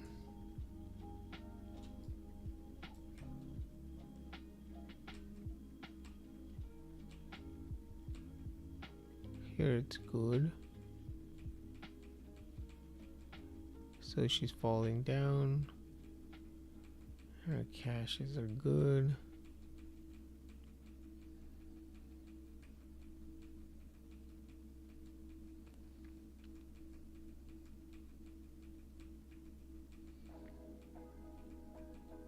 Okay, I think it's good. It's just a bug.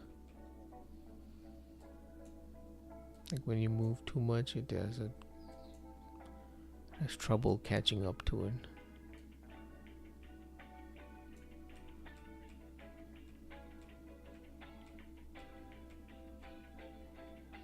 Or not.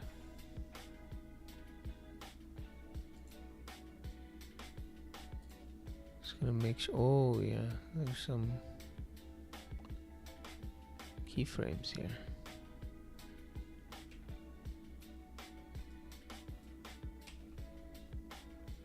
Here the keyframes are correct on her transform. It's set to 0, 0, 0. Here I just moved a tiny bit. So I'm gonna remove these. And there you go. Probably lifted her up a little bit or something.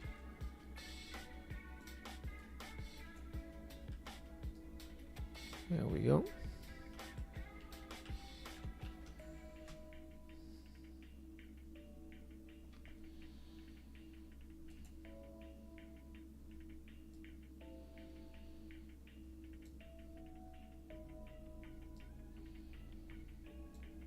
Let's go a little forward.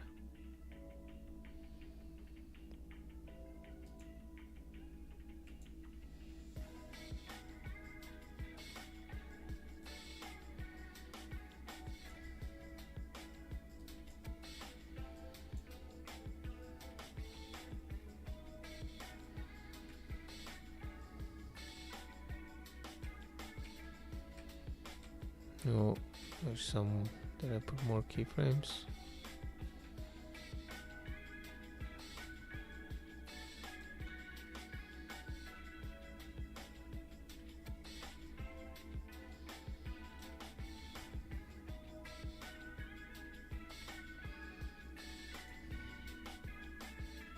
Yep. Let's delete all of these so she goes back to 0. There we go.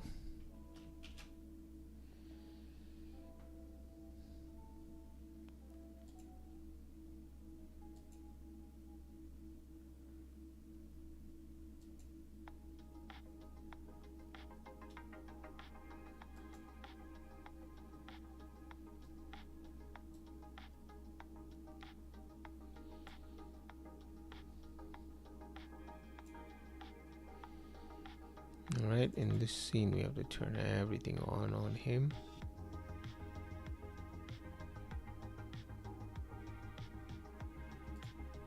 That is this. All his clothing will come in.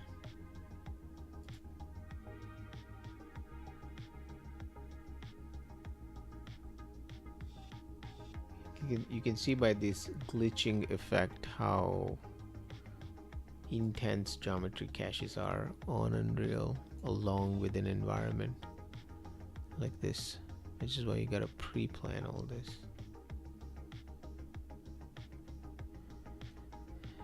Running, and now he is moving. Actually, we have to give the sim the same position as him. Find the transform, first frame, find his values, copy, and give that to the sim, paste. Same thing with his rotation, select him again, copy, sim, paste.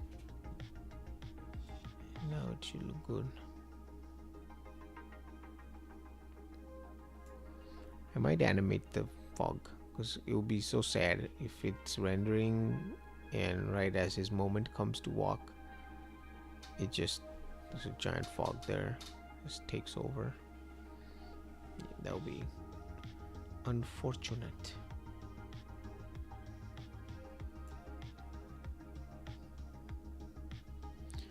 Alright, we got that on. Moving on.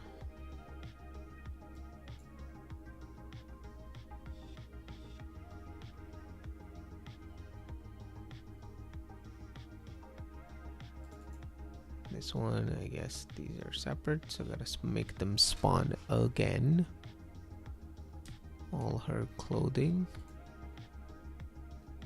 Hopefully we didn't move her out of the way. Hit running. And hit visible. Invisible. Running. Running. Visible. Running. Visible. And then if I move. Oops, where are they?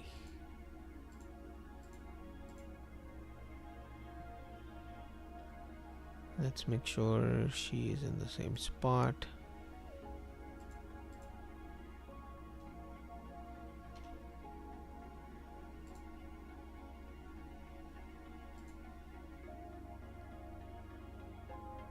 Transform.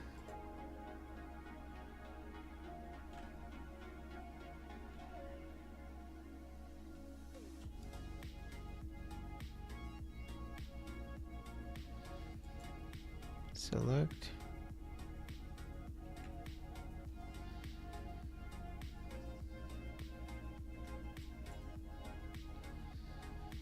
There we go. All our clothing is coming in. They all probably lost their material, which I can find and assign again.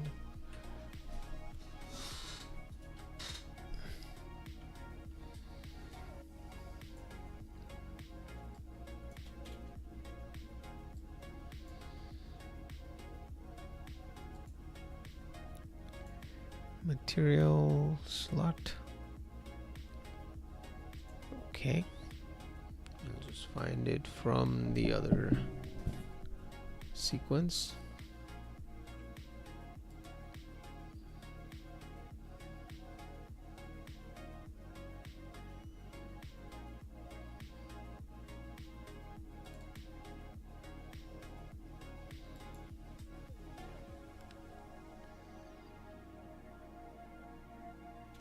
Element 0, element 1. Where is that? There we go. Close and close. Go find the new sequence. Rinse and repeat. Select. Assign. Select.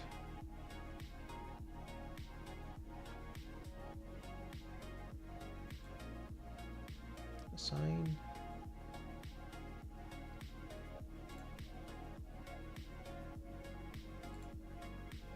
Select.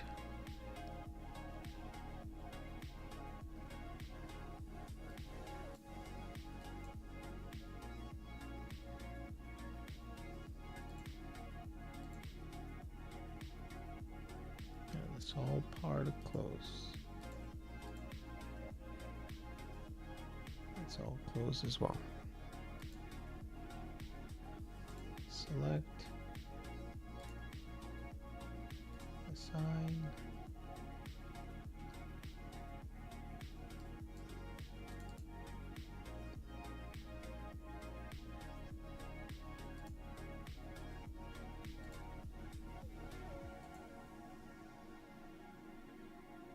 For some reason they all had lost their materials, so we're just adding them back in. But oh shit, it's gonna be 5 a.m. I gotta wrap this up.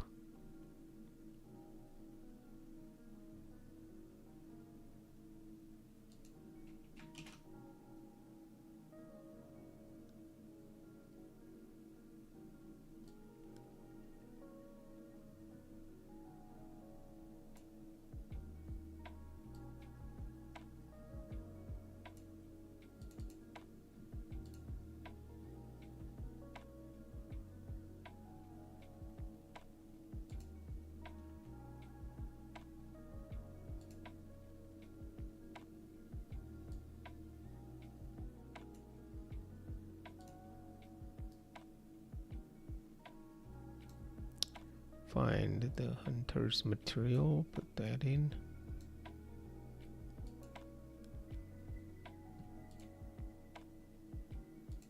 Hunter clothes.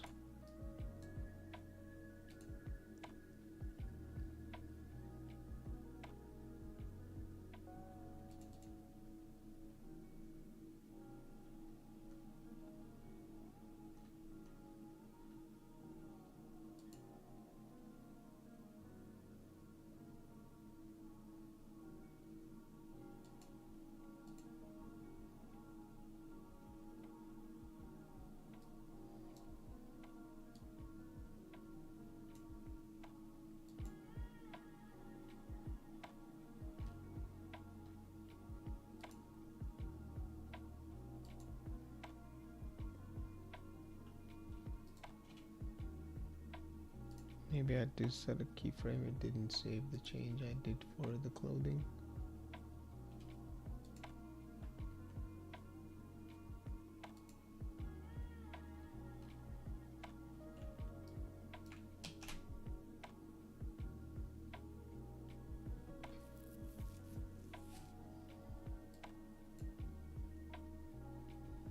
Okay, hopefully that saves that.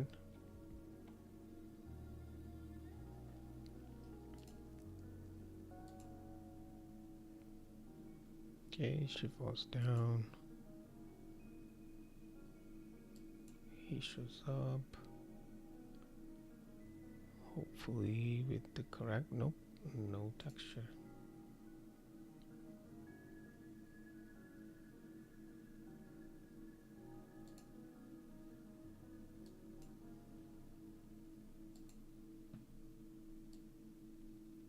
Here we go.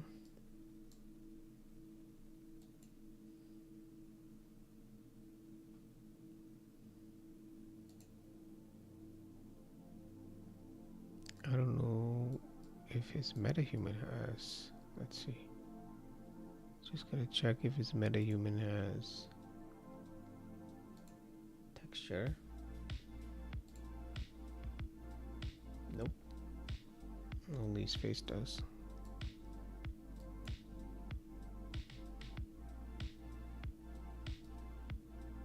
Cool. Okay, in this shot we'll turn stuff on for her. Hair.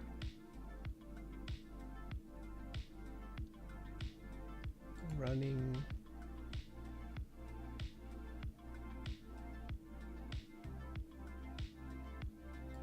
Visible. Visible. Running. Running. Visible. And then the clothing gets this color.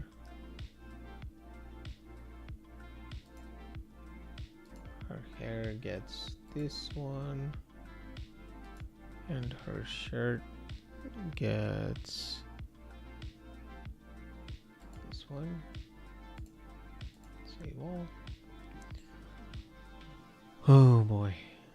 Alright, we got this stuff on.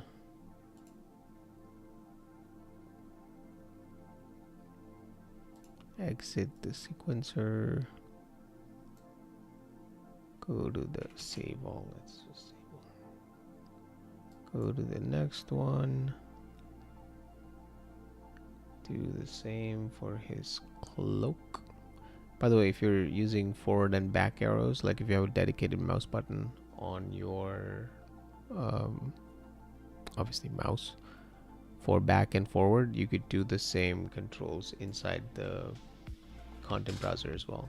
So right now I'm selecting her clothes materials from here, but then now it's his turn, but that was the last thing I visited, so I can just go forward, and that's hunter clothes, and then if I want to go back to hers, I'll just hit back and I'll go back to, so it's kind of like a browser.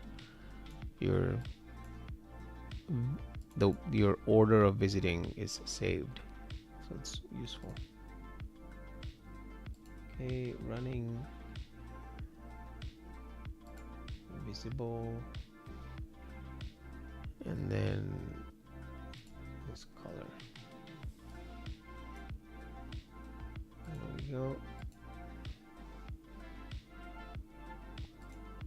Finally, last two shots.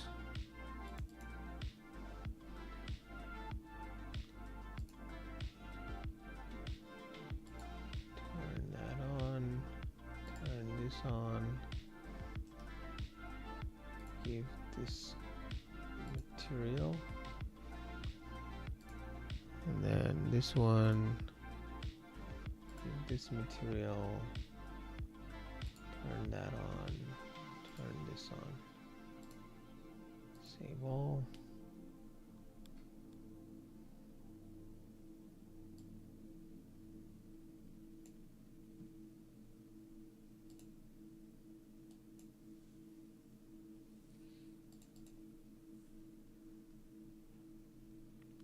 One final time, turn that on, turn this on,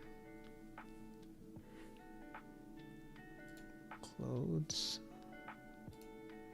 hair, turn this on, turn that on. And good luck to whoever's gonna render, because that shit is crazy.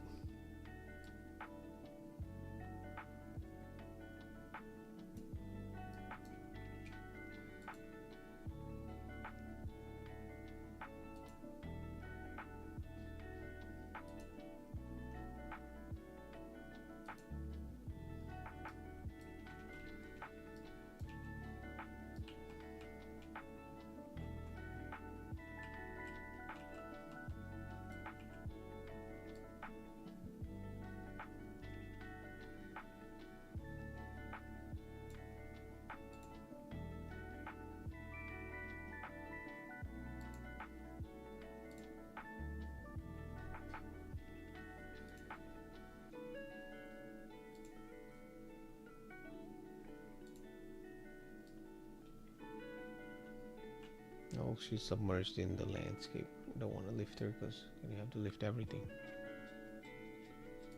Just gonna click that and turn that on. All right.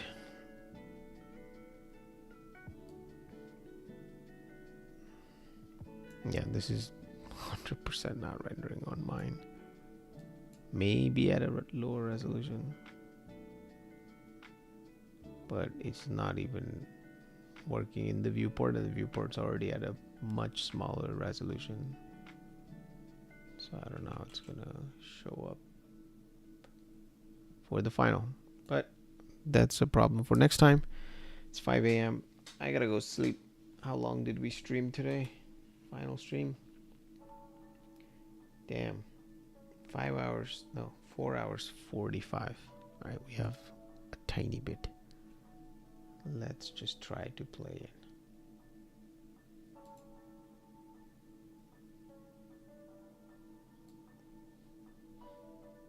Eject the viewport out to make it smaller in the hopes that it renders and plays a little bit faster.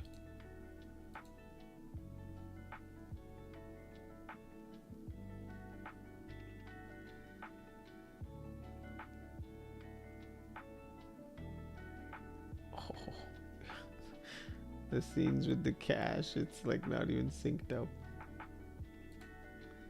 Like the sync, yeah. It's like I move it and it needs its own time to get there.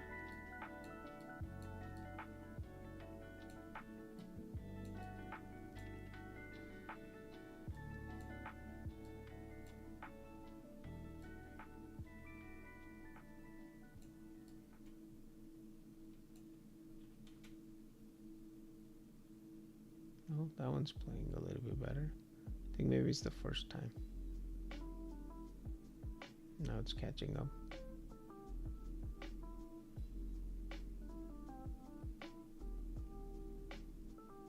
I'll just let it play.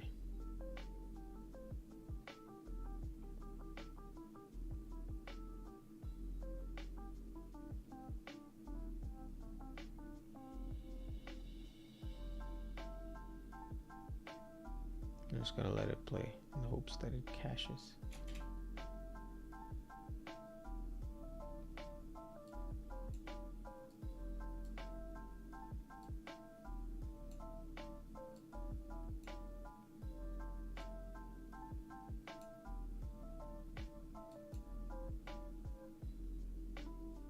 Yeah, I think once it plays, I think it caches.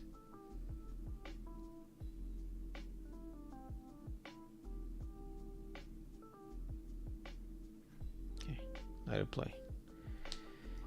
Let it play, guys. Let it play. Almost. Oh, crash. No, still playing.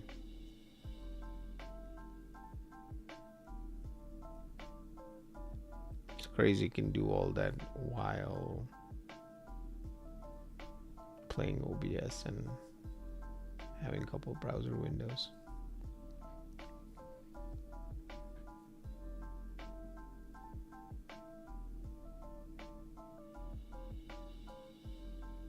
Alright, moment of truth. Let's play it again. Hopefully it cached.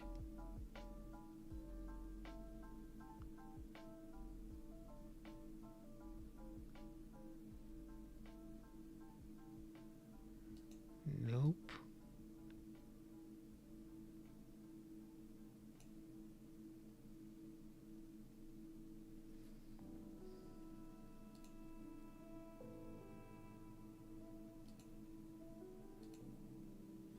Yeah, maybe I should just try to render at a very low resolution in the hopes that it works.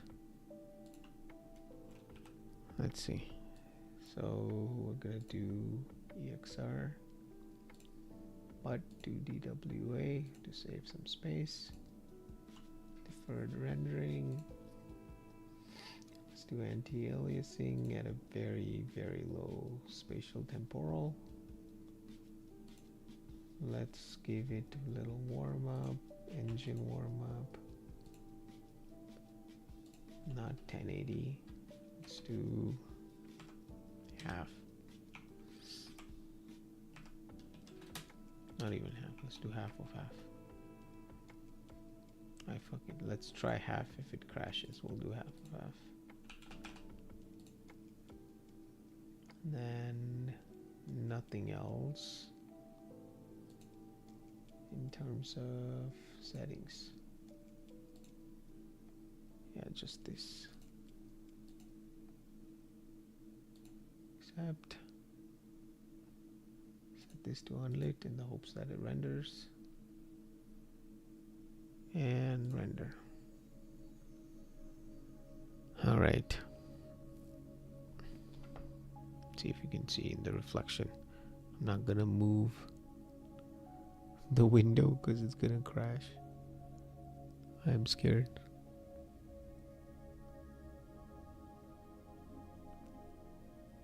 There it is. It's rendering.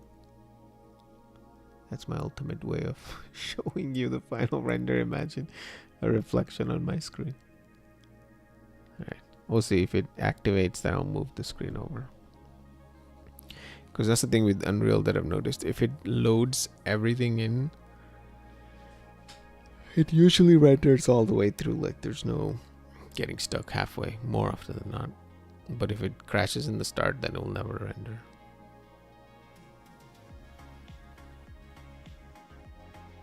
Ooh. It's rendering with a really bad clip space. Oh, I see, lol. All the levels are off. That's why. Alright, so in the levels, you have to activate all of these guys when you're rendering anything from Unreal. Right click, change streaming, always loaded. And as you'll do this to more and more, your VRAM's gonna start getting filled up.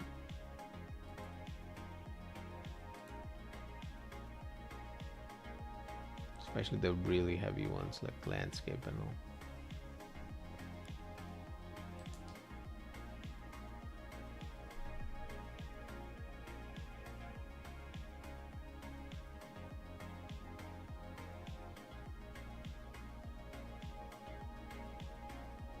But it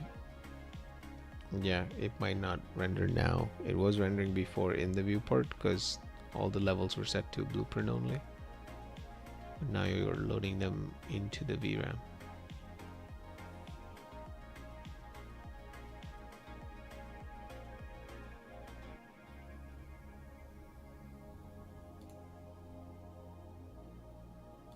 So these were like random songs playing this whole time.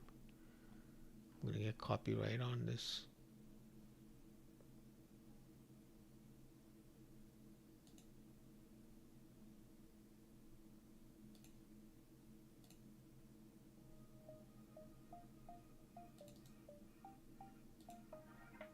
Without this, anything inside of that level, it won't render in movie render queue. So you have to do this. You'll just render black.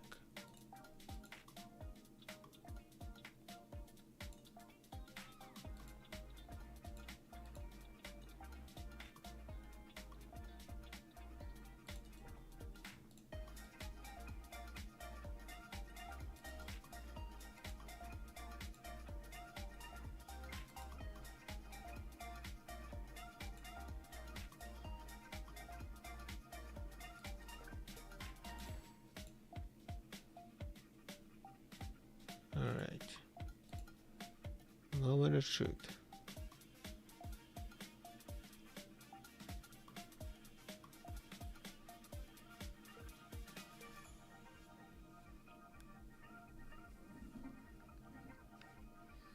Alright, here goes nothing, everyone.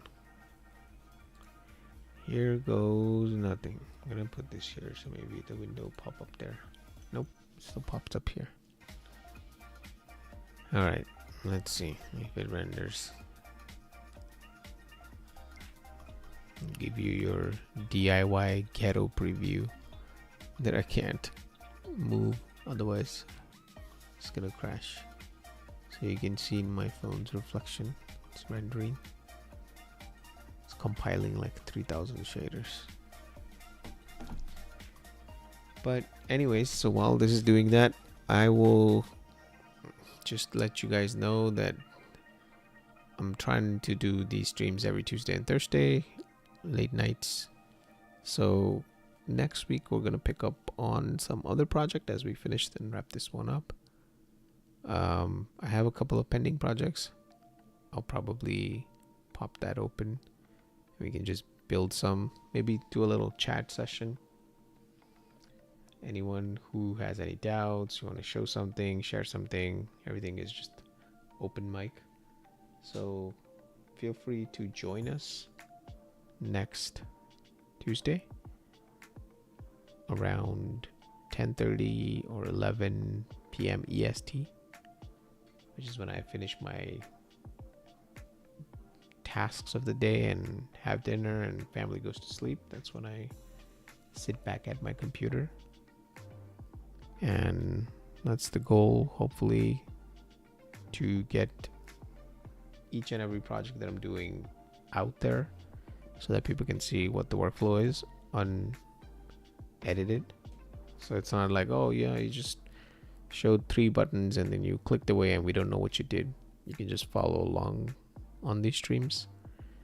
So hopefully it shows you not only the good tips and tricks but also the pitfalls where I might genuinely get stuck at something and it doesn't make for good stream content, but it is what it is.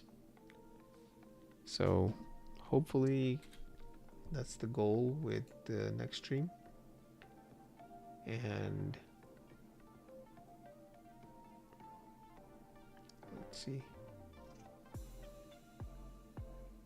Let's hope this renders. If it doesn't, I'm just gonna call it a day and render it tomorrow. But I will share the previews on my socials. So if it doesn't render just now for you guys on stream, I will render a preview out of all of these shots in motion so you can see it with all the mocap and everything. I'll post it on my Instagram story or Facebook page story. So if you're not following, I would love to have you guys check out my other social pages. All the links are in the description of the YouTube video. And that's where I usually post things that are not official enough to post on the channel. Like just work in progresses or yeah, just behind the scenes usually. And I'm also going to post a couple of breaking down videos that I posted one for the Blooms of Arachnis trailer. I'm probably going to do an extended breakdown of that. I'm not sure if I want to put all of that out on YouTube because it is pretty massive. It's like 3 months of work. It was like crazy amount of things that I learned while trying to get that project out. If you haven't seen the trailer, please go check it out on my channel. It's the second most recent video, and the most recent video is the actual rapid fire breakdown of that. Please check that out if you haven't. But yeah, it's still compiling shaders. 2,000 shaders left.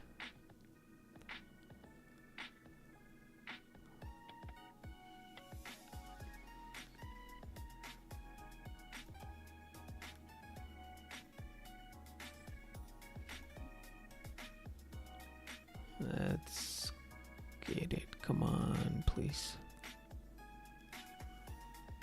And this is what happens when you set the level to always loaded. It has to compile the shader for the VRAM, which is why everything you were doing then gets redone again. If you're seeing it super complicated, it will take as long, but it only does that the first time. Next time, if you try to, let's say if it crashes right now and I try to re-render, it's not going to take as long.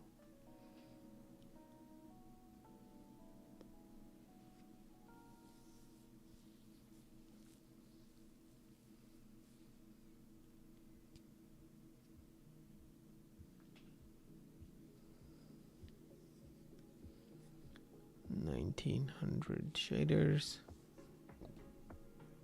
Still going. It keeps like, I don't know what's up with Spotify. It's like if a playlist is finished, it should just stop. It keeps playing into other people's similar songs which have copyrights on them. That's why I specifically play copyright free one. I don't know what the solution is to that.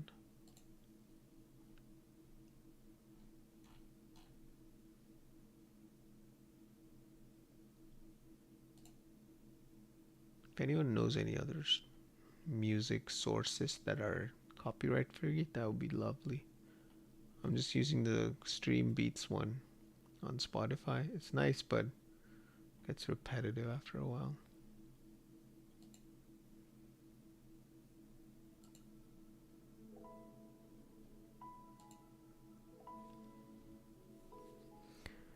Oh boy, 1,400 shaders. Still going.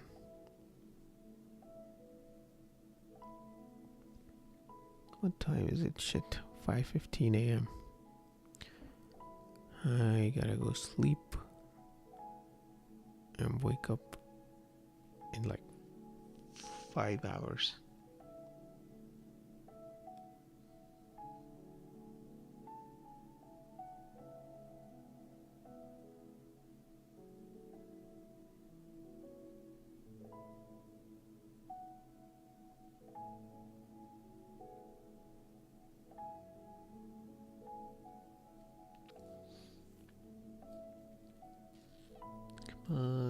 Come on. Okay. Sub 1,000 finally. 900 shaders.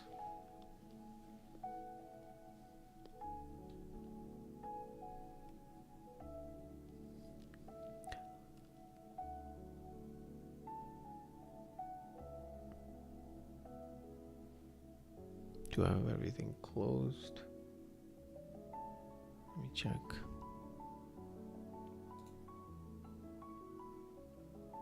Yeah.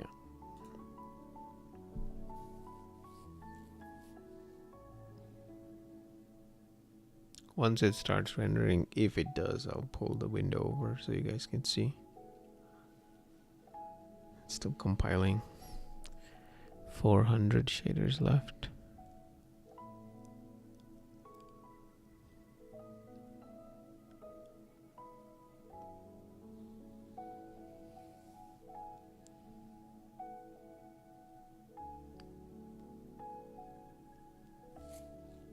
anyone who's watching after the fact, just waiting for this to go away, you can just go through the YouTube thumbnail preview on the scrub bar, the scrubbing section. Once you see the preview of the render, that means you can resume it there. Alright, 100 shaders. 9, 8, 7, 6, 5, 4, 3, 2, 1. Alright, starting. Yay, here we go. I don't know, it's gonna show up once the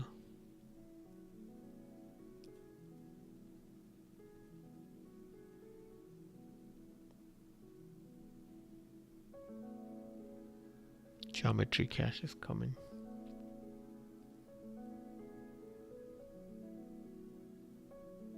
Oh wow, it's gonna compile shaders for every scene. Interesting. It's compiling shaders again for the next shot. It's only like 70, 50, 40, 30, 20, 10. Next shot.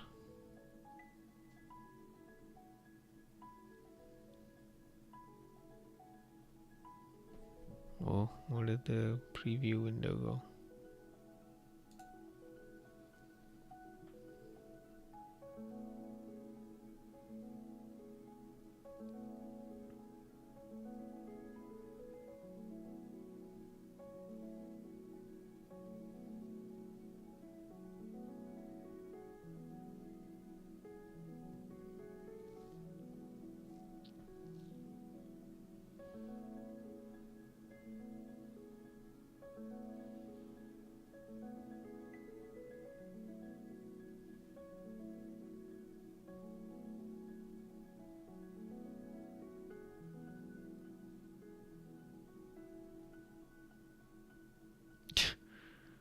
So funny to see the first frame with the geometry cache not connected.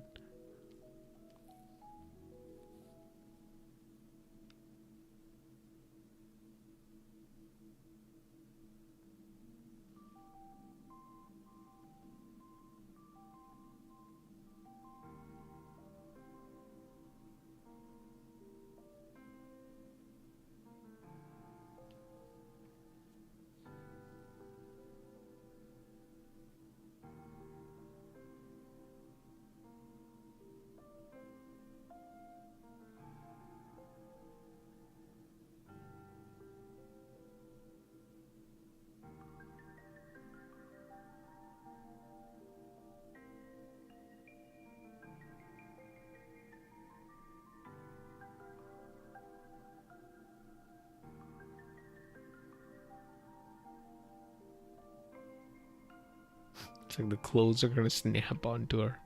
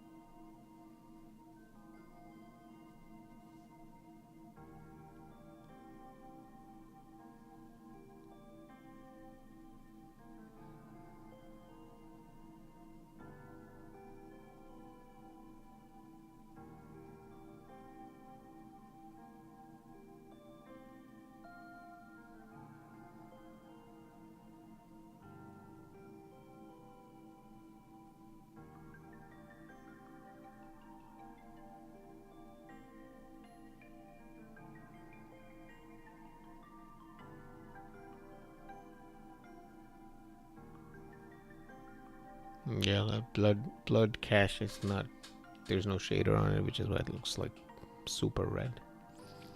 It's just like an emissive solid material instead of a shader for the blood. It's all temp anyways, just to see how it looks.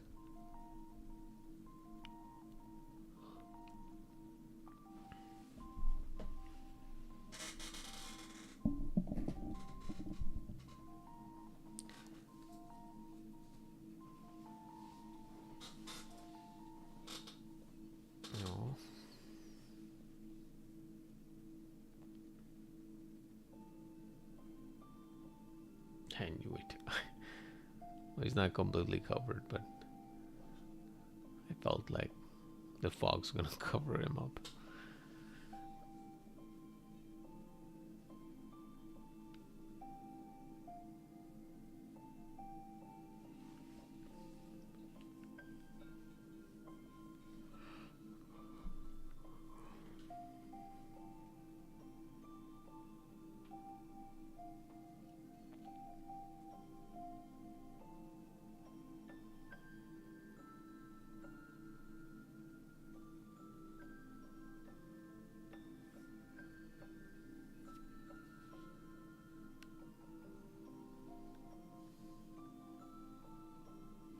By the way, I appreciate the 3 viewers that have stuck around and watched till the end. Thank you guys. It means a lot. It looks like everything's working. Hopefully every one of you who's still here, you guys enjoyed it, learned something. Whoa, his face looks extra scared.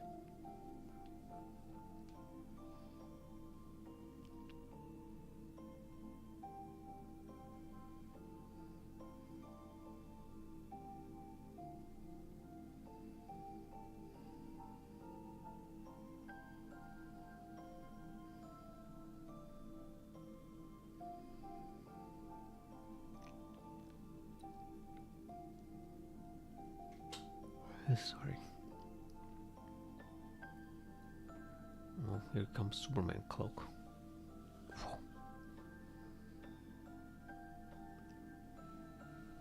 Yeah, probably I didn't add the texture on then.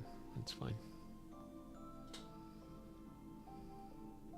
Yeah, these shots feel like, Andre, if you're watching, you're probably gonna have to lift her and the cache up out instead of lowering the ground that I made, because she's actually going through the landscape instead.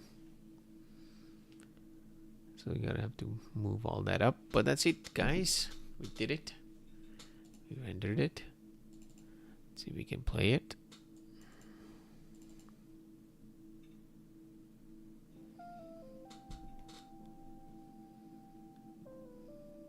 Okay, I'm gonna close Unreal. We don't need that.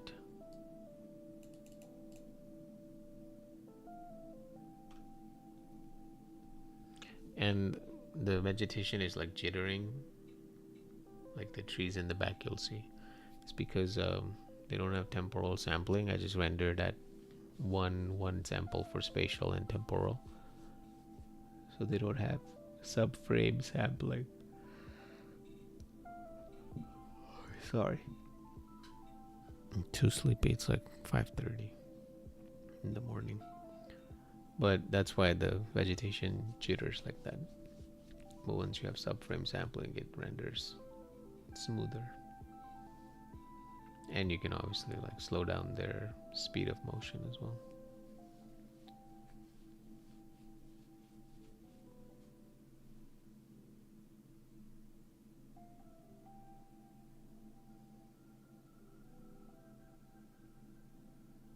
Yeah, 2000 frames of animation, not bad to cover all of this from different angles.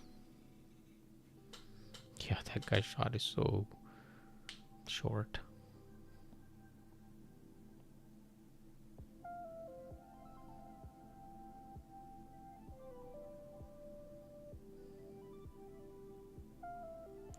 Missing frames. Why are those frames missing? We saw the render happen. Weird. 1900. I literally saw that happening. The girl getting up and him trying to put her back down. Did it really not save it? Yeah, it didn't. Just goes from frame number 1905. Oh, no. Yeah, 1925, 1926 to 2012. Skipped 50 frames. Didn't save it. Anyways. At least it rendered, which is good. We'll probably do some changes. Render it out. Put it out on my socials. So if you're watching up until here, wow. If you watched till this point, if like whether live or after, if you are listening to this, you are a legend, straight up, because you are here after hopefully 5 hours of watching, 5 hours and 12 minutes of live stream. Thank you. I appreciate you. You're the best. And I will see you this next Tuesday with some new content. So until then, I gotta go sleep, and you have the rest of your day. I hope it goes well. And I don't know what else to say, so I'm just gonna say good night. Bye bye.